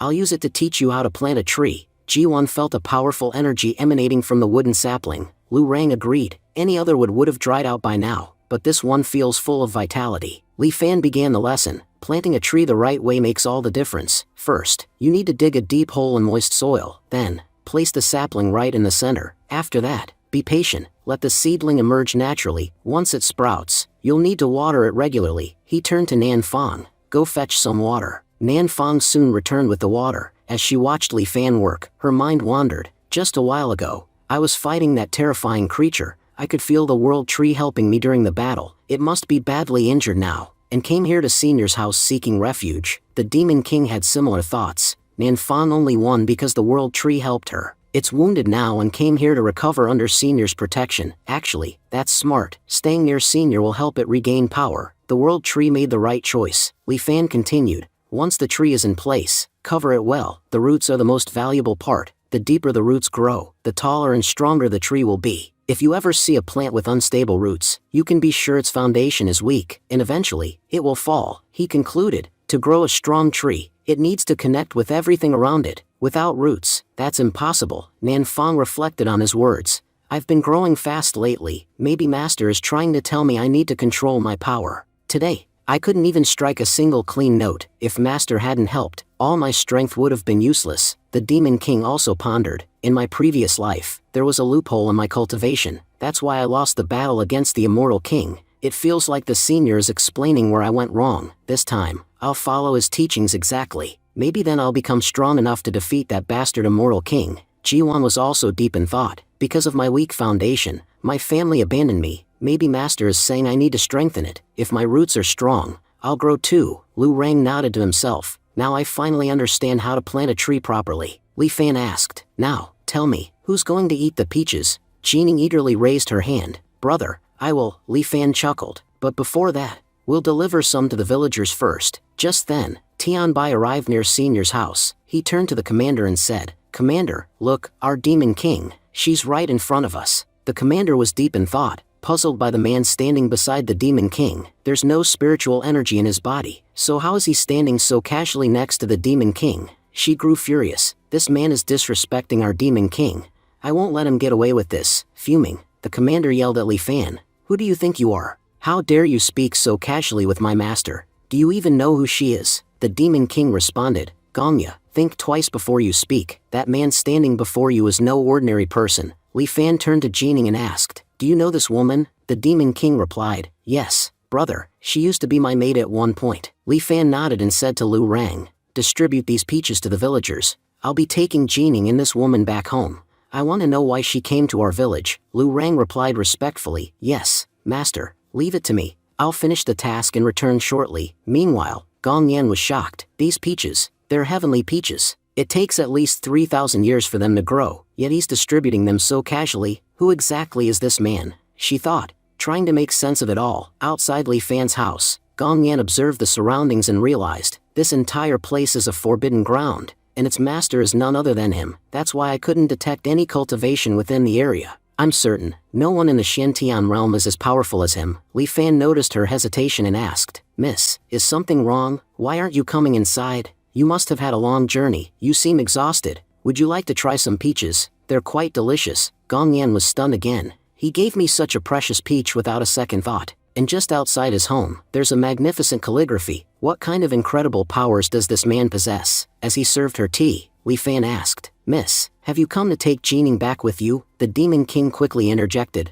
Brother, I don't want to leave you. I'm willing to do anything to stay here. Please don't send me away. Li Fan quietly reflected, this maid, she's clearly not used to a normal life. It seems that their enemies from the Xiantian realm haven't been completely defeated yet. That's why their people are being sent into hiding. He then made an offer, Miss, if you'd like, you can stay here with Jining. Once the outside world is safe again, you're free to return. Gong Yan bowed deeply and said, Senior, thank you so much for this opportunity. If you hadn't offered me shelter, I would have had nowhere to go. Li Fan smiled but added, I'm a kind person, but I won't let you live here for free. You'll have to help out with household chores. So tell me, what kind of work can you do? Gong Yan was stunned. What work can I possibly do? She thought, I'm a powerful demon commander. I've never even swept a floor in my life, but to stay here and experience what this man has to offer, I'll do whatever it takes. She looked up at him and said, Senior, I'll do any work you assign me. Please, don't send me away. The next scene shifted to the spirit realm, where a cloaked figure reported, Your Majesty, the 99 realm gate formation will be fully activated soon. The master looked pleased. You managed to activate it in such a short time. That's impressive. Once the Xiantian realm merges with the others and becomes the weakest, it will surely collapse. We don't care about the realm itself, we just want the immortal weapon. With it, we'll be able to create incredible illusions. Suddenly, someone's voice rang out from behind. Yuan Tian, what are you doing? Yuan Tian turned, recognizing the voice instantly. That's Elder Song's voice. Why has he come to me directly? He wondered. Bowing quickly, he said, Elder Song, it's an honor to meet you. May I ask what brings you here? Elder Song cut him off. No need for formalities. I'm here for that immortal weapon you mentioned. Because of your claims that it can create powerful illusions, I gave you my immortals. If this turns out to be a lie, I won't spare you. You know I can kill you anytime, anywhere, so you better pray the weapon is real. Yuan Tian gulped and responded, yes, Elder, I understand. At that moment, Elder Song's subordinates began activating the formation. Meanwhile, in the Sea of Emptiness, another intense scene unfolded. A cultivator reported, major sects from the immortal domain have sent their top golden immortal realm cultivators here. Alongside them are 25 heavenly immortals, and over 100 true immortals. They've all come to obtain the Jianjin formation-breaking song. If they don't get it, they'll destroy this entire realm. Yuan stood amidst the chaos, confused. What is going on here? Ling Chao, concerned, said, Brother, I have a bad feeling. It seems like our world is about to collapse. The weather has never been this ominous. Yuan clenched his fists and said, No, we won't let this place be destroyed. Saying that, he took on a powerful and dangerous attack directly to his body. Ling Chao rushed to his side. Brother, are you alright? Yuan nodded slowly. I'm fine, but I still don't understand. Who is behind this attack? At that moment, a bald master approached and said ominously, The danger we face is from within. Ling Chao turned to him, startled. Master Kong Ming, what do you mean? Master Kong Ming replied sternly, telling Ling Chao that there was no time to explain. He instructed him to hurry and bring Goddess Linger and Saint Mu Qianing for help, emphasizing that they were the only ones who could support them right now. He added that if things got worse, they might even have to call for Senior Li Fan, as the enemy's powers were too dangerous for them to handle. With urgency, the group left to summon the goddess and saintess. Kong Ming, flying into the air, decided to go investigate the source of the disturbance himself, but what he saw shocked him. He exclaimed in disbelief that it was the devouring Buddha, known for consuming everything in his path in mere moments. Kong Ming was stunned. He realized that if the devouring Buddha had truly arrived in their realm, it meant the end of their world was near. No one could stop a threat like that. The devouring Buddha began devouring everything around him. Kong Ming tried to escape but found himself trapped. He thought to himself that he had tried everything but couldn't get out. Soon, the Buddha would consume him too. Suddenly, another master arrived and shouted to Kong Ming to hurry. If they didn't leave immediately, they would both be killed. He added that there was only one person left in the entire realm who could possibly save them all, Senior Li Fan. The scene then shifted to Li Fan's home. He was deep in thought, recalling how the weather had changed drastically the last time too, but this time, he could sense that something much bigger had happened in the realm. The shift in energy was so intense he could feel it in the very air. Suddenly, Mu Qianing came running to his house and called out, asking if he was home. Li Fan replied that she could come in. As she entered,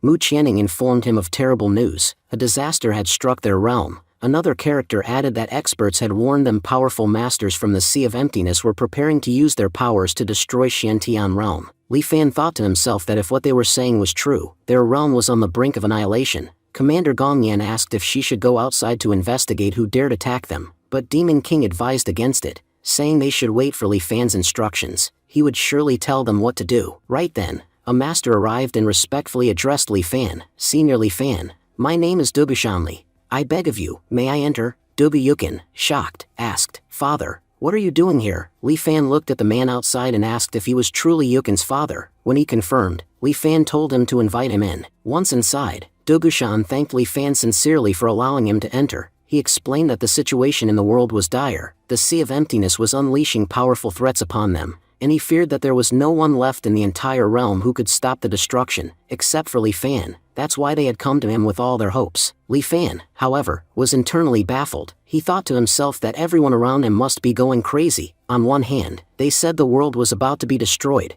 and on the other hand, they expected him to save them. It made no sense. He wasn't even a proper cultivator. How could he possibly protect anyone? Then he paused, thinking, wait, if the world really is ending, everyone's going to die anyway. He decided that at the very least, he wanted to die with some dignity, especially in front of his students. He couldn't appear weak. He would have to act calm and composed, maintaining his facade. Li Fan told Gongyan to bring him some tea. He added, now is not the time to panic. Dugushan, observing him, thought that Li Fan's calm demeanor might mean their realm could actually be saved. The others present were all thinking the same. They had always believed Li Fan was extraordinary, and even in a moment this critical, he was calmly sipping tea, showing no signs of fear. As Li Fan held the cup of tea in his hand, he thought to himself that it had become quite cold. Deciding to show off a bit, he casually tossed the tea aside. He flung the tea onto the world tree. Watching this in shock, Dugushan began to wonder if this truly was the world tree. In the past, many had come to hunt this tree, and due to their attacks, it had grown significantly weaker. It seemed the world tree had moved close to Senior Li Fan in search of safety. Dugushan realized that if the World Tree, which was considered the real protector of their realm, trusted senior Li Fan to protect it, then he too should place his faith in his senior. Without a doubt, their senior would help them. Meanwhile, because of Li Fan's discarded tea, the World Tree began to surge with power. At the same time, Gong Yan looked up at the sky and commented that many worlds were merging together. This convergence was putting enormous pressure on their continent. If all the realms kept merging like this, their realm wouldn't be able to withstand it and would soon be destroyed. She added that if Li Fan wanted, he could still save everyone, but she didn't understand why he wasn't doing anything. He just stood there calmly, as if nothing serious was happening. Li Fan responded, saying he was just an ordinary person who couldn't save this world, so he decided to leave that responsibility to the World Tree, wondering what it could do in his place. As a master, Li Fan declared that he would now teach them how to properly plant trees. He believed this method would be very useful. Li Fan instructed him to fetch water first. Without water, they couldn't plant any tree. He explained that the ground needed to be moistened first, and then soil should be packed around the plant. If done correctly, the roots would heal quickly, and the tree's power would fully recover. Soon after, the World Tree began to regain its strength. It felt grateful for the help it had received and resolved not to let its world be destroyed. However, the release of the World Tree's energy caused Yuan Tian's mouth to start bleeding. Yuan Tian noted in shock that the realm, which had been on the verge of collapse, was suddenly becoming incredibly powerful. Meanwhile, on the Sea of Emptiness, all the cultivators were using their full strength. Just moments earlier, they had almost succeeded in destroying the realm, but now its power had risen drastically. If it kept increasing at this rate, they feared they would all be wiped out. Then, using the energy of the World Tree, a heavenly fire was summoned. This divine flame annihilated all the cultivators present. Shocked, Yuan Tian muttered that he couldn't understand what was happening. Their formation had been immensely powerful, capable of destroying almost anything, yet this area remained untouched. He lamented the loss of so many immortals and worried about what he would tell Elder Song, who would no doubt be furious. Soon, the skies of the Xiantian realm cleared. Ji-Wan exclaimed that he couldn't believe his eyes. The master's method had worked, and the World Tree had truly saved their realm. Li Fan, meanwhile, was confused. He wondered what he had actually done. People were saying absurd things about him. He thought a tsunami was approaching and had gotten emotional, but he hadn't done anything himself to stop it. Overjoyed, Lu Rang said he never imagined that planting a tree could save an entire nation. He vowed to never practice the martial arts technique again and to dedicate himself solely to farming techniques from now on. Gong Yan couldn't believe that such powerful masters were sitting in front of her. He had used the World Tree to save everyone, a feat no ordinary person could have accomplished. The Demon King added that their senior was a genius. Though he had used the World Tree to save the realm, it couldn't be said that he took advantage of it. In fact, thanks to him, the World Tree had become more powerful than ever, now containing the energy of both heaven and earth. She was amazed that he had saved everyone with just a single branch, yet still acted as though he had done nothing. They had faced a calamity capable of destroying both heaven and earth, and yet the master had solved it with ease. Qin Cheng thought to himself that he now understood what the master had been trying to convey. Ji-Wan then pointed toward Qin Cheng and declared that he had made a breakthrough. Their brother Qin Cheng had now become a true immortal. Scene shifted to the people of the Xiantian realm kneeling and saying with deep gratitude, "If the World Tree hadn't intervened, we all would have been dead. Thank you so much." Next, the scene shifts to the Zhaoman sect of Diyuan realm. Several men are shown running in panic, shouting, "What on earth is going on here?" Compared to before, this force is far more destructive. It feels like we're all going to die here. Yuan Tian was in disbelief. He couldn't understand how the mighty spirit realm could be pushed back by someone merely using their own force. He stated that in the entire history of the realm, no one had ever accomplished such a feat. Elder Song interrupted angrily, calling Yuan Tian a fool. He reminded everyone that they had already failed in merging with another realm. Because of that failure, their own realm was now being destroyed. He warned that their ancestors would not forgive them. Many innocent people would die for no reason. All the heavenly mortal cultivators and low-level realm dwellers were now as good as dead. He couldn't believe that Xiantian realm had grown powerful enough to bring about such destruction. Just then, Elder Song declared loudly, "Anyone who doesn't want to die, come to me. I am the only one who can save you now." As he spoke, he pulled out a mystical bell from his side. Yuan Tian, still stunned, admitted he couldn't believe that their powerful spirit realm had been destroyed in an instant. Elder Song added grimly that not only had the spirit realm been destroyed, but even their gate formation had been dismantled. He blamed the alliance of different sects, calling it a major mistake. Their cooperation had only brought loss and suffering. He felt that even worse things were yet to come. Just then, Shan Duo behind them called out urgently, "Elder, look over there." He pointed at the Xiantian realm in front of them. Its force was now pulling them inward. Yuan Tian was shocked, saying, "This is impossible. Normally, only higher realms can absorb lower ones. How is the Shen Tian realm, a weak one, managing to absorb us?" Elder Song replied grimly that their knot formation had already been absorbed. Soon, their spirit realm would follow. He said there was a huge mystery hidden in the forbidden land of the Shen Tian realm, and they needed to uncover it, because whatever was happening now was rooted in that area. The scene then showed a massive explosion in the spirit realm, which completely destroyed it. Scene shifts again. Lihua looked at the aftermath and said, "Now that this matter is resolved, I should finally take care of the things I've been putting off." He smiled, adding that since all the people he cared about were here now, there was something important he wanted to discuss. He asked, "Would you all help me renovate this house?" Mu Qianning replied with a smile that helping him would be an honor. Duga Yukin said confidently that he was quite skilled in carpentry and would handle all the woodwork in the house. Lihua, pleased, suggested they begin immediately. He mentioned wanting to change the calligraphy on the outer gate. He had some new ideas that he believed would make it look more attractive. In the next scene, Yukin was shown installing the calligraphy sign on the gate while Lihua directed him, saying, "Place it to the left, that way it'll catch the sunlight better and look even more beautiful." Yukin nodded and agreed that the positioning was perfect. Lihua confirmed, "Yes, it's looking perfect now." Everyone was happy with the renovated house. They joyfully said it felt great to have helped their senior. Just then, Grandpa Zhao arrived looking worried. He informed Lihua that something bad had happened. Some people had appeared near their village. These outsiders claimed to be from the Shanhua holy sect and were demanding to fight them. Lihua asked, "Has someone come out to challenge us?" The scene then flashed back to 30 minutes earlier. Yuan Tian introduced himself, saying he was from the Shanhua sect and had come here to fight. He challenged them confidently,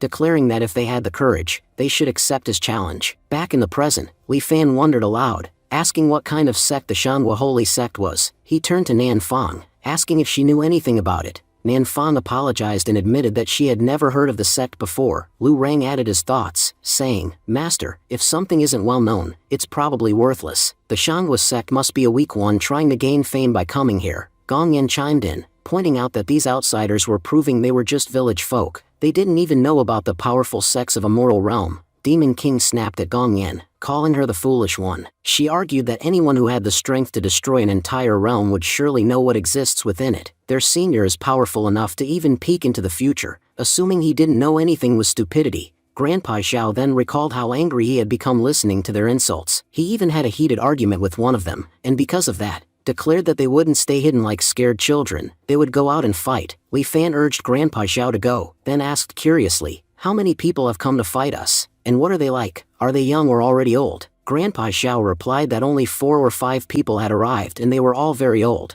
Not a single one of them is young. He added, "If I were 10 years younger, I would have knocked their teeth out already." Lihua thought to himself that the people who had arrived seemed like middle-aged braggarts, just like the loudmouths on Earth who never grew up no matter how old they got. He figured there was no need for him to do anything personally to defeat them. He addressed his companions, Ji Wan, Lu Rang, Qin Cheng, and Yukin, and told them to pick their weapons. "Go out there and teach them a lesson." All 4 of them got ready and replied confidently, "Master, don't worry, we're more than enough to handle this." Meanwhile, outside, Yuan Tian was nervously speaking to Elder Song, saying he was scared. "We came here to fight like fools, but what if one of the senior gets angry and comes out to fight? You and I both know, we can't win against him." Elder Song scolded him, asking if he had lost his mind. "If we return empty-handed, we'll definitely be killed. If we want a good life, we must kill these people, otherwise, death is a better choice." Just then, Yuan Tian, clearly shaken, alerted them, "They're coming." Then Elder Song's companions start arriving there. They looked around in confusion and said,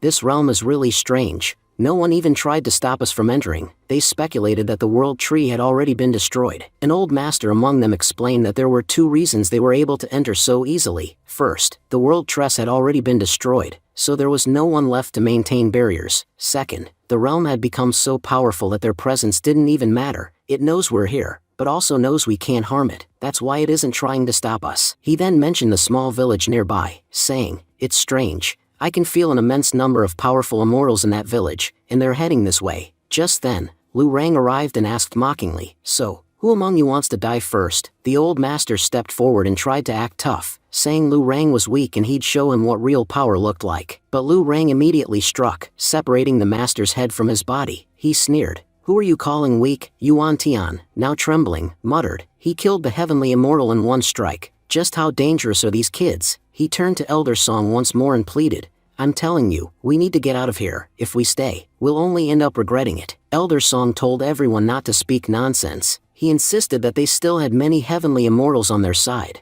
and even golden immortals. There was no way they would lose. Just then, Yukin stepped forward and killed one of the heavenly immortals. He said the enemies were far too weak and warned them not to come at him one by one. He didn't have time to waste on them individually, so they should all come at once if they dared. Yuan Tian then turned to Elder Song and suggested they should retreat. He believed there was no point in dying without reason, but Elder Song replied that going back would gain them nothing. He declared it was better to die fighting. Ji-won spoke up mockingly, addressing Elder Song as an old man. He said that his companion was right. If Elder Song moved forward, Ji-won would kill him. He also warned him in advance that he possessed the power of a dragon. If he killed them there, reincarnation would be impossible. He scoffed at their claims of being members of the holy sect, saying that in his eyes, they were nothing more than ants, powerless and insignificant. Angered, Song lashed out, demanding how Ji-won dared to speak so arrogantly. He declared that he would now show them how powerful they truly were. Meanwhile, Li Fan was watching the fight from home. He commented that the explosions from these kids' battle were quite spectacular. Dugushan, standing beside him, asked with concern if the kids would be safe, pointing out that they were up against some very experienced fighters. Li Fan acknowledged that while the opponents were indeed experienced, they were also very old. He believed those so-called elite soldiers wouldn't be able to do much. Then, he thought to himself that perhaps staying back was a mistake. Still, he couldn't help but enjoy watching the explosions. He remembered a show from his previous life called UFC and recalled how much he used to enjoy those fights. Watching these battles reminded him of that thrill. At the same time, Gong Yan was observing Li Fan. He was addressing the heavenly immortals as old man. It became clear to her that these immortals were no match for the senior. Outside, Ji-won announced that no one among the enemies could defeat him. Meanwhile, Yuan Tian, in tears, begged someone to save him, certain that these demons would kill him. Just then, Qin Cheng stepped in and declared it was time to clean up this mess. As he spoke, he began sweeping with his broom, which caused a massive tornado to appear. The remaining enemies were stunned. They thought to themselves that these young fighters were incredibly powerful. Engaging them would be foolish. Many heavenly mortals had already been defeated. They even began to wonder if the kids had Tianjin Immortal Formation breaking Song's power. But they weren't even using Song while fighting. At that moment, a guard rushed in and informed the masters that the remaining 2 masters from their sect had promised to arrive soon. Once they joined, they could take control of the fight and claim the Tianjin Immortal Formation breaking Song for themselves. However, one of the men nervously protested. He said if they stayed, they would surely die. They had to flee immediately. The guard was surprised by the master's fearful words. The man repeated his warning. If they didn't escape now, death was certain. Just then, 2 more masters from the side told him to shut his mouth or they'd all die for no reason. One of them then joked that he'd almost forgotten a battle was going on. He told the guard not to say another word. If the kids noticed them, they wouldn't survive either. After defeating all the enemies, Lu Rang returned. He proudly told Master Li Fan that they had beaten up a lot of people. Yukin added that half of the enemies had run away just at the sight of his sword. Li Fan wasn't impressed. He asked why they were so happy about defeating a bunch of old men. He reminded them they still had much to learn and needed to grow far stronger. He told them not to be content with such a low level of power. Lu Rang agreed, saying they would follow whatever the master said. Li Fan then thought to himself how incredible these kids were. No matter how much he made them work or how much he trained them, they were always cheerful. He realized they had never once complained. Meanwhile, Gong Yan was talking to Demon King, puzzled by the mysterious powers of the senior Li Fan. The more she got to know him, the less she could understand the extent of his abilities. Even the immortals of the Shanluan sect couldn't figure him out. In fact, he had even sent his own children to fight them, and surprisingly, the children had returned safely. That was the most astonishing part. Demon King then asked her to wait for a moment. She said she wanted to consult her master to understand his true intentions. What exactly was going on in his mind? She added that she had heard their Xiantian realm was about to merge with countless other worlds. After this merger, it would become an incredibly vast and powerful realm. But what would happen after it expanded? No one could say for sure. Li Fan, on the other hand, was trying to figure out what problem this child was having. He had told everyone that he was merely a farmer with a few basic skills. So why did this child expect him to be some kind of astrologer who could predict fate and fortune? Day by day, she was asking him increasingly strange questions. Trying to calm her down, Li Fan told Jining not to worry. Whether the realm became large or remained small, she could still do whatever she wanted here. There was no one in this world who could stop either of them. Gong Yan finally began to understand the truth. her master was far more powerful than she had imagined. She realized that perhaps, in their entire universe, there was no one capable of challenging him. After all, he had confidently declared that no matter how large the realm became, nothing and no one could threaten them. Jilling then addressed Li Fan, saying, "Senior, now that our realm has transformed into a new one, it can't be called Xiantian Realm anymore. Master, why don't you give it a new name?" Li Fan responded thoughtfully, saying, "So, you all want to name our new realm? Then let's keep it simple. From now on, our realm shall be called the Heavenly Realm." And just like that, the name of their realm was officially changed. Elsewhere, a man in a mask commented on the boldness of these people, noting that they had named their realm Heavenly Realm. He acknowledged that it must be a powerful place, but added that no matter how powerful it became, it would never surpass the people of Earth Realm. Another man responded indifferently, saying the name didn't matter, whether it was called Xiantian Realm or Heavenly Realm. What truly mattered was the emperor they served, the very reason they had come here in the first place. The narrator then explained the current situation. Over 100 realms had started merging together, forming an enormous new realm, but in the process, there had also been massive destruction. Without any warning, millions of lives had been lost. To save humanity from total annihilation, four alliances had been formed: Earth Yuan, Earth Wind, Earth Spirit, and Wan Ji. In the midst of all this chaos, only one realm remained safe, Xiantian Realm, which lay at the center of it all, and everyone knew the reason for its safety was the man quietly sitting at home, feeding his pet. The scene then shifted to Taiyan Holy Land,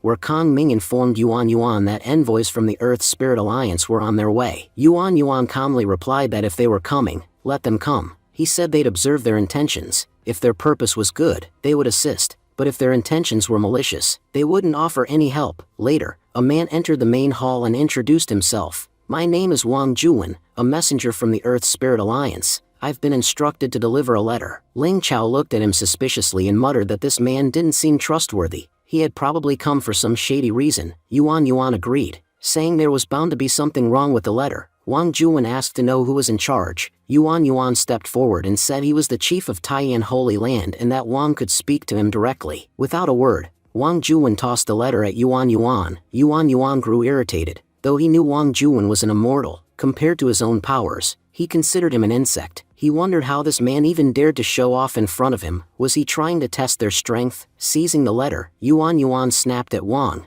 demanding how he dared to behave so arrogantly. Wang Juwen thought to himself, "I was told this realm used to be weak. How do they now possess such immense power? And this man with immortal powers is far stronger than me." As Yuan read the letter, his anger boiled over. Enraged, he turned to Ling Chao and revealed what it said. "These people have given us only 10 days, and they're ordering us to abandon our Xiantian realm." Ling Chao was fuming. He shouted, "You bastard! Do you really think we're so weak that it would be easy to kick us out of our own home?" He glared at the messenger and continued, "You're trying to drive us out with just a letter? Someone else tried the exact same trick before you, and today, that very man is buried under the soil of this very realm." The messenger, trying to stay calm, addressed the old masters. "Look, old masters, you may think I'm weak because I'm standing alone before you, but let me make one thing clear. I didn't write this letter. It was written by a protector of our Earth Alliance, and once you know who he really is, I assure you, you'll be shocked." He paused for a moment, then added, "Our protector is a heavenly immortal. For someone like him, destroying you would be child's play. That's why I'm warning you. Think 100 times before you speak or act." Yuan and Ling Chao stepped forward and said confidently, "Heavenly immortals, we've watched several of them die right before our eyes." Yuan then added, "There was a time when I was weak, yet even back then, I was able to defeat people far more powerful than me. Now that we're talking about a heavenly immortal, I feel no fear at all. If anyone wants to fight, just send them to me. Whether it's a golden immortal or a heavenly immortal, I'll handle them all." Wang Juwen stepped in and said, "Wait here. Once I return, you'll see what I'm capable of. Within just 3 days, our army will arrive here. Then we'll see who has the guts to speak arrogantly." He turned away and began to flee. Yuan watched him go and scoffed, "Brother, look at this coward. Just moments ago, he was talking big, and now he's running with his tail between his legs." Ling Chao nodded and said, "He's no fool. He knows very well that talking big here is easy, but if it comes down to a real fight, he wouldn't be returning alive." The scene shifted to Mu Qianning, who asked, "Has someone come again to challenge us to a fight?" Yuan explained, "Someone from the Earth Alliance came today. He gave us an ultimatum. We have 10 days to evacuate our land." Hearing that, we were furious. We insulted the messenger, and in return, he warned us that their army would arrive within 3 days. He paused and admitted, "At first, we responded arrogantly, but now, we have to accept the truth. Within our realm, only a handful of people have the strength needed to fight or protect our people. Mu Qianning, you're the only one who can convince the others. People across the country believe in you. Mu Qianning replied seriously, this is a serious matter. I won't act on my own. First, I'll visit Senior Li Fan and ask for his advice. I'm sure he'll have some kind of plan. The scene shifted to Li Fan, who was thinking about what he might eat for lunch. Just then, Mu Qianning and the others arrived at his home. Seeing them, Li Fan thought, here they are again. After listening to everything, he responded, you said someone from the Earth Alliance came? Then do one thing, form your own alliance. That way, you'll appear equal in strength. Mu Qianning nodded and said, all right, Senior, we'll do exactly as you say. Li Fan then said, wait a moment, I have something for you. Meanwhile, at the Earth Alliance headquarters, Wang Juwen reported to his leader, the people from that Zoatian realm were extremely arrogant. They rejected our letter outright and said they wouldn't comply. They even claimed that even if we fought them, we couldn't defeat them. No one has ever behaved this arrogantly before. The leader smirked and said, is that so? Looks like I'll be sending a few more souls to the afterlife. I don't enjoy killing people, but when they bring their bowed heads to me, what choice do I have? Back at Li Fan's residence, he was thinking, the painting business has become way too competitive. Linger and Mu Qianning seems to be struggling, which is why they keep showing up at my doorstep. At the same time, the messenger returned with his army and arrived at Taiyan Holy Land. He observed, the Earth Alliance's Wind and Fire sect has arrived, yet no one from Xiantian realm has come out to greet us. It seems their people have become too arrogant. Yuan recognized the man and said, you're the same messenger who ran away last time, aren't you? Ling Chao laughed and said, yeah, when he ran off, he didn't even look back once. I've never seen anyone flee that fast in my life. The messenger, clearly provoked, shouted, how dare you speak nonsense about me? I won't let you go this time. And with that, he charged forward, ready to attack. Yuan says, Brother Ling Chao, I'll teach this man a lesson. With those words, he launched a deadly attack on the messenger. In a single, powerful strike, the messenger was killed instantly. Yuan then remarked that the people of Earth Alliance were shameless. He pointed out that even after one of their own man had been killed right in front of them, none of them dared to come forward to retrieve the body. The elder commented among themselves, calling Wang Jun a complete fool. They believed he was of no use to their faction. The elder observed that judging from Yuan's aura, he seemed to be the strongest among them, which explained his arrogant behavior. Yuan responded firmly, saying they were wrong. The people standing behind him were the leaders of the Xiantian Alliance, and even they weren't the most powerful among them. There was someone even stronger, a master who surpassed them all. However, he added, the current audience was not worthy enough to witness his presence. Linger stepped forward and declared that Senior Li Fan is a great master, someone who would never associate with the trash standing before her. The elder approached aggressively and said, you're like ants to me. When I crush your dignity here, you'll understand that arrogance has no place in battle. Linger responded sharply, saying, so you want to attack us? As she spoke, she began to release her power, causing massive explosions around the area. She then warned the elder, I'll show you the pain of broken bones. With that, Linger hurled her heavenly plate toward him. The elder, now panicking, thought to himself that her power was indeed dangerous. The moment her attack landed, the space around them was distorted. The scene shifted to Xiaobai, who commented on how dangerous the Xiantian realm had become recently. Living there had become increasingly difficult. She admitted that she rarely went outside anymore. Instead, she enjoyed spending time with Senior Li Fan, as simply being near him significantly boosted Xiaobai's power. The scene transitioned to a battlefield. A commander declared that they would not accept the proposed conditions. Another commander added, only a fool would agree to such unreasonable terms. We are not your slaves. A third warrior spoke up, criticizing the elder on the opposing side for thinking too highly of himself. You're just an old man.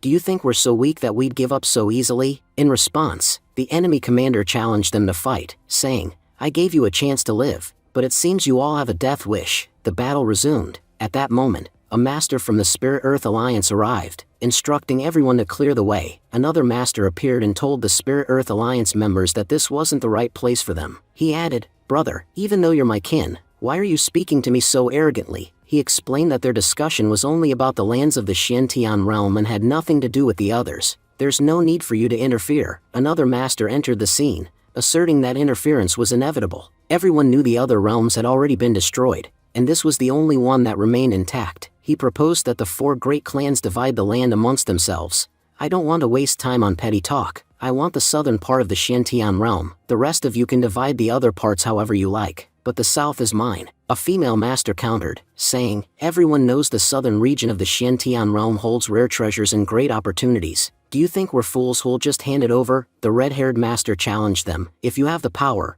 try to stop me. I will get what I came for, Snake Master retorted. Do you really think we're so weak that we'd let you claim all the rewards? The red-haired master replied coldly, I have no time to waste on you. Whoever reaches first will get what they deserve. Rewards will be based on one's abilities. Elder Song agreed and said, he's right, one's rewards should reflect their capabilities. Master Ning interrupted, listening to you all, it seems the Earth Alliance has already taken action without consulting anyone. The Earth Alliance leader responded defiantly, I'm not your son that I need your permission before doing anything. I sent my people to claim the region, and soon it'll be under our control. The red-haired master, clearly irritated, shouted at Lao Dong, so you've come here to die? You're acting recklessly without any discussion. Suddenly, the soul of the elder who had died earlier appeared in the sky, calling out, Master, please save me. Elder Song looked at Shan and asked with concern, what happened to you? Shan, visibly distressed, began to explain. He said he had underestimated the enemy. You know those cunning people from Xiantian realm, they've formed an alliance, led by 2 young girls. At first glance, they seemed weak, so I didn't take them seriously and rushed into battle. But one of them suddenly used her hairpin, and in a flash, we were completely destroyed. I barely escaped with my soul intact. My body, though, it was annihilated. Elder Ning shook his head and said, Brother, what is this? Weren't you the one who claimed southern region was full of incredible opportunities? But it seems your people weren't capable enough to seize them. I'm telling you, there's no point in fighting anymore. Give up, that's what's best for you. Elder Ing responded sharply, Brother, you're a fool. The one I sent to fight was a true immortal. And yet, even his body was easily destroyed. Can't you imagine how powerful the one behind this must be? Meanwhile, Snake Master was thinking to herself, he's right. It seems Xiantian realm has someone incredibly powerful who never shows themselves. But anyone who enters their domain ends up dead, without fail. Scene shifted to Li Fan. He was feeding chickens and muttering, if we don't feed them properly, they won't give us good eggs. Lu Rang, watching him, asked, Master, what are you doing? Let me handle the feeding. Ji-Wan jumped in, scolding Lu Rang.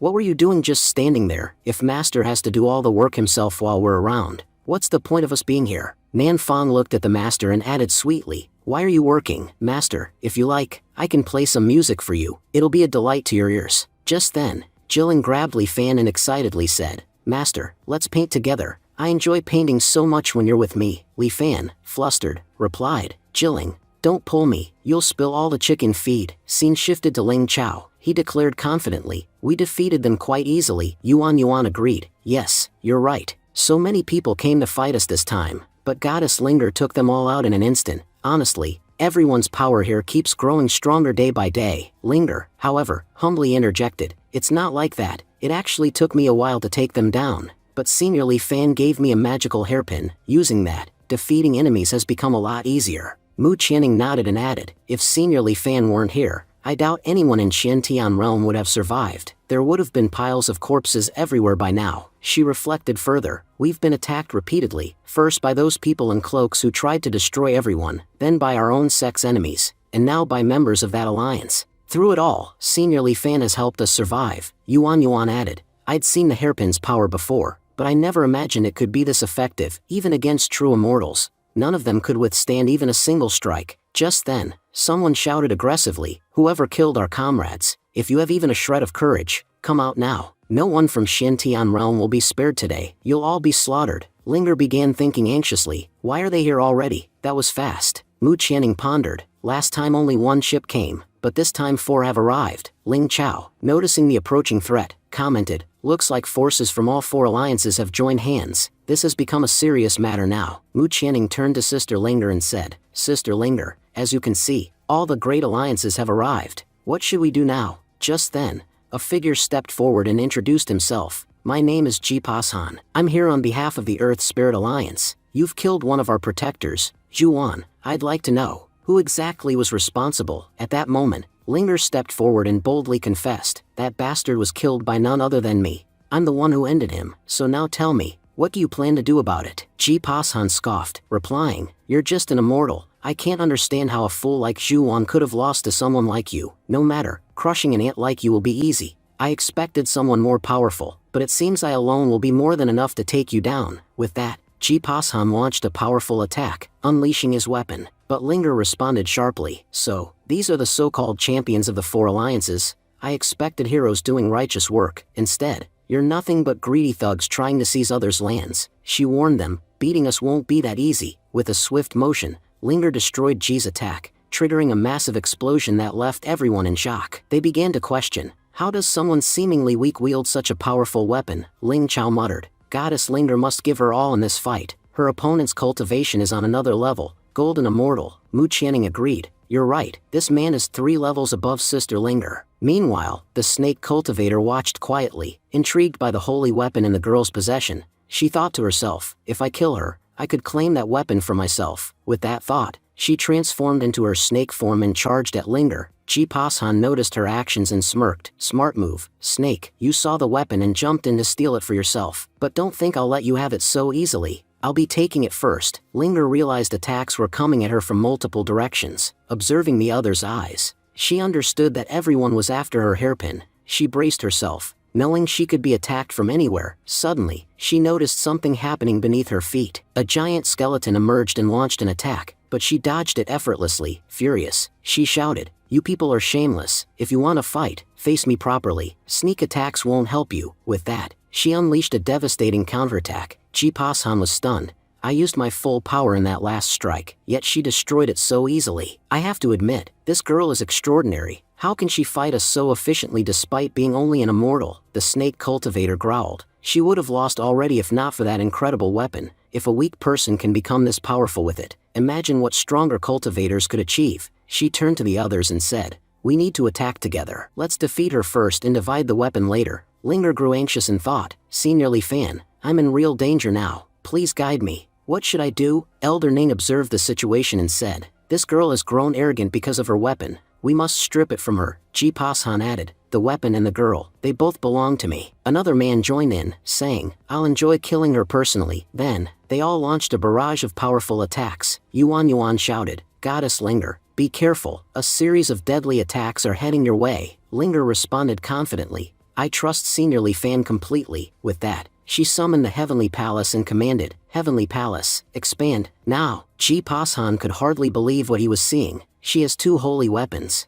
and this one is even stronger than the last. Even in our immortal world, it's nearly impossible to find such artifacts. Where did this girl even come from? Elder Ning advised the others, "Fighting her alone would be foolish. Let's combine our strength, defeat her, and take the weapons." Together, they launched a full-scale attack on the Heavenly Palace, overwhelming Linger as she struggled to hold them off. She thought to herself, "Senior Lihua, this treasure is incredible, but sadly, I don't think I'm capable enough to wield it properly." Ji Pashan remarked, "This weapon is extraordinary, but surely using it drains a massive amount of energy. If we keep attacking together, she'll be finished soon." Just then, a deadly strike hit Ji Pashan directly. Snake Cultivator was shocked, wondering, who could have launched such a powerful attack? On the other side, they saw Mu Qianning speaking angrily. She claimed that it was impossible for anyone to harm her sister Linger. The snake demon accused Mu Qianning of having no martial ethics and questioned how she dared to attack from the side. Mu Qianning replied that just because she launched a side attack, the snake demon immediately labeled her a disgraceful girl. She challenged the elders,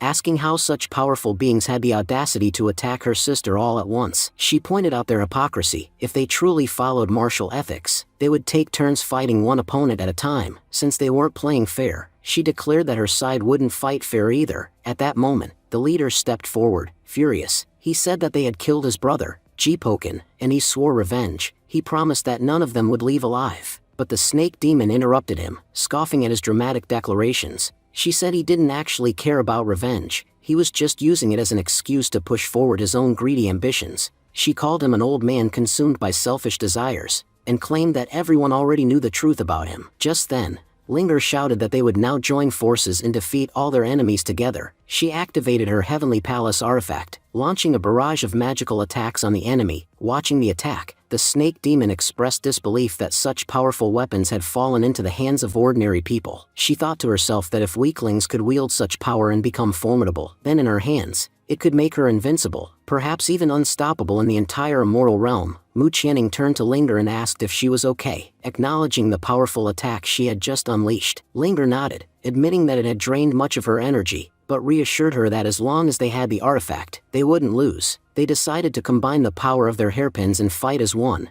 Meanwhile, some of the senior cultivators looked on in confusion. Elder Ning ordered everyone to dodge the incoming attack, warning that it could be extremely dangerous. As Linger and Mu Qianning launched their combined strike, they missed their intended target. The attack exploded across the battlefield, tearing through space itself. Mu Qianning admitted that they had failed. Their aim had been terrible. Linger agreed, saying that had their aim been better, they might have been able to win the fight right then and there. The leader laughed mockingly, calling them useless girls who couldn't do anything right. He then declared that they would all be destroyed using his true power. The alliance leaders moved forward in unison, ready to launch a final, devastating attack. At that moment, Mu Qianning cried out for them to stop. The leader turned to her, smirking, and said that her death was near, but he'd give her a moment to say her last words. Mu Qianning stepped forward and said, "You saw it yourself. I killed one of your elders, but to be honest, I had no choice. The attack wasn't even that strong, yet it still killed him. So don't blame me, blame your own weakness. From now on, if you're going to attack, make it count.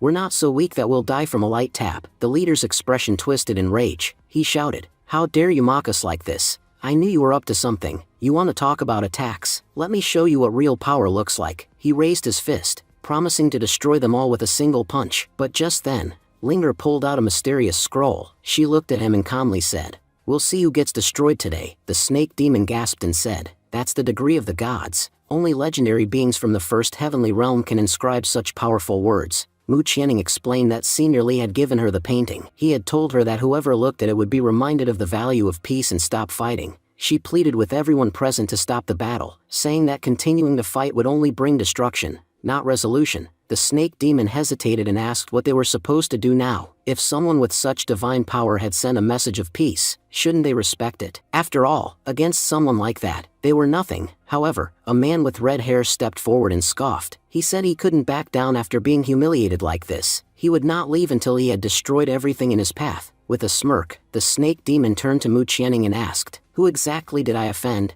Who is this Senior Li? Can you tell me about him?" Mu Qianning replied coldly, "Senior Li lives in seclusion, and you're in no position to question him. Also, why are you laughing like that? It's disturbing." Yuan agreed, saying that the girl's laughter was unsettling. It felt like she was hiding something dark. Suddenly, red-haired man clapped and stepped forward, saying, "This was quite the show, but I'm not really interested in watching a performance." The snake demon narrowed her eyes and asked what he meant. The red-haired man replied, "You all seem to have forgotten. You're godly vessels and leaders of your alliances, and yet, you were all fooled so easily by a simple trick." The snake demon asked, "Are you saying that the degree is fake?" He shook his head and clarified, "I never said it's fake. Even a fool can tell that the degree is genuine. But that doesn't mean the one who created it is still alive. It could have been passed down from their ancestors, and now they're just using it to deceive us." The snake demon nodded, admitting that he had a point. She confessed that she had almost been fooled too. The girls were truly pathetic for clinging to their ancestors' belongings. But now, it was time to punish them for trying to deceive everyone. Mu Qianning said coldly that everyone present had refused to accept the existence of Senior Li Fan, and in her opinion, nothing could be a greater crime than that. Sister sneered, saying that there was no point in trying to talk to such people. If they were so obsessed with dying, then perhaps their dream should be fulfilled. She added that they had tried to spare these people for no reason. Snake responded calmly, saying it wasn't about trusting them or not. She just wanted to meet Senior Li. If he was as powerful as everyone claimed, then why was he hesitating to face them? Their leader suggested that perhaps Senior Li had become so terrified that he was hiding somewhere and had sent his followers here to die in his place. He recounted having encountered fake masters before, people who deceived cultivators and fled when danger struck. It seemed to him that Senior Li might be the same. Suddenly, a voice thundered from above. "How dare you dogs insult Senior Li behind his back?" A figure shouted as they descended from the sky. "Even though he's not here in person, you still have the audacity to speak nonsense about him. I don't need to say much, just prepare yourselves." Mu Qianning was taken aback. She whispered that the voice sounded familiar. Snake thought to herself, "I know exactly who that is." Red-haired man asked aloud, "Who's there? Show yourself. I have no interest in playing hide and seek. Your people have already driven us crazy." That's when Jiang Ji revealed herself. Mu Qianning and Linger were stunned, realizing their assumptions were correct. She was indeed Jiang Ji. Snake looked on in awe, thinking that if this woman was Senior Li's subordinate, she was incredibly powerful. Her cultivation foundation clearly surpassed even the golden immoral realm. Jiang Ji stepped forward and said, "Now that I'm here, tell me quickly, who has questions, and who wants to meet Senior Li? I'll personally answer anyone who needs clarification." Alliance leader stepped forward eagerly, saying he had admired her for a long time. Jiang Ji looked at him sharply and remarked, Just moments ago, you were disrespecting Senior Lee. You don't deserve to live." With that, she struck him down in a single blow. Everyone watched in shock as the man's body collapsed from just one attack. Members of the Alliance gasped, realizing she had killed a golden immortal in a single move. Such power was unheard of, even in the immortal world. One whispered, "How can such powerful beings exist in this realm? Coming here was a grave mistake. We're all going to die for no reason."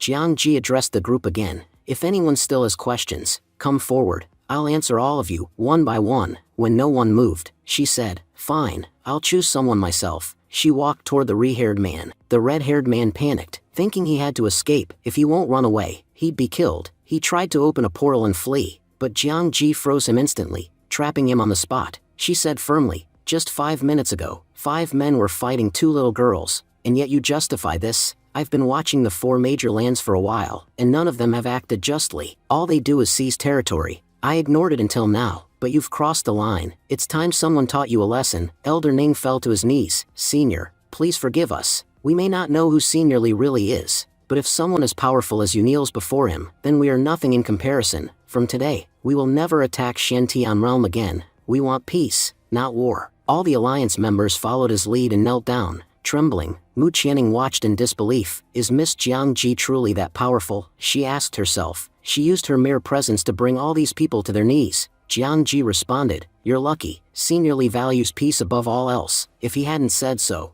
I would have wiped all of you out long ago." Just then, an old man stepped forward timidly and asked, "May I ask, are you a student of Senior Lee?" The others scoffed and muttered that the old man must be insane. Has he lost his mind? These people clearly said we're not qualified to ask anything, and yet he dares to ask questions. But Jiang Ji calmly replied, "No, I'm not his disciple. I don't have such blessings, but I do know this. Senior Lee permits me to train at his residence. Whenever I have questions, he personally guides me." Yuan Qing then asked, "May I know Senior Lee's name?" Jiang Ji answered, "No one truly knows his real name. He's never revealed his title either, but if I had to guess, it would be Lord of the Sky. He possesses enough power to halt the universe itself. Such a title would be fitting." Elder Ning found himself deep in thought, reflecting on how a single man possessed such overwhelming power that he was being referred to as the Lord of the Sky. Ning was confident, absolutely certain, that this man must have come from the first heaven realm. Just then, a man stepped forward and addressed them, saying they were from the Zhuangji Alliance. Their leader, Huang, had been killed by an immortal, and now they had no one to lead them. He pleaded with Linger not to abandon them,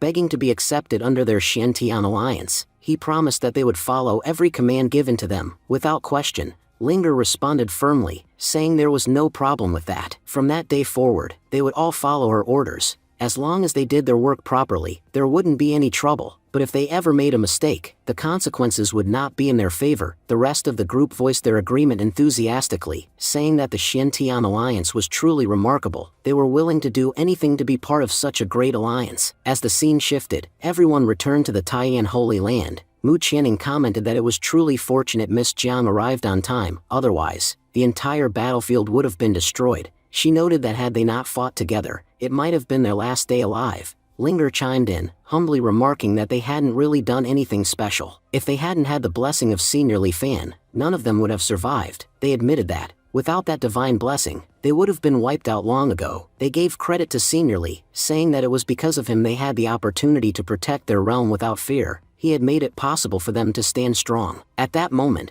a guard entered and informed the chairman that an old man had arrived, requesting a meeting. The guard mentioned that he initially tried to turn him away, explaining that the leaders were in an important meeting. However, the old man insisted repeatedly. Linger told the guard to let him in. They would see for themselves who he was. As the old man entered, he introduced himself as Yuan Qing. He stated that he had come to report something extremely important to the leaders. The scene shifted to the Li Fan household, where Dubi Yujin was attempting calligraphy. Lu Rang entered and observed that his brother was still training and hadn't taken a proper rest. He warned that if Dubi Yukin continued like this, he would soon fall ill. Dubi Yukin confessed that he felt deeply troubled. Everyone was working so hard to protect their realm. Even their senior sisters were progressing rapidly. Yet, despite being by their master's side, they felt powerless. He admitted that the resources their master had given them were more than enough. If someone else had received such blessings, they would have made much better use of them. But they had only wasted it, letting the potential drain from their bodies. Lu Rang responded kindly, telling his brother that he couldn't speak for him, but he himself was doing exactly what he loved. Farming was his favorite task, and to him, there was no better job in the world. While working, He never worried about how good he was at it, he simply enjoyed it wholeheartedly. Back in the meeting, Yuan Qing continued. He told the leaders that what he was about to say was extremely urgent, and he wouldn't waste their time beating around the bush. He asked if they had ever heard of the First Heaven Realm. Ling Chao reacted, asking if Yuan Qing had really come all this way just to talk about the First Heaven Realm. He mentioned that the people of Zhuanwu were reportedly in conflict with them. Mu Qianning turned to Senior Ling Chao, admitting that she had never even heard of the First Heaven Realm before. Ling Chao explained that, according to ancient legends, the universe contained countless small realms. These realms were divided into 4 levels: Heaven, Earth, Xian, and Huang. Of these, Xian and Huang were considered the weakest. Most realms fell into these categories, and their inhabitants were of little significance in the grand scheme. However, the Earth realm was much rarer, the population there numbered in thousands, and those realms were significantly stronger. Above them were the Heaven realms. Only 4 existed in the entire universe. It was said that those from the heavenly realm could even fight immortals with ease. But surprisingly, above even the heavenly realm existed something more powerful, the First Heaven Realm, an exception to everything. Its people were considered the most dangerous of all. They had no fear of death and had repeatedly defeated beings far more powerful than themselves. Their reputation had grown so fearsome that the First Heaven Realm was ultimately destroyed. No matter how powerful you were, you couldn't defeat everyone. Ling Chao added that if even one person from that realm had survived, they could have ruled over an entire realm with ease. Thankfully, all of them had perished long ago, or so everyone thought. Yuan Qing nodded and acknowledged Ling Chao's impressive knowledge, but he revealed that the First Heaven Realm had not been completely destroyed. It merely appeared that way. In truth, it had fragmented into smaller realms, and its powerful survivors had concealed their identities while living among the lesser realms. One of those fragments eventually became known as the Heavenly Realm. That name, he said, was chosen deliberately, so the people could remember their lost glory and strive to become powerful once more. Mu Qianning suddenly connected the dots. She recalled that only a few days ago, they had asked Senior Li what their realm should be called, and he had suggested Heavenly Realm. Now it made sense. Their Xiantian realm must have once been a part of the legendary First Heaven Realm. That was the reason behind Senior Li's suggestion. Yuan Qing spoke up, saying that he knew so much about this because he originally came from the Heavenly Realm. He had discovered extensive records about the history of the First Heaven Realm. Only after reading them did he realize how deep and vast their world truly was. He pointed out that Xiantian realm, which was once weak, had now absorbed over 100 worlds in just a few days and had become far more powerful than before. Even their Senior Li had begun referring to it as the new Heavenly Realm, which clearly indicated it must have once been an important part of the First Heaven Realm, and might even become the future First Heaven Realm itself. Linger remarked that Yuan Qing was sharing all this information because he must seek the powerful Senior Li, capable of uniting multiple realms. Yuan Qing acknowledged it, saying, "You're very perceptive. My ancestors used to say that one day, a powerful being would appear to reunite the First Heaven Realm, and we should do nothing but wait for and follow him." He revealed that from the beginning, he was destined to meet Senior Li, as it was his ancestors' final wish, and he intended to fulfill it. Realization dawned on Yuan as he said, "Now I understand why you've been so insistent. Honestly, we were puzzled too. If Senior Li is that powerful, why would he remain here? He had many better options in the sacred region." Yuan Qing replied that perhaps that was proof this realm was special. Ling Chao agreed, adding that Senior Li had created an incredibly powerful game-like construct within the realm. It was nearly impossible for anyone to enter or leave it. Linger said they would first report the matter to their senior. "If he wishes to meet you, we'll allow it. But if he refuses, you won't get to see him, and once we're there, don't force anything." Senior Li is not someone who tolerates disrespect. Yuan Qing nodded solemnly, saying there was something important he needed to share. His ancestor had warned him that when the unification of realms began, it would bring serious challenges, dangers so severe, trying to solve them would be foolish. Upon hearing this, Linger urged that they must act quickly and inform their senior before it was too late. The scene shifted to a man submerging his hand into water, angrily shouting, "Nailin, how dare you disgrace the Xiao family? I, Xiao Yan, will never forget your insult, and for every insult you've given us, I'll return it twice as hard." As Xiao Yan kept his hand in the water, an artifact floated up to him. He observed it and murmured, "What is this? It looks like a finger." Suddenly, intense pressure surged around his body. Shocked, Xiao Yan wondered aloud, "What have I just picked up? Is this some kind of curse? And why is this phantom appearing before me?" Just then, a figure materialized before him, saying, "I am Yan Micheng, the first immortal general of the immortal world." Xiao Yan asked why she was here. Micheng thought to herself that it had been over 100,000 years since her world was destroyed, so what had awakened her now? She then looked at Xiao Yan and said, "Boy,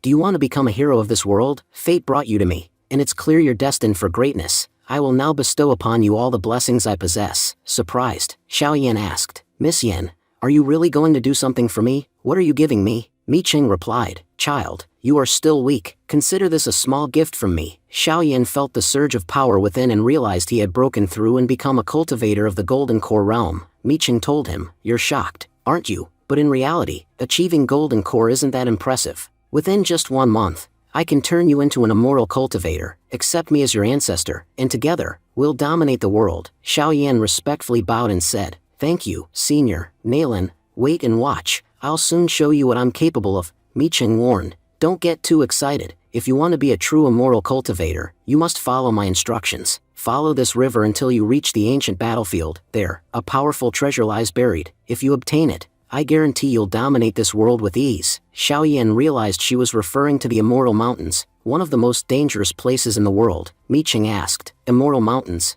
That name alone sounds deadly. Have many powerful people perished there?" Xiaoyan replied that the place was a forbidden zone in their world, one where no one returned from. Mi Qing reassured him, "Don't worry, I'll be with you. If you manage to obtain that artifact, I'll teach you how to unify all realms, and when the time comes, we'll execute our true plan." Xiaoyan looked uneasy and responded, "Senior, what are you talking about? Our realm only merged with the others a few months ago. How can we redo something that has already been completed?" He then added, "Previously, our realm was known as Shantian Realm, but now, it's referred to as the Heavenly Realm." Yan Mi Cheng's expression shifted as she muttered, "It seems someone else has awakened before me. If there truly is such a person, they must know just as much as I do. We can't let them reach the artifact before us. We'll have to head to Immortal Mountain and retrieve it ourselves." Xiaoyan nodded. "All right, Senior, let's go." The scene shifted to another location, where a man was speaking. "Patriarch, the souls around Immortal Mountain have grown stronger. Back in the day, they were dormant, but now, they're becoming increasingly active. We believe something immensely powerful is about to be reborn there. That's why all the soul energy is gathering." He continued, "If we can refine one of those powerful souls, it will give our Dark Moon sect a huge advantage.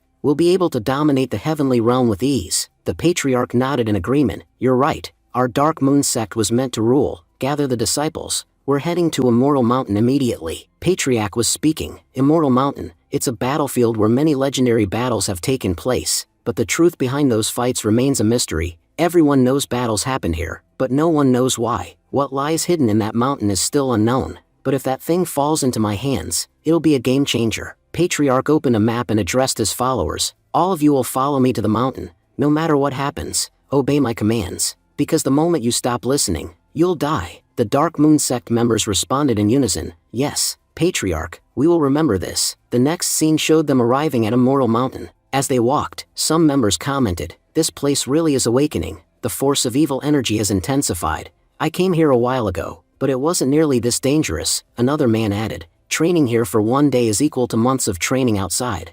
I agree the risk is high, but the potential rewards are too great. We can make serious progress here." Just then, one of the cultivators began glowing. Overjoyed, he exclaimed, "Amazing! I've broken through. I've advanced from the Mahayana realm to the Void realm. I feel incredibly powerful." His companions were stunned. "He already broke through. We've only been here for less than 2 hours." The Patriarch stepped in with a stern tone. "Everyone, listen carefully. Don't celebrate too soon. There are many powerful immortal souls nearby. They died tragic deaths and remain furious. If they sense your joy, they'll be enraged, and dealing with them will be nearly impossible." But it was already too late. Before they could react, a swarm of ghostly spirits appeared before them. The Dark Moon sect disciples panicked. "Leader, what do we do now?" Patriarch snapped back. "I told you to follow my instructions. Why didn't you listen? Now, do exactly as I say, because I won't be saving you twice." He launched an attack and cleared the way. The group saw countless corpses lying ahead. Terrified, the disciples whispered, "Look, this place is getting even more dangerous."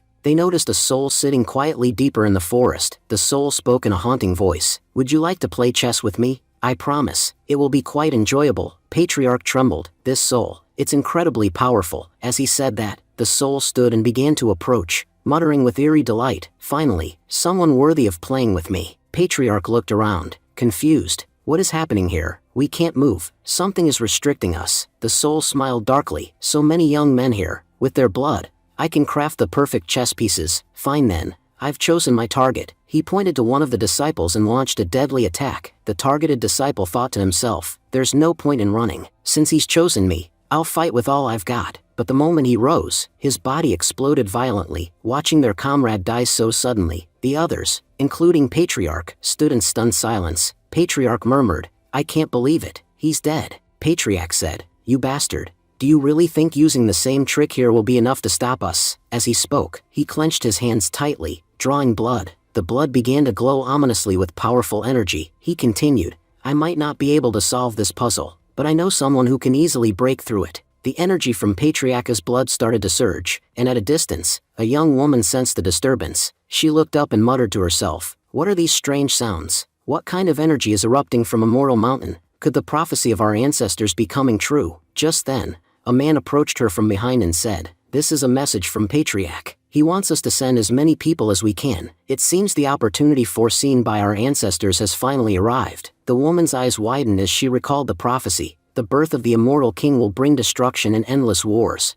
But along with it, a new world will be born. Everyone will have unimaginable opportunities. Slowly, everything will return to peace, and the first heaven realm will be re-established. She whispered, it looks like all those predictions are starting to come true. Meanwhile, reports of strange activity at Immortal Mountain began to shake the entire cultivation world. People from every corner began rushing toward the mountain, hoping to seize the mysterious opportunity. The scene shifted to Nan Fang, who was calmly playing a song. Everyone sitting nearby praised her, saying, this melody is amazing. Opening her eyes, Nan Fang smiled and said, finally, I've done it again. Jilling hugged her and exclaimed, sister, you've broken through to the next level. I'm so proud to have you as my big sister. Dugayukin added, I still can't believe it. That song was so powerful, it could easily destroy a heavenly limitation. Our sister Nan Fang is breaking through at an incredible speed. Ching Ching chimed in, of course she is. She's personally trained by the senior himself. Yukin then revealed, I haven't told you guys yet, but I've also made a breakthrough.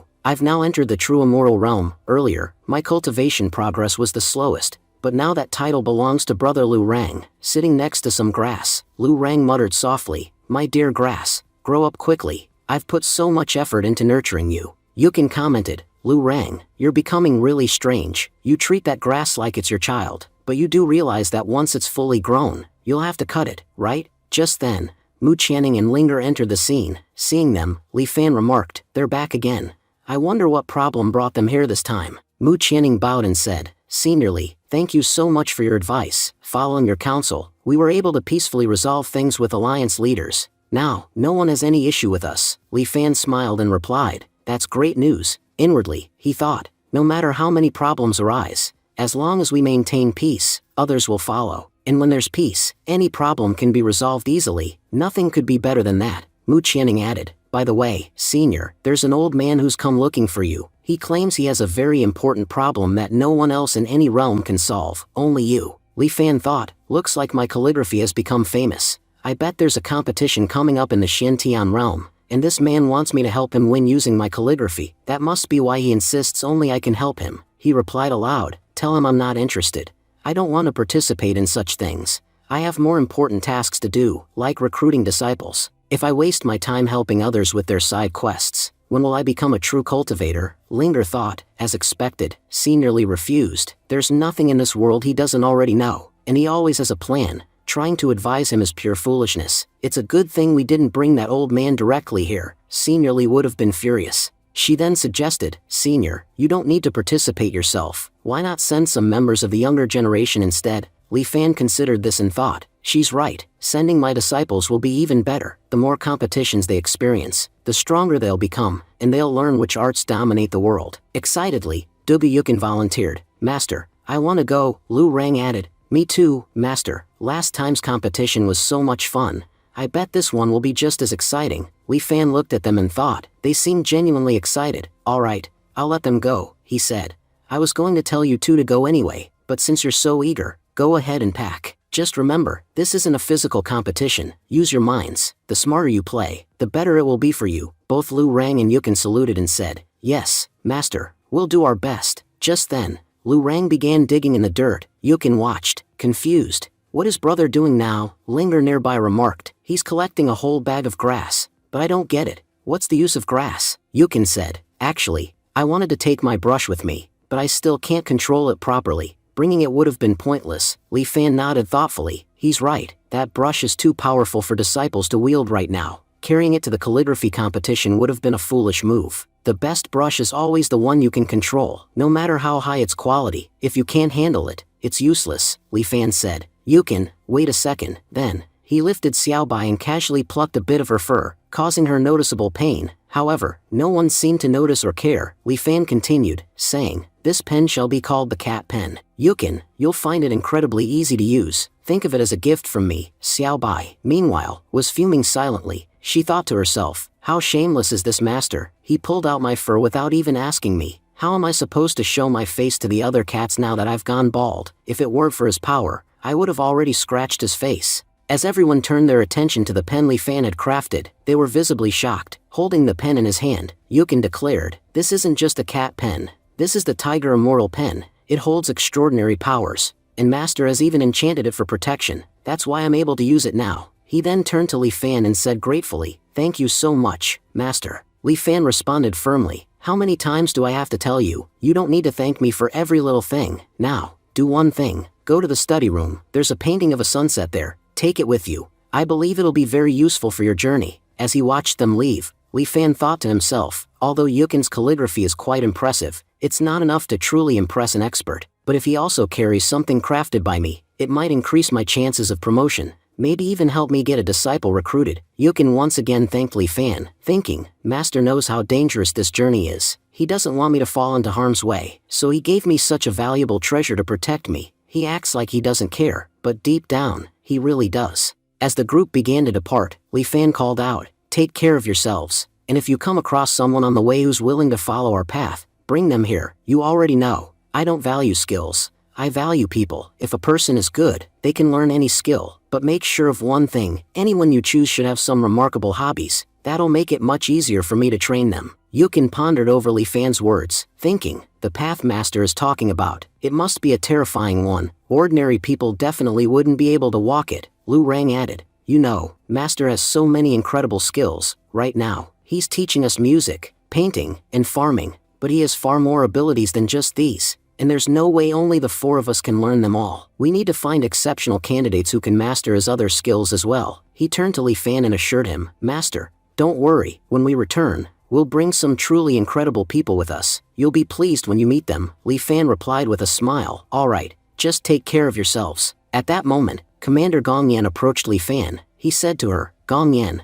I understand that you're a servant, but if you learn a few things from me, it could benefit you greatly. Even a servant needs a variety of skills to become exceptional. The first of them is tea serving. You don't know how to serve tea properly. If you fail to serve tea correctly to someone from a royal family, they might become angry. That's why I'll teach you how to serve tea properly. Gong Yan responded humbly, thank you, Master. Whatever you ask of me, I'll do it without hesitation. The scene shifts to the teleportation formation of the Taiyan Holy Land. Ling Chao was speaking. Senior Li has sent 2 of his disciples this time. Last time, because of them, our team won effortlessly. Now that they're back, we'll definitely win again. You guys just wait here for a moment. We'll open the teleportation arrow right away. Yukin added politely, thank you, seniors. Once the teleportation array opened, Yuan curiously asked. Mr. Lu Rang brought a pot of grass with him. But what could grass possibly be used for in this competition? Ling Chao responded with a serious tone. You already know that's no ordinary grass. I sensed a dangerous aura from it, almost as if it contained martial energy. Lu Rang, looking a bit fatigued, said, I'm feeling really exhausted after teleporting. Yukin held his head and muttered, my head's pounding. This teleportation magic, it's such a pain. Not far away, a flying boat carrying many people appeared. One man was speaking, this drink here, it's the sacred brew of the Duan family. Why don't you two give it a try? It'll instantly relieve the fatigue from your journey. Our Duan family's drinks are truly amazing. One of the girls replied, we haven't done anything yet, so we don't really deserve a reward. But still, thank you, Lord Duan, for offering it. Another girl pointed ahead. Lord Duan, look over there, someone's vomiting. After seeing that, would you still be able to drink this? Even if you handed me a divine elixir right now, I wouldn't drink anything in such conditions. Duan, visibly disgusted, shouted to his crew, turn the ship around, fast. Look what those guys are doing ahead. If you don't turn it quickly, I might throw up myself. Just then, Yukin and Lu Rang managed to board the ship. They approached the group politely and said, brothers, please forgive us. You both seem like kind people. Could you give us a lift? Duan Wu responded sharply, where the hell did these two come from? Get rid of them quickly. Other passengers chimed in, yeah, they look poor. How dare they board our ship? Just then, a woman intervened, wait a second. These two don't look like ordinary people. Our ship is big enough. What's the harm in giving them a lift? Duan Wu gave in. If Miss Qinglan says so, how can I refuse? If you want us to take them along, then fine. We'll give them a ride. Lu Rang and Yukin gratefully responded. Thank you very much. May we know where you're headed? Judging from your direction, it seems you're also going to the Immortal Mountain. Duan Wu confirmed. Yes, we're members of the Earth-Wind Alliance. That's why we're going there. Lu Rang smiled. That's great. We're headed there too. What if we formed a team and explored the entire mountain together? It'd be easier and faster. Duan Wu frowned. You want to team up with us? We don't even know who you are or where you're from. What sect do you belong to that you speak to us so casually? Lu Rang replied calmly. We're from a village nearby. Duan Wu added dismissively. Sorry, but we have no interest in working with you. Right now, this ship is filled with the most talented young cultivators from the Earth-Wind Alliance. I don't think any of them would be interested in teaming up with you too. He continued harshly. We gave you a lift, so just sit quietly. Don't interfere with our matters. Whatever you came here for, just do it. Don't get involved with us. Lu Rang, getting agitated, muttered. How dare they insult us like this? They have no idea where we come from. Yukin tried to calm him down. Let it go. These people are fools. We would have only suffered losses if we teamed up with them. As they sat down, Lu Rang said with irritation, that guy was acting really strange. I wonder what made him so agitated. Yukin smirked and said, our master told us to explore the Immortal Mountain. Once we get there, we'll have plenty of chances to teach that guy a lesson. Lu Rang chuckled. I thought you were the sensible one trying to resolve everything, but you're also itching to beat him up? Yukin replied. After the way he insulted us, letting that slide wouldn't be right. As soon as we get the chance, we'll settle the score. Just then, Duan Wu approached and sneered. Do you even know where you are? This is the Duan family's ship. Only nobles are allowed on board. Consider yourselves lucky that you are even permitted here. And how dare you vomit in front of us before boarding? He clenched his fists in anger and continued. If it were up to me, I'd throw you off the ship right now. The only reason you're still here is because Miss Qinglan felt sorry for you. Otherwise, I would have never allowed it. Lu Rang, boiling with rage, turned to Yukin and said, don't hold me back now. I've had enough of this arrogant jerk's nonsense. Let's put him in his place. Suddenly, the other members of Earth Alliance's group appeared in front of Lu Rang and confronted him. They snapped at him, demanding, how dare you attack Lord Duan? If he commands it, you'll be thrown out immediately. They warned him to sit down quietly and keep his mouth shut, or else they would cut him down. Duan interrupted, saying, if Miss Qinglan weren't here, I would have already killed you by now. He then declared openly, you're nothing but a lowly villager who doesn't even know how to behave in a proper society. One of the girls from the crew whispered to her companion, wondering aloud why the ship's people were treating others so poorly after agreeing to give them a ride. She noted that Duan Wu was being extremely disrespectful, and said it wasn't right to behave so rudely with anyone. She questioned why Duan Wu was bullying them in the first place. Trying to calm things down, Duan Wu told his men, brothers, for now, let's stay quiet. If we take action, the ladies might get angry. We'll just have to tolerate them a little longer. The others muttered their frustration, saying, if Lord Duan Wu hadn't stopped us, I would have already blown that guy's head off. One added, I don't even know why, but just looking at that guy makes my blood boil. Yukin stepped in and reminded Lu Rang, we shouldn't fight. Don't forget what the master taught us. His guidance is more important than anything else right now. Lu Rang gritted his teeth and vowed that once they disembarked, he would be the first to kill that man. Eventually, they all arrived in front of the Immortal Mountain. Duan Wu looked up and said, this is the Immortal Mountain. Just stepping here, I can feel the immense power of the evil spirits growing stronger. Another group member chimed in, Lord Duan, I think we're about to receive an incredible opportunity. The more dangerous the spirit energy, the better the rewards. Duan Wu nodded and suggested, before we head in, let's relax and enjoy a drink. After a short rest, we'll move out. Qinglan agreed, saying there was no problem with that. Soon, they all began partying and enjoying themselves. Yukin, however, advised the ladies, you shouldn't drink this. It's not good for either of you. Annoyed, Duan Wu asked, what's your problem? Why are you causing unnecessary trouble? One of his men agreed, saying, this guy's really odd. Another commented, young master Duan Wu is wealthy. Maybe these two are just trying to get something out of him. Qinglan demanded, tell me, why exactly is drinking this a bad idea for us? Yukin replied, if you want the real answer, you should ask Duan Wu himself. He probably knows better than I do what's been mixed into that wine. He urged them to find out directly what ingredients were in the drink. Fuming, Duan Wu snapped, what's your issue? Why do you keep bothering me? Honestly, I regret giving you a ride. I should have kicked you off the ship from the start. Yukin replied calmly. So what you're saying is, there's nothing wrong with the wine, right? Then why don't you just switch your drink with the girls to prove it? If there's truly nothing wrong with it, you should have no problem doing that. Duanwu scoffed. Who do you think you are, ordering me around? I won't listen to you. Do whatever you want. Lu Rang called out to everyone. Look at this man. Duanwu is a greedy wolf. He's clearly obsessed with the girls' bodies. He must have added something suspicious to the wine, which is why he refuses to swap drinks. He added that Duanwu only became aggressive after Yukin exposed the truth, showing he was trying to hide something. He clarified, my brother never said you should drink your wine yourself. He just asked you to exchange drinks with the girls. That's a pretty reasonable request. Qinglan then turned to Duanwu and said coldly, thank you for taking care of us, but from now on, we'll take care of ourselves. Tears welled up in Duanwu's eyes as he thought, Miss Qinglan, do you not trust me anymore? They're lying. I didn't add anything to the drink. Lu Rang said calmly, little brother, we should leave. Anyway, that place is filled with a bunch of worthless people. Their negative energy could affect us. Duanwu, irritated, snapped at them. What do you people think? Is this your house that you come and go whenever you please? You've caused enough trouble for our Duan family already. There's no way you're getting out of here now. He turned to his allies and shouted, brothers, attack, kill this bastard. Immediately, all the members of the alliance surrounded Yukin and Lu Rang.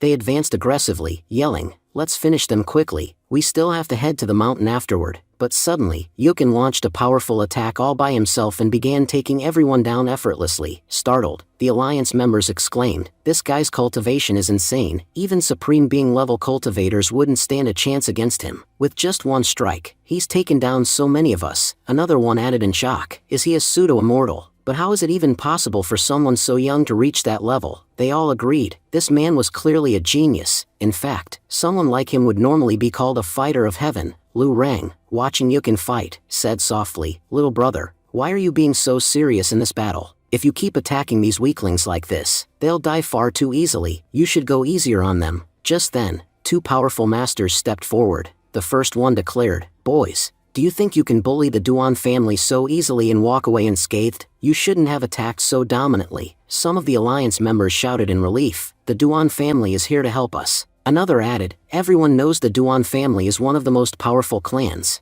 Of course, they'd come to our aid. Duanwu scoffed and warned, let me remind you all, no matter how talented you are in this world, if you don't have a strong family background, you are nothing. I, however, do, and I'll use it to crush all of you. Lu Rang sighed and said regretfully, I'm starting to regret taking a lift from you people. Now I have no choice but to beat you all down. As the elders advanced, one of them mocked, you arrogant fools. We thought you'd fall to your knees and beg for forgiveness, but clearly, you've chosen otherwise. Now you won't be spared. Lu Rang smirked, who lives and who dies? Time will tell. He knelt down and placed his hand on the grass. In an instant, powerful energy began radiating from the grass. The two elders froze in their tracks. One of them gasped, what kind of grass is this? It's emitting a terrifyingly pure energy. If we go near it, we're dead for sure. The other elder added, this energy surpasses even the immortal level. These kids must have an extremely dangerous background. Perhaps their master is a true immortal. We can't afford to mess with them. Lu Rang scoffed. You fools were just talking about backgrounds, weren't you? Let me make it clear. Bring your entire alliance, the Duan family, everyone you know. Even then, your qualifications won't match ours, he warned. So next time, think 100 times before opening your mouth. Teach your family's children some discipline. If this kind of behavior continues, you'll all be dead very soon. The two elders, visibly shaken, pleaded,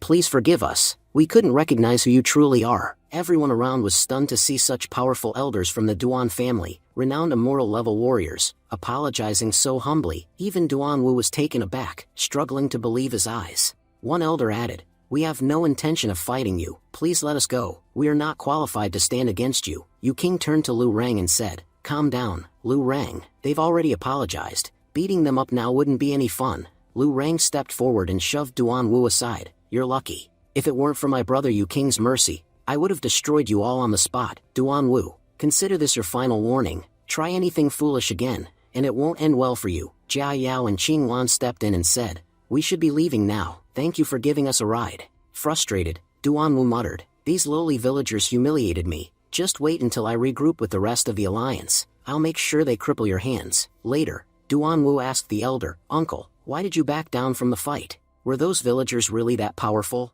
The elder replied, the grass shown by that chubby boy wasn't ordinary. I believe it was a magical artifact. To be honest, it's a blessing we were spared. Had he activated it, we'd all be dead by now. Shocked, Duanwu asked, can a simple piece of grass really be that deadly? Meanwhile, after descending from the platform, Qinglan and Jia thanked them. We're truly grateful. If you hadn't arrived in time, Duanwu might have succeeded with his plan. Yu King replied calmly, it's no big deal, we were happy to help. Lu Rang then turned to Miss Qinglan and Miss Jia Yao, asking with a mischievous smile, do you possess any special talents, something that could really entertain us? Qinglan blushed and responded, what are you implying? We're not the kind of girls you think we are. We're from a noble sect, and conduct ourselves with grace.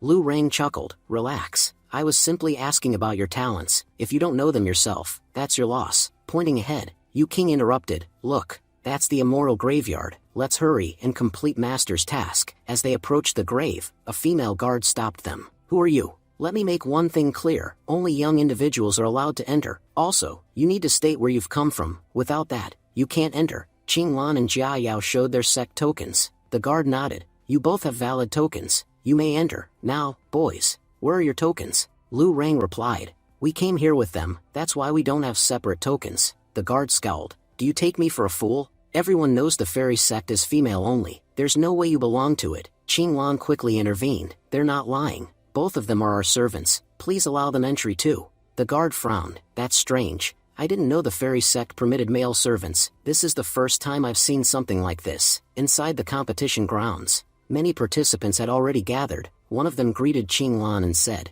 you finally arrived. But where's brother Duanwu? Wasn't he with you? Just then, Duanwu entered and called out, brother, I'm here. The participant looked puzzled. You were traveling with these two young ladies. How did you arrive separately? Duanwu began explaining that he and both fairies had stayed together, but due to those two villagers, misunderstandings had arisen between them and fairies. That's why they arrived separately at this place. Interrupting him, Lu Rang shouted at Duanwu to shut his mouth. He reminded everyone that they had clearly seen Duanwu mixing pills into a drink, and everyone knew what that implied. He added that it was fortunate they were flying on the same boat, otherwise, Duanwu's sinister plan might have succeeded. Brother Ning asked who they were. Lu Rang replied that they were from a nearby village, and questioned if that was a problem. Brother Ning then raised his voice, asking if mere villagers dared speak like that to Brother Duanwu. He emphasized the vast difference in their statuses, stating that although he didn't expect effort from villagers, they should at least know their place. He warned them that disrespecting someone from the alliance could bring serious consequences. Lu Rang retorted that they weren't disrespecting anyone, they had simply witnessed Duanwu mixing pills into wine, clearly with bad intentions. He challenged Brother Ning's stance, suggesting that if anyone needed to be taught discipline, it was Duanwu. He warned that if Duanwu represented the alliance, he would only tarnish its reputation wherever he went. Onlookers murmured that the young man was speaking confidently,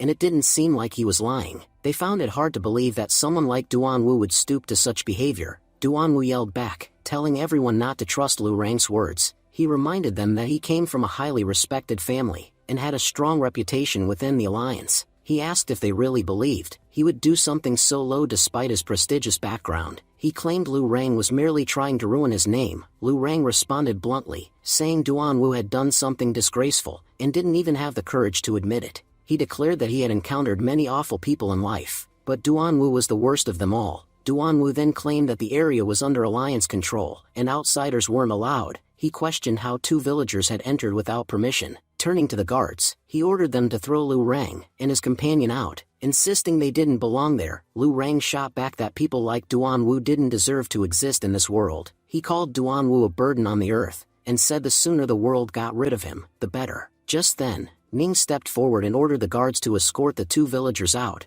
Lu Rang warned that they were sent there by their master, and if they weren't allowed to join, they would be forced to do so. He cautioned them that forcing their hand wouldn't end well. Brother Ning was taken aback and asked if Lu Rang was threatening him in front of the entire alliance. He pointed out that he was being kind enough to let them leave. Had someone else been in charge, they wouldn't have been spared. Lu Rang replied that if his presence wasn't qualified, then neither was Ning's. Ning arrogantly stated that if Lu Rang knew who he was, he wouldn't have dared say such things. Members of the alliance were shocked, and wondered if this villager really didn't know who Ning was. Just as Ning continued speaking arrogantly, Lu Rang suddenly stepped forward, and slapped him across the face. Lu Rang shouted that he had listened to enough nonsense. He warned that if they kept up this behavior, that slap would just be the beginning. Soon, they'd all be lying on the ground, injured, the crowd was stunned. They whispered among themselves that Brother Ning was the most talented member in their entire alliance. Rumor had it that Ning had already surpassed the immortal level in cultivation, and that no one his age could compare to him. They couldn't believe Lu Rang had just slapped such a powerful figure. Though it was a sneak attack, they feared what would happen next.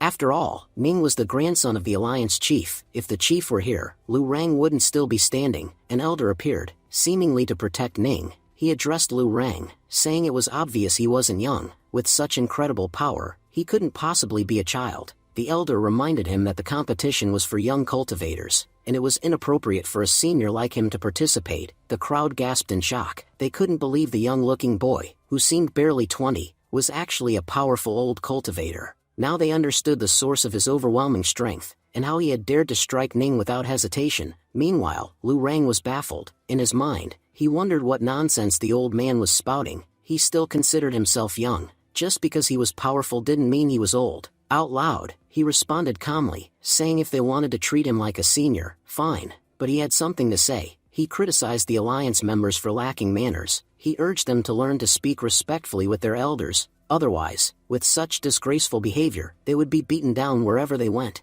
Internally, Lu Rang plotted to continue pretending to be a senior to fool the others, and have some fun while it lasted. At that moment, the elder warned him again. He stated that this place was under the control of 4 major alliances, and if Lu Rang continued to bully their children, there would be consequences. Lu Rang sternly told the elder to stop talking nonsense. The graveyard doesn't belong to your father. Look, I'll give you 2 options. Either fight us, if you want to kick us out, or shut your mouth. If you run it again, it won't end well for you. Elder, visibly irritated, replied sarcastically, "Oh, is that so? Fine then. We won't fight you. If you want to stay here, go ahead. I won't interfere in your matters." The surrounding disciples were stunned. They whispered among themselves, shocked that their elder had backed down. What just happened? Did our elder really retreat? Just how powerful is this guy? Who is he, really? His mere presence was enough to shake our elder. Lu Rang then turned toward Duan Wu and said coldly, "Kid, should I even bother touching you? I feel like I'd dirty my hands just laying a finger on you." Duan Wu, trying to assert his status, warned, "Do you even know who I am? I'm from the Duan family, one of the most powerful families. If you lay a finger on me, things won't end well for you." But before he could finish, Lu Rang stepped forward and punched him in the face. Calmly, Lu Rang told him, "Go tell your elders that I touched you, and let them know I'm the father of the entire Duan family." Struggling to get back on his feet, Duan Wu growled, "You've made a big mistake. The Duan family will never forget this. The moment we get the chance, we'll take our revenge." Jia Yao, observing from the side, commented in surprise, "You both look so young.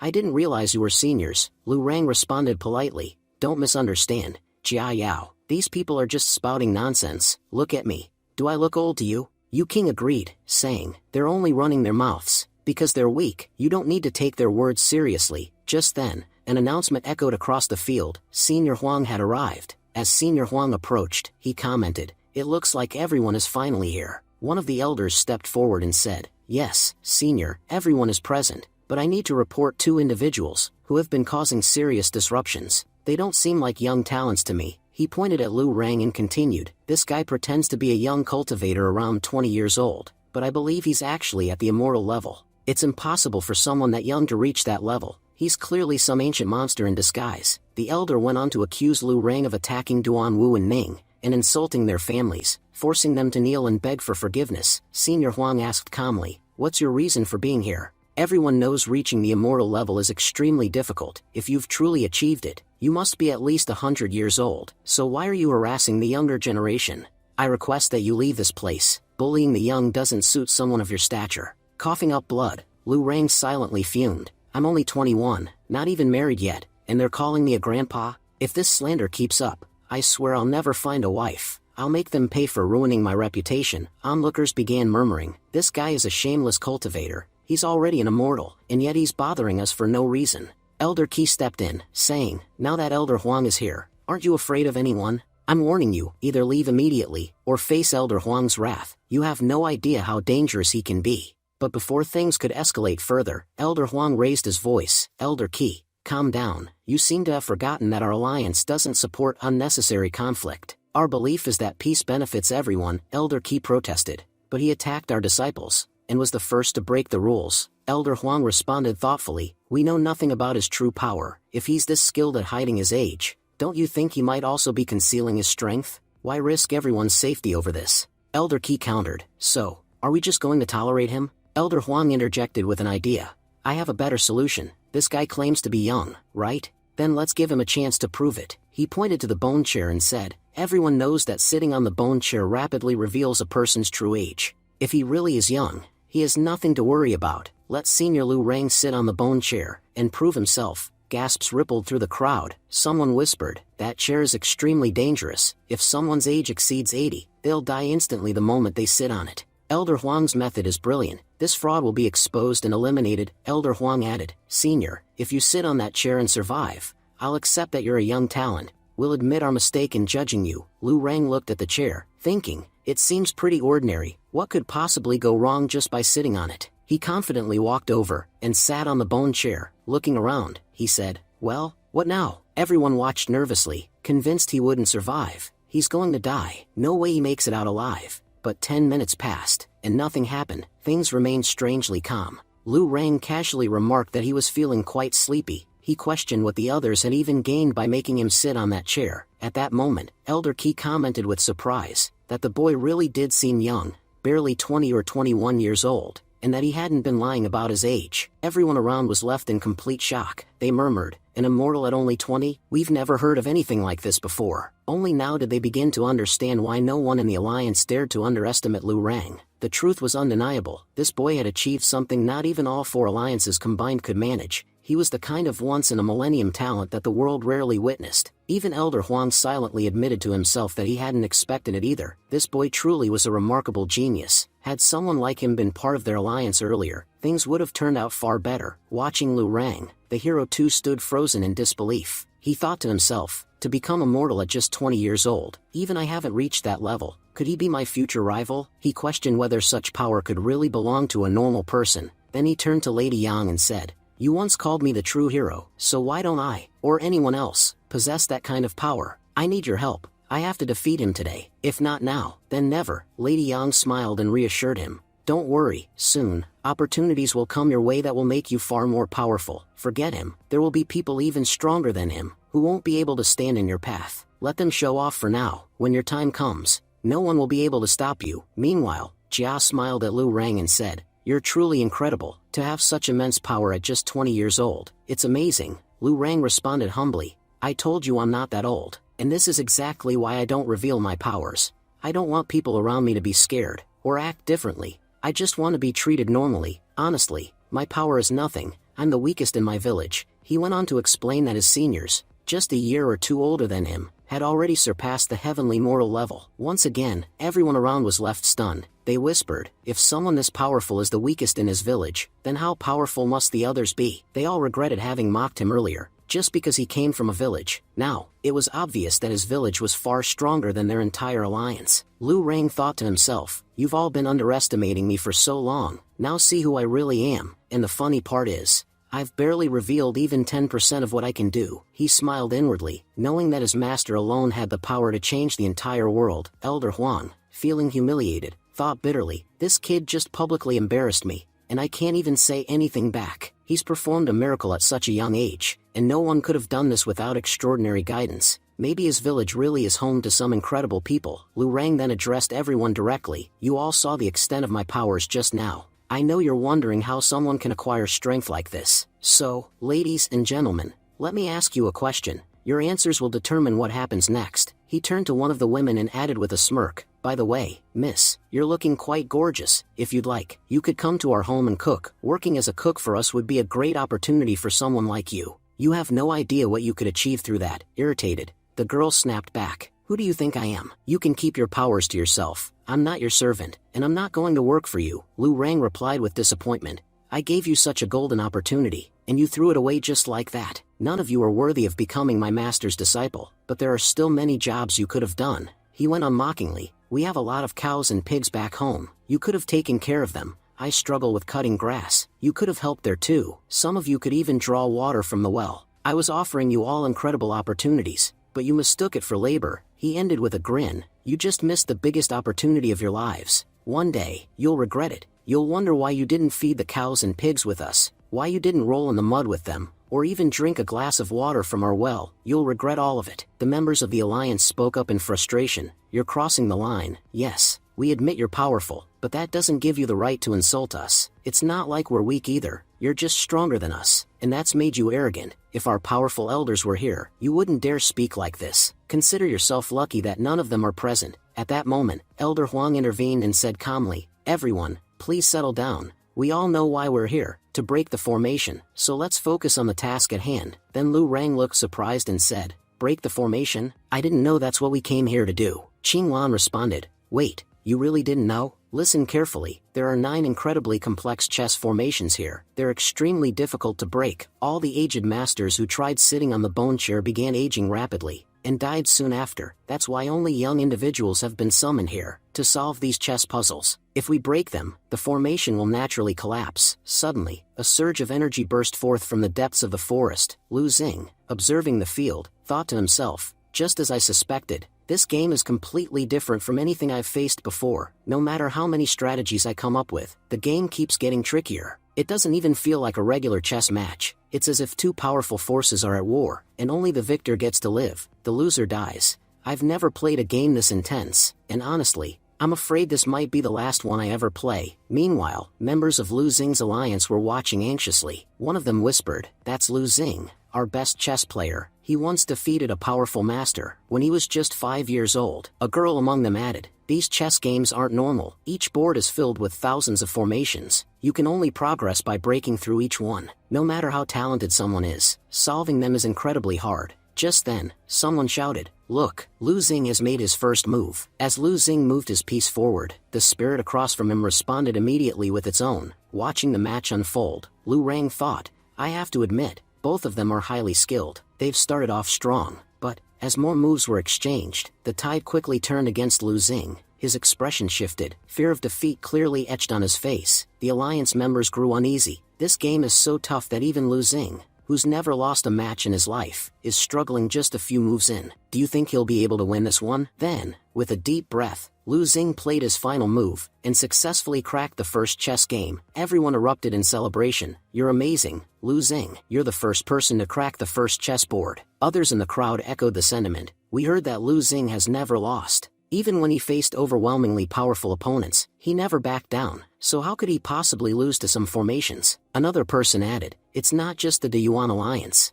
The Ling Alliance has also cracked their game. Look at Muchenji, from the fairy sect. She cleared her board effortlessly." Then someone noticed something peculiar. "Wait a second. She's using a powerful artifact. That chessboard she's using is the legendary board created by all the fairy sect leaders. They love chess so much, they combine their powers to forge one ultimate board. This chessboard can easily break the formations beneath the heavens. That's why Muchenji is progressing so quickly." Members of the Deling Alliance praised her. "Muchenji, you're doing great. If you keep going at this pace, you'll clear all the games in no time." Chenji, reflecting silently, thought to herself, "Yes, I can do this. Thanks to my ancestors' guidance, I solved this much faster than expected. I may not be as strong as Lu Xing, but I still managed to win the first game before him. If I maintain this speed through the rest of the puzzles, it's going to be incredible." While all this was happening, the other members of the alliance watched on in silence. Then Ning stepped forward and asked with frustration, "Are we just going to stand here and do nothing? Will we just sit idle and watch the others?" The elders replied grimly, "Right now, we don't have anyone defending our side. That means we can't take any action. All we can do is stay back and observe the others. Unfortunately, we don't have any other options." Just then, Ning declared that they couldn't just sit around and do nothing. As long as he was here, he wouldn't let his team fall behind. Saying this, Ning pulled out a glowing orb from his side. Ning turned to Mr. Lin and said that he had immense trust in him. He was about to enter the formation solely relying on Mr. Lin's abilities, and asked for his help. Mr. Lin assured him not to worry, he was helping for a reason. He said his dream was to crack every chess game in the world, and if he could solve these 9 games, he believed there would be no puzzle in the world that he couldn't solve. Introducing himself confidently, Mr. Lin said he was the greatest chess master in the world, and today, he would help Ning crack all 9 games. He told Ning that they were about to make history together. As he said this, he took control of Ning's body, ready to assist him. Meanwhile, members of the other alliances started protesting, claiming that the Defong Alliance was cheating. They argued that others were cracking the formation using their own skills,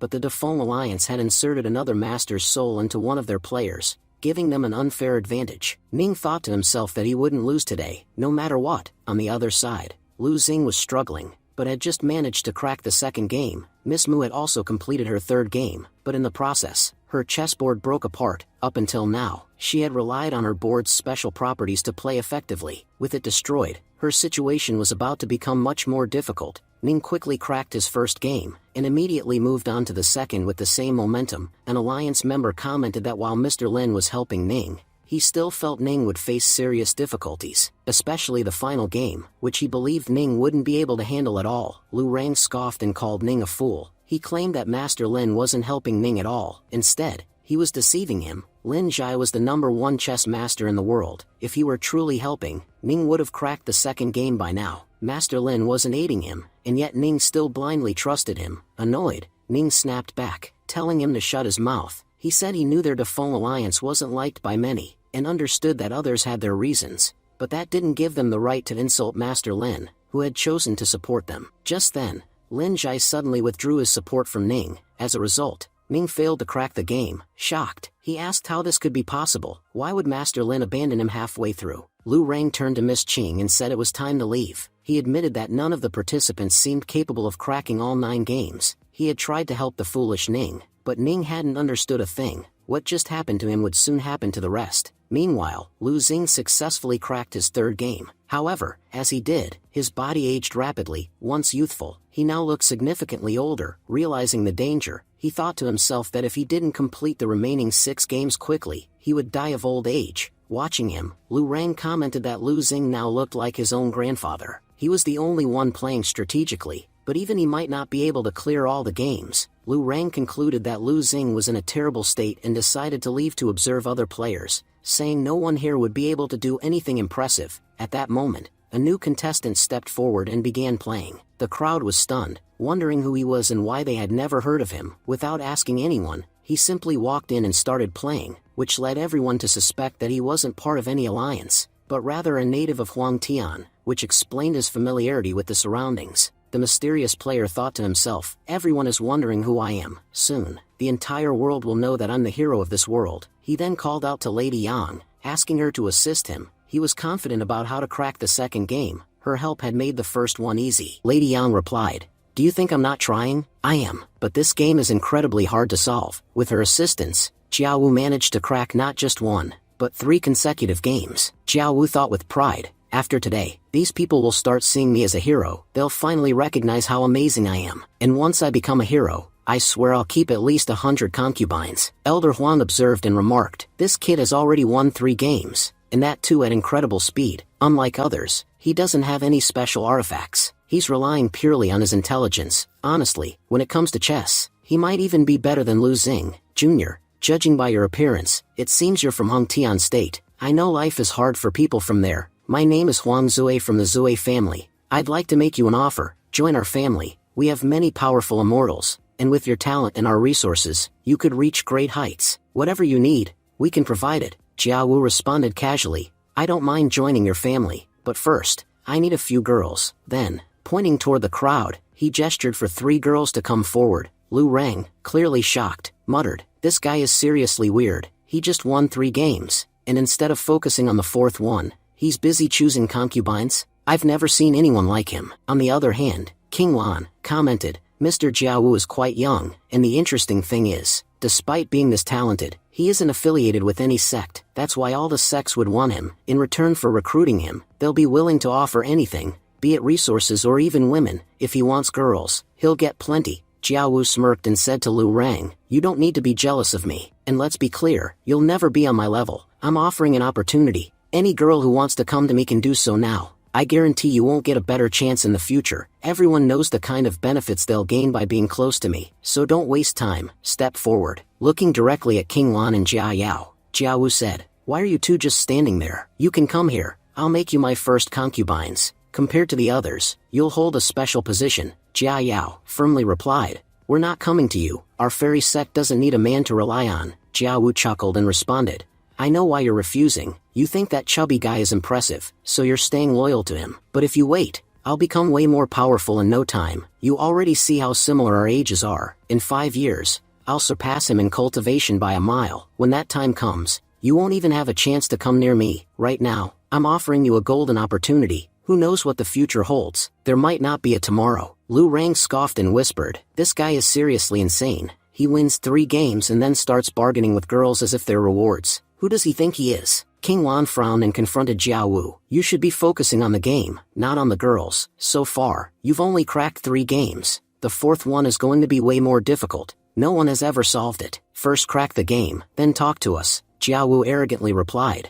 I can solve this game even with my eyes closed. As for you two, you'll regret this later. When you come to me then, I won't accept you, you'll see. I'll clear all 9 games, and if I fail, I'll stop calling myself Jiao Wu. Everyone around was stunned. Did he just say, he's going to clear all 9 games? They all knew that clearing all 9 games was nearly impossible. Who even is this guy, so confident in his chess skills? If he really manages to do it, he'll be the #1 genius of the younger generation. Just then, Lady Yang looked on in surprise. With Lady Yang's help, Jiao Wu finally began the 4th game. He thought to himself that this was his golden opportunity to rise and prove his worth. As soon as he completed the game, the crowd erupted with excitement. Members of the alliance started murmuring in astonishment. No one has ever cleared the 4th game before, and look at him. He finished it so effortlessly. Maybe he wasn't bluffing after all. This guy might actually be a true genius. Others whispered among themselves. Did you hear? Whoever cracks these games is supposed to receive a legendary inheritance, something powerful enough to change their fate forever,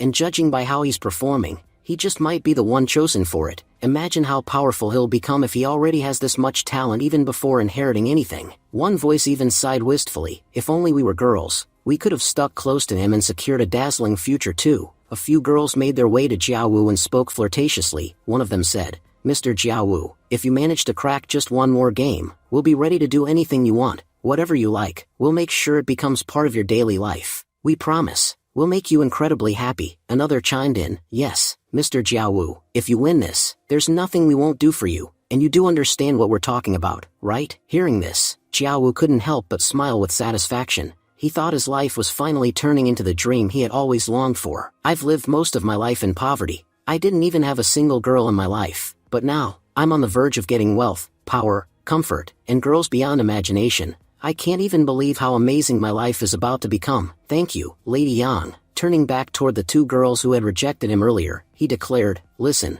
both of you, this is your final chance. Ditch that fat guy and follow me. You already know what kind of benefits you'll get by sticking with me. Right now, your cultivation level might be ahead of mine, but no one knows what the future holds. Lu Rang growled in frustration and snapped, I've seen my share of scumbags, but none worse than you. When you had no power, you stayed quiet. But now that you've got a bit of strength, you've started acting like a fool. No girl should ever go near someone like you. King Wan and Jia Yao stepped forward and said confidently, don't worry, we're not going anywhere. Jiao Wu scoffed and taunted Lu Rang, you're holding those girls back. The moment you step aside, they'll come running to me. I'm offering you a deal that could change your entire destiny. If you hand them over, I'll make you one of my personal assistants. You won't even have to become my servant, but you'll still get all the benefits. History will remember you as the loyal dog of the great hero Jiao Wu. People will praise you just for standing by my side. Lu Rang rolled his eyes and shot back. Here's a better deal for you. Why don't you come to my village and raise pigs? Honestly, your face already looks like one. You'd blend right in. And you know what? Pig farming has some real benefits. So tell me, Jiao Wu, are you interested? Jiao Wu, insulted, snapped angrily. You dare mock me? You think being an immortal makes you a big deal? Just wait. Very soon, I'll claim the entire inheritance, and my power will surpass yours by miles. Then we'll see who ends up with more people on their side. I gave you the chance to become my servant, but now, even dogs won't acknowledge you. Just then, several girls surrounded Jiao Wu, attempting to calm him down. They said sweetly, please don't be angry, Mr. Jiao Wu. That guy's just a lowly farmer. He doesn't even know how to speak to someone like you. We're all just waiting for you to win the next game. If you do, we'll be yours. So please, don't waste any more time. Go back and win the game. We're rooting for your victory. Jiao Wu smirked and replied, don't worry. I'll crack this game in no time and come straight to you. Now, I'm going to clear the 5th game, but I'll need your support for that. Will you be there to cheer me on? Saying that, Jiao Wu sat down to begin the next round. However, as soon as the 5th game started, he began to struggle. He called out in desperation, Lady Yang, please help me. If you don't, I might pass out right here from exhaustion. Lady Yang, now clearly frustrated, responded, you foolish child. I told you rest, but you chose to jump right into another game, just because of what some girls said. Do you have any idea how drained I am? I've spent most of my energy helping you solve the previous games, and now I've got nothing left. I can't help you right now, not like this. You should have asked me before sitting down for this one. Honestly, I can't even see the chessboard clearly anymore. I need to rest, so for now, you're on your own. Once I recover my energy, I'll help you again." As she turned to leave, Jiao Wu shouted in panic, "Lady Yang, wait, you know I can't do this without you. Don't leave me now. This is about my future, and 100 concubines." Turning around confidently, Jiao Wu declared to the girls behind him that they shouldn't worry at all. He would crack this game for them no matter what. Surrounding him with admiration, the girls said they had complete faith in him. They were sure that he'd easily crack this game, just like he had cleared the previous ones. One of them added that once he succeeded, they would all become his, forever. Jiao Wu, now even more determined, thought to himself that no matter what, he had to win, even without Lady Yang by his side. He remembered what she had told him, that he was destined to be a hero, and everyone knows, a true hero never loses. He reminded himself that all he had to do was stay calm, think carefully, and make the right moves. If he could hold out a little longer, Lady Yang might return to help him. With that hope, he continued playing the game. The girls began cheering, calling out, "Brother Jiao Wu, we know you'll win this. You're the brightest rising star in the world." Another girl chimed in with a seductive smile, "Brother Jiao Wu, once you win, I'll give you the most incredible service you've ever had." Hearing their words, Jiao Wu felt deeply motivated. He smiled and thought aloud that it was time to show them how amazing he truly was. However, tension started building as the girls around him suddenly began arguing. Each one claimed they should be Jiao Wu's first concubine, and threatened the others to back off. The fight escalated quickly, turning chaotic. Exhausted, one of the girls gasped, "Jiao Wu is so powerful right now. At this point, we're just his followers. He's the one who'll decide our futures." Just then, Jiao Wu coughed up blood and collapsed. All the girls gasped in shock. "What just happened?" "The guy we were fighting over, he fainted." Another scoffed angrily. "He acted like he'd win easily, flexing like a big shot. But in the end, he turned out to be so weak." A third girl added, "I mean, sure, he solved the first 4 games. I even thought he was the chosen one who'd get the entire inheritance. That's why I was being so sweet to him. But now it's clear, he's useless. He can't do anything. I'm not wasting another second on someone like him. I'm sure I'll find someone way better." One by one, the girls began gossiping about Jiao Wu, each one losing interest in walking away. Tears welled up in Jiao Wu's eyes as he cried out desperately, "Please, don't leave me. So what if I lost this game? I'm still a great fighter. My future is bright. I swear. Stay with me, and you'll benefit a lot from it." Lu Rang stepped forward and said mockingly, "Earlier, I offered you a pretty great deal, but honestly, you're pathetic. You're not even qualified to raise pigs in my village, so forget it. I'm not bringing you back with me either." Fuming with frustration, Jiao Wu snapped, "Lu Rang, stop talking nonsense. Before me, even the top geniuses of the Alliance could only crack 3 games. I've cracked 4. That makes my achievements greater than theirs. And yet, you people are badmouthing me? If any of you think you're so great, then go ahead and try solving these games yourself. I guarantee none of you will be able to crack even 1. Lu Rang responded calmly, "Well, I was just about to try it. I've been watching all this time to see if any of you could actually solve the game. I figured if you could do it, then there'd be no point in me stepping in. But since you all failed, I guess it's time I show you how it's done. Now watch closely and learn how to play chess properly." Scene shifts to Li Fan's residence. Lu Rang had placed a call to Li Fan. On the call, Lu Rang explained that he'd run into a problem and needed his master's help. Li Fan responded curiously, "Oh, so you're stuck in some kind of game now, and you're having trouble with it?" Lu Rang explained that there were 9 games in total at the location, all of which remained unsolved. The people there were claiming that none of the games could be completed. He added that if his master had been present, he would have solved them in no time. That was precisely why he needed his master's help now. Li Fan began thinking to himself that it had been a long time since he last played chess. The system had evolved significantly. It no longer demanded him to do anything. But back in the day, the system used to force him to play at least 2 hours of chess daily. Because of that, his skills had reached an exceptional level. He admitted that when it came to chess, his confidence was unshakable. No matter who stood against him, he wasn't going to lose. With that, Li Fan began guiding Lu Rang through the game. Thanks to Li Fan's help, Lu Rang quickly began winning. Lu Rang thought to himself that he had known it. No one could stop him as long as he had his master by his side. Spectators began whispering in awe. Observing how effortlessly Lu Rang played, they noticed the opposing spirit was visibly struggling. While Lu Rang remained calm, calculating every move with intent, it felt as if he already knew exactly how to win with each step. And just like that, Lu Rang solved the first game. People around them gasped and began praising him. They said this guy was incredible. He hadn't relied on any fancy strategy, just simple, elegant moves, yet he won with ease. One of them remarked that he might just be the best chess player among them. Meanwhile, Lu Xing, one of the top contenders, watched in stunned silence. He thought to himself that Lu Rang's playing style was extremely simple, and yet, as they say, simplicity is the ultimate form of perfection. He wondered if Lu Rang had become so perfect at the game that it had turned effortless for him. Comparing knowledge, he realized Lu Rang far outclassed him, not just him, but perhaps everyone in the world. He doubted anyone else could match Lu Rang's level. Li Fan then asked how many more games were left. He mentioned he had to go teach calligraphy to their senior sister, who had been waiting for him for a while. Lu Rang pleaded, "Master, please wait just a little longer. All the games will be solved within 5 minutes." Li Fan agreed and resumed helping him. With his guidance, Lu Rang went on to clear the 5th game as well. Shocked by his performance, Lu Xing muttered in disbelief, wondering how Lu Rang could possibly pull all this off. He admitted he had expected Lu Rang to move forward, but instead, he had pulled his piece back at the last moment. Lu Xing thought Lu Rang's playing style was truly unique, something completely different from what they were used to. The more they tried to understand it, the more powerful it appeared.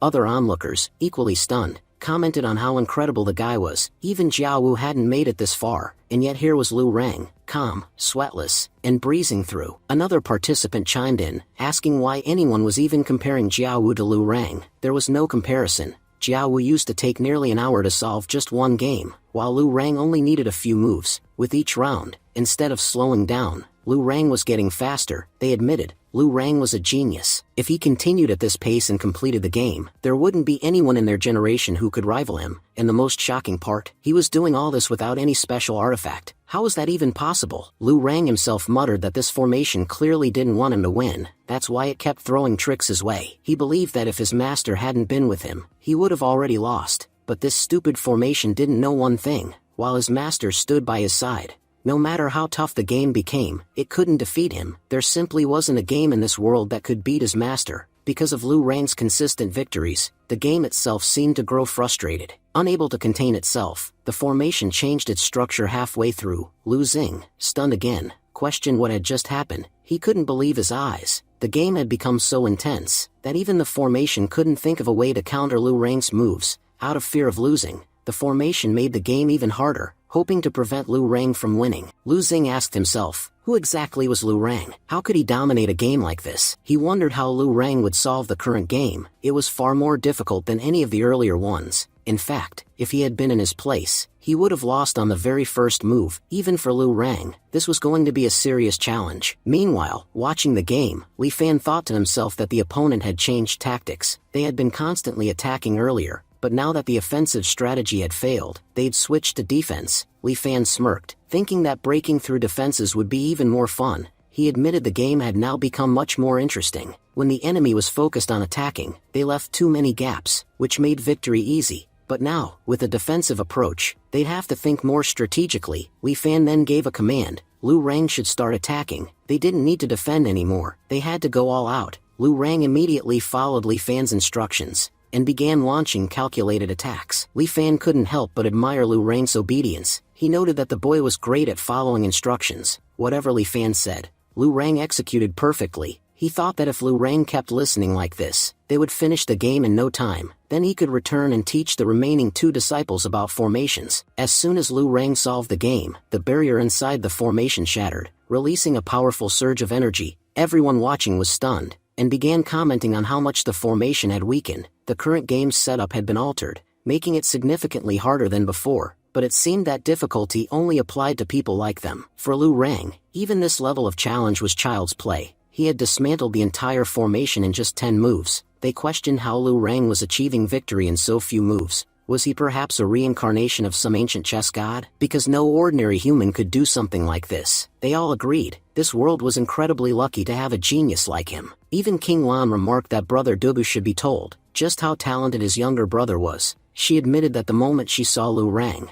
she had a feeling his mind worked at a different level. No one could have imagined he'd be able to solve such a complex chess-based game so effortlessly. She added that if the village he came from was the one they had spoken about earlier, then ordinary people from there might not even qualify to become pawns. Clearly, Lu Rang's clan was no ordinary one. It had to be a powerful, hidden clan with immense potential. Laughing, Dugu said, "Miss King Lan, you're giving us too much credit. Though, I'll admit you were right about one thing. Our village is truly something special, and it's not because of us, it's because our master lives there," he continued, explaining that even though Lu Rang was taking some time to solve the puzzles, if their master had been there himself, the formation would have surrendered instantly. Their master could have beaten it without even making a single move. Dugu then revealed something unexpected. "You know, our brother Lu Rang isn't even a chess master. He's just been learning farming from our master, and even as a farmer, look how sharp his mind is."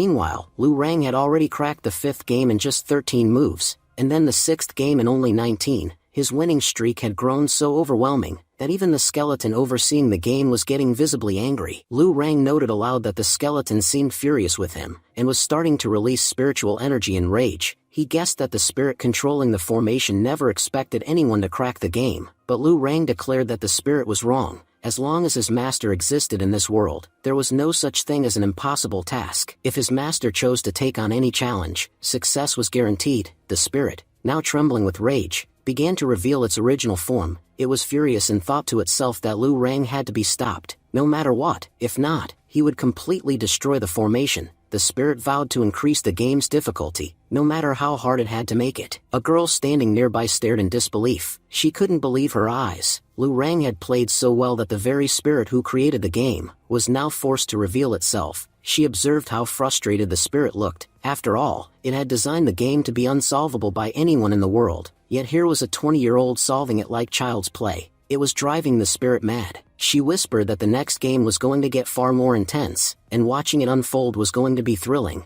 She was eager to see what cards Lu Rang had yet to reveal. Meanwhile, Lady Yang had recovered her powers. She said she could sense a very unique energy from within the spirit. She felt like she had met this entity before, perhaps when she was alive. Suddenly, the memory returned to her. In her time, this very being had been a powerful general. During her travels around the world, she had even fought him once. She realized that over time, his spirit must have grown immensely strong, which explained how he had created such a powerful formation. On the other side, Lu Rang, observing the game, began to piece things together. He now knew this spirit was the mastermind behind all the games so far. Sensing its power, he admitted to himself that without Master Li Fan by his side, he would have stood no chance. This spirit must have been a mighty master in his own era. Feeling overwhelmed with gratitude, Lu Rang thought to himself that he was truly blessed to have Master Li Fan guiding him. Sensing his disciple's distraction, Li Fan reminded him sharply, "Lu Rang, don't get distracted. Now is the time to focus completely on the game. Your opponent is angry, and when someone loses their temper, they lose their ability to play clearly. This is the perfect opportunity to strike. In chess, the one who lets anger take over can't win." Lu Rang nodded firmly and replied, "Understood, Master. From now on, I'll focus entirely on the game." With that, the game resumed. The spectators, now completely invested, started counting Lu Rang's moves. Some of them even started placing bets, curious to see how many moves it would take this time. And soon, Lu Rang ended the 7th game in just 21 moves. As he made the final move, a massive surge of energy erupted from the chessboard, and transferred directly into Lu Rang's body. He stood still, stunned, feeling a powerful force surging within him. "What is this power? I can feel something dangerously intense inside my body." The onlookers were shocked. They began murmuring in awe that Lu Rang had truly done the impossible. He had acquired the Immortal's inheritance, the very inheritance that many powerful clans had once come seeking. None had succeeded, but Lu Rang, a lone boy from a humble village, had now claimed it on his own. The inheritance transformed Lu Rang completely. He now appeared slimmer, sharper, and far more handsome. Staring at his reflection, he realized, "My level has increased by 6 stages, and my physique, it's evolved far beyond what it used to be. It wouldn't be wrong to say this is a rebirth. This new body is at least 100,000 times better than my old one." All the onlookers stood in shock, muttering to each other that they wished they were in Lu Rang's place. If they had been, they could have received those incredible blessings, and that divine inheritance. They all agreed on one thing now: Lu Rang's future was destined to be massive. Some even speculated that he might become the most powerful master of their generation, as he had already surpassed everyone else by a huge margin. Meanwhile, one of the elders watched silently, his expression dark. Inwardly, he thought that Lu Rang had unknowingly made their job easier. He told himself that Lu Rang should enjoy those blessings while he still could, because soon, they would take everything from him. In the end, he planned to leave Lu Rang with nothing. All that power would eventually be theirs. Elsewhere, Lady Yang was lost in thought. She reflected that despite the vast potential still left in this world, there were people who truly dedicated themselves to cultivation. Then she sighed and questioned her own fate. She couldn't understand how she had ended up with someone like Jiawu. She thought bitterly that Jiawu was a complete disappointment. Cultivation never even crossed his mind. All he did was waste time daydreaming about girls. She wondered how she was supposed to turn such a loser into a hero. If only she had someone like Lu Rang now, that would have made mentoring worthwhile. Helping a prodigy like him would have actually been exciting. Meanwhile, Jiawu was seen leering at a group of girls. The girls, clearly uncomfortable, whispered to each other that Jiawu was acting creepy. One of them said that ever since he got up, he'd been staring at them in such a weird way. Another girl scoffed, saying that compared to someone like Mr. Lu Rang, Jiawu was a complete loser, full of big talk and empty skills. She wished Mr. Lu would accept them as his companions. That would have changed their lives. But they all knew he wasn't like Jiawu. Lu Rang had his priorities straight. He was serious about cultivation. That was the reason why he was accomplishing so much despite being their age. Smiling with satisfaction, Lu Rang stated that playing these games had been fun, but now it was time to finally bring it to an end. As the final game began, the overwhelming power of the formation transported Lu Rang and the others into an entirely different world. Lu Rang,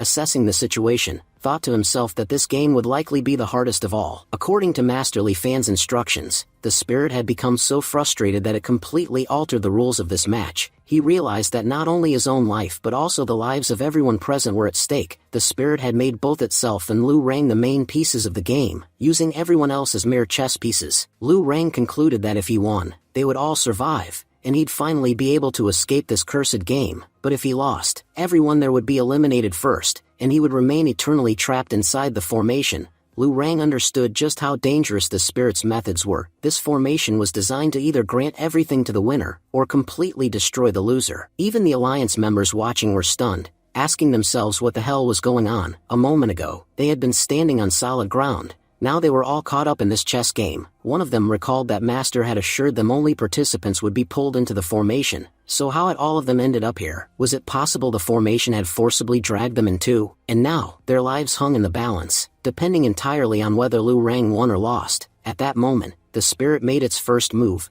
Meanwhile, Li Fan, munching on noodles, was thinking about how the spirit's tactics had changed drastically compared to the earlier rounds. During the first 4 or 5 games, it had focused solely on attacking, but when that didn't work, it shifted to defense. Now, having failed at both, it seemed to be playing a game of calculated strategy against him. Li Fan observed that the spirit believed it could win simply by carefully calculating each move, but honestly, Li Fan wasn't impressed. He thought the spirit's tactics were still too predictable. He didn't even feel the need to think twice about any of its moves. He had already predicted what the spirit planned to do next. Based on Li Fan's suggestions, Lu Rang advanced one of his pieces, and easily managed to beat the spirit at its own game. Watching from the sidelines, Spirit recalled that when he was alive, no one could defeat him in chess. Even in death, he hadn't believed anyone could beat him, but seeing how this young boy played, he felt a strange satisfaction. Even if he lost, he wouldn't mind. He was glad to know that the future held such a brilliant chess master, someone who could inspire even greater interest in the game. As the match continued, the players began taking their turns one by one. Down below, the spectators marveled at Lu Rang's performance. He's truly incredible. The spirit made the formation extremely difficult, and we can't even understand most of it. Yet Lu Rang is handling it with ease. He's taking even less time to think than the spirit itself. If he keeps playing like this, we're sure he'll win, and we'll all survive. Lu Rang, on the other hand, was noticing something else. With each passing move, the spirit's anger was intensifying, and so was its energy. He admitted to himself that it was probably a good thing they were trapped inside the formation. Otherwise, the spirit might have already attacked him directly. Go ahead and be as angry as you want, because all you can do now is rage. You can't win. Suddenly, the spirit flipped the entire game board, and scattered all the pieces, reshaping the match completely. Jia Yao, shocked by the spirit's power surge, exclaimed that it was releasing an overwhelming amount of energy. Honestly, if our leader were inside this formation,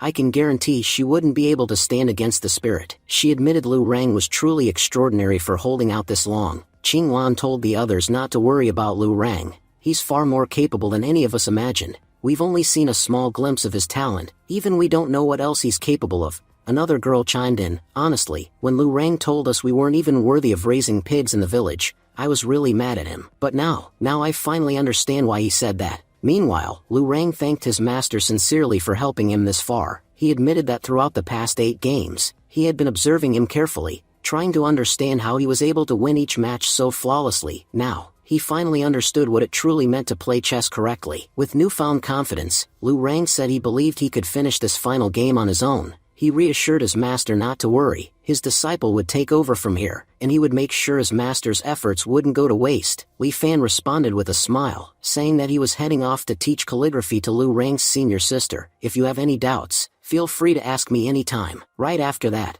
Lu Rang made his final move in the game, and with it, he won the 9th and last round. As soon as he claimed victory, the entire formation began to vanish. One by one, everything around them slowly started to disappear. Li Fan praised Lu Rang, acknowledging that he had made the perfect move. He was impressed by how much Lu Rang's chess skills had evolved, declaring that he was now at a completely new level. He said that among all his disciples, someone had finally emerged who could truly play chess. Once you return, I'll personally challenge you to a match. A shocked girl watching from the sidelines exclaimed that although Lu Rang was already an immortal, after receiving the inheritance, he had advanced 6 levels in a row, and was now an immortal lord. She boldly stated that there was likely no one in the entire realm more powerful than Lu Rang now. She even wondered aloud if a village like his could really exist, one filled with so many powerful individuals. Meanwhile, the same girls who once fawned over Jiao Wu suddenly changed course, and started walking toward Lu Rang, stepping right over Jiao Wu without hesitation. One of them spoke up and said,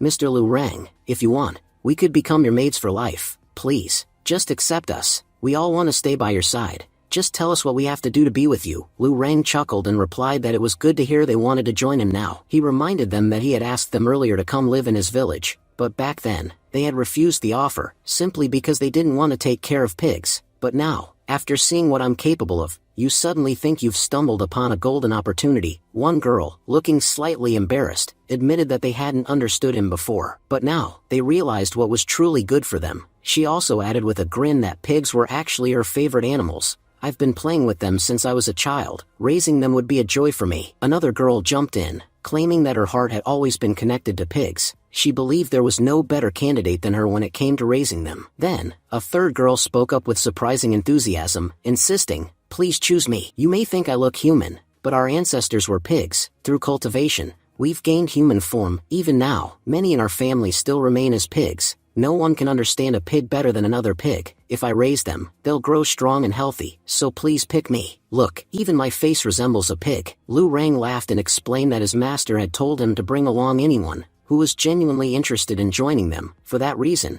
he wasn't going to reject anyone. But before they left, he wanted to tell them something important about his master. He revealed that his master resided in seclusion and that anyone wishing to become his disciple would have to travel to Mount Conley. His master never left the mountain, and even after arriving, it would be up to luck whether he chose to accept them as students. Then the narrator explained that from that day forward, Li Fan became a legendary figure throughout the world. Everyone came to know how powerful a master he truly was. Thousands of disciples would gather daily at Li Fan's doorstep, hoping he might select one of them and forever change their destiny. And yet, despite all this fame, Li Fan still believed he was nothing more than an ordinary farmer. He continued to ignore most of the disciples who came to him, living a life full of misunderstandings and self-doubt. Whether Li Fan would ever truly discover his own worth remained a mystery, one that would only unfold in the next season. The release date for the next season hasn't been confirmed yet, but as soon as it's out, it'll definitely be uploaded on this channel. See you again with more exciting new manhwa content. Thank you for watching.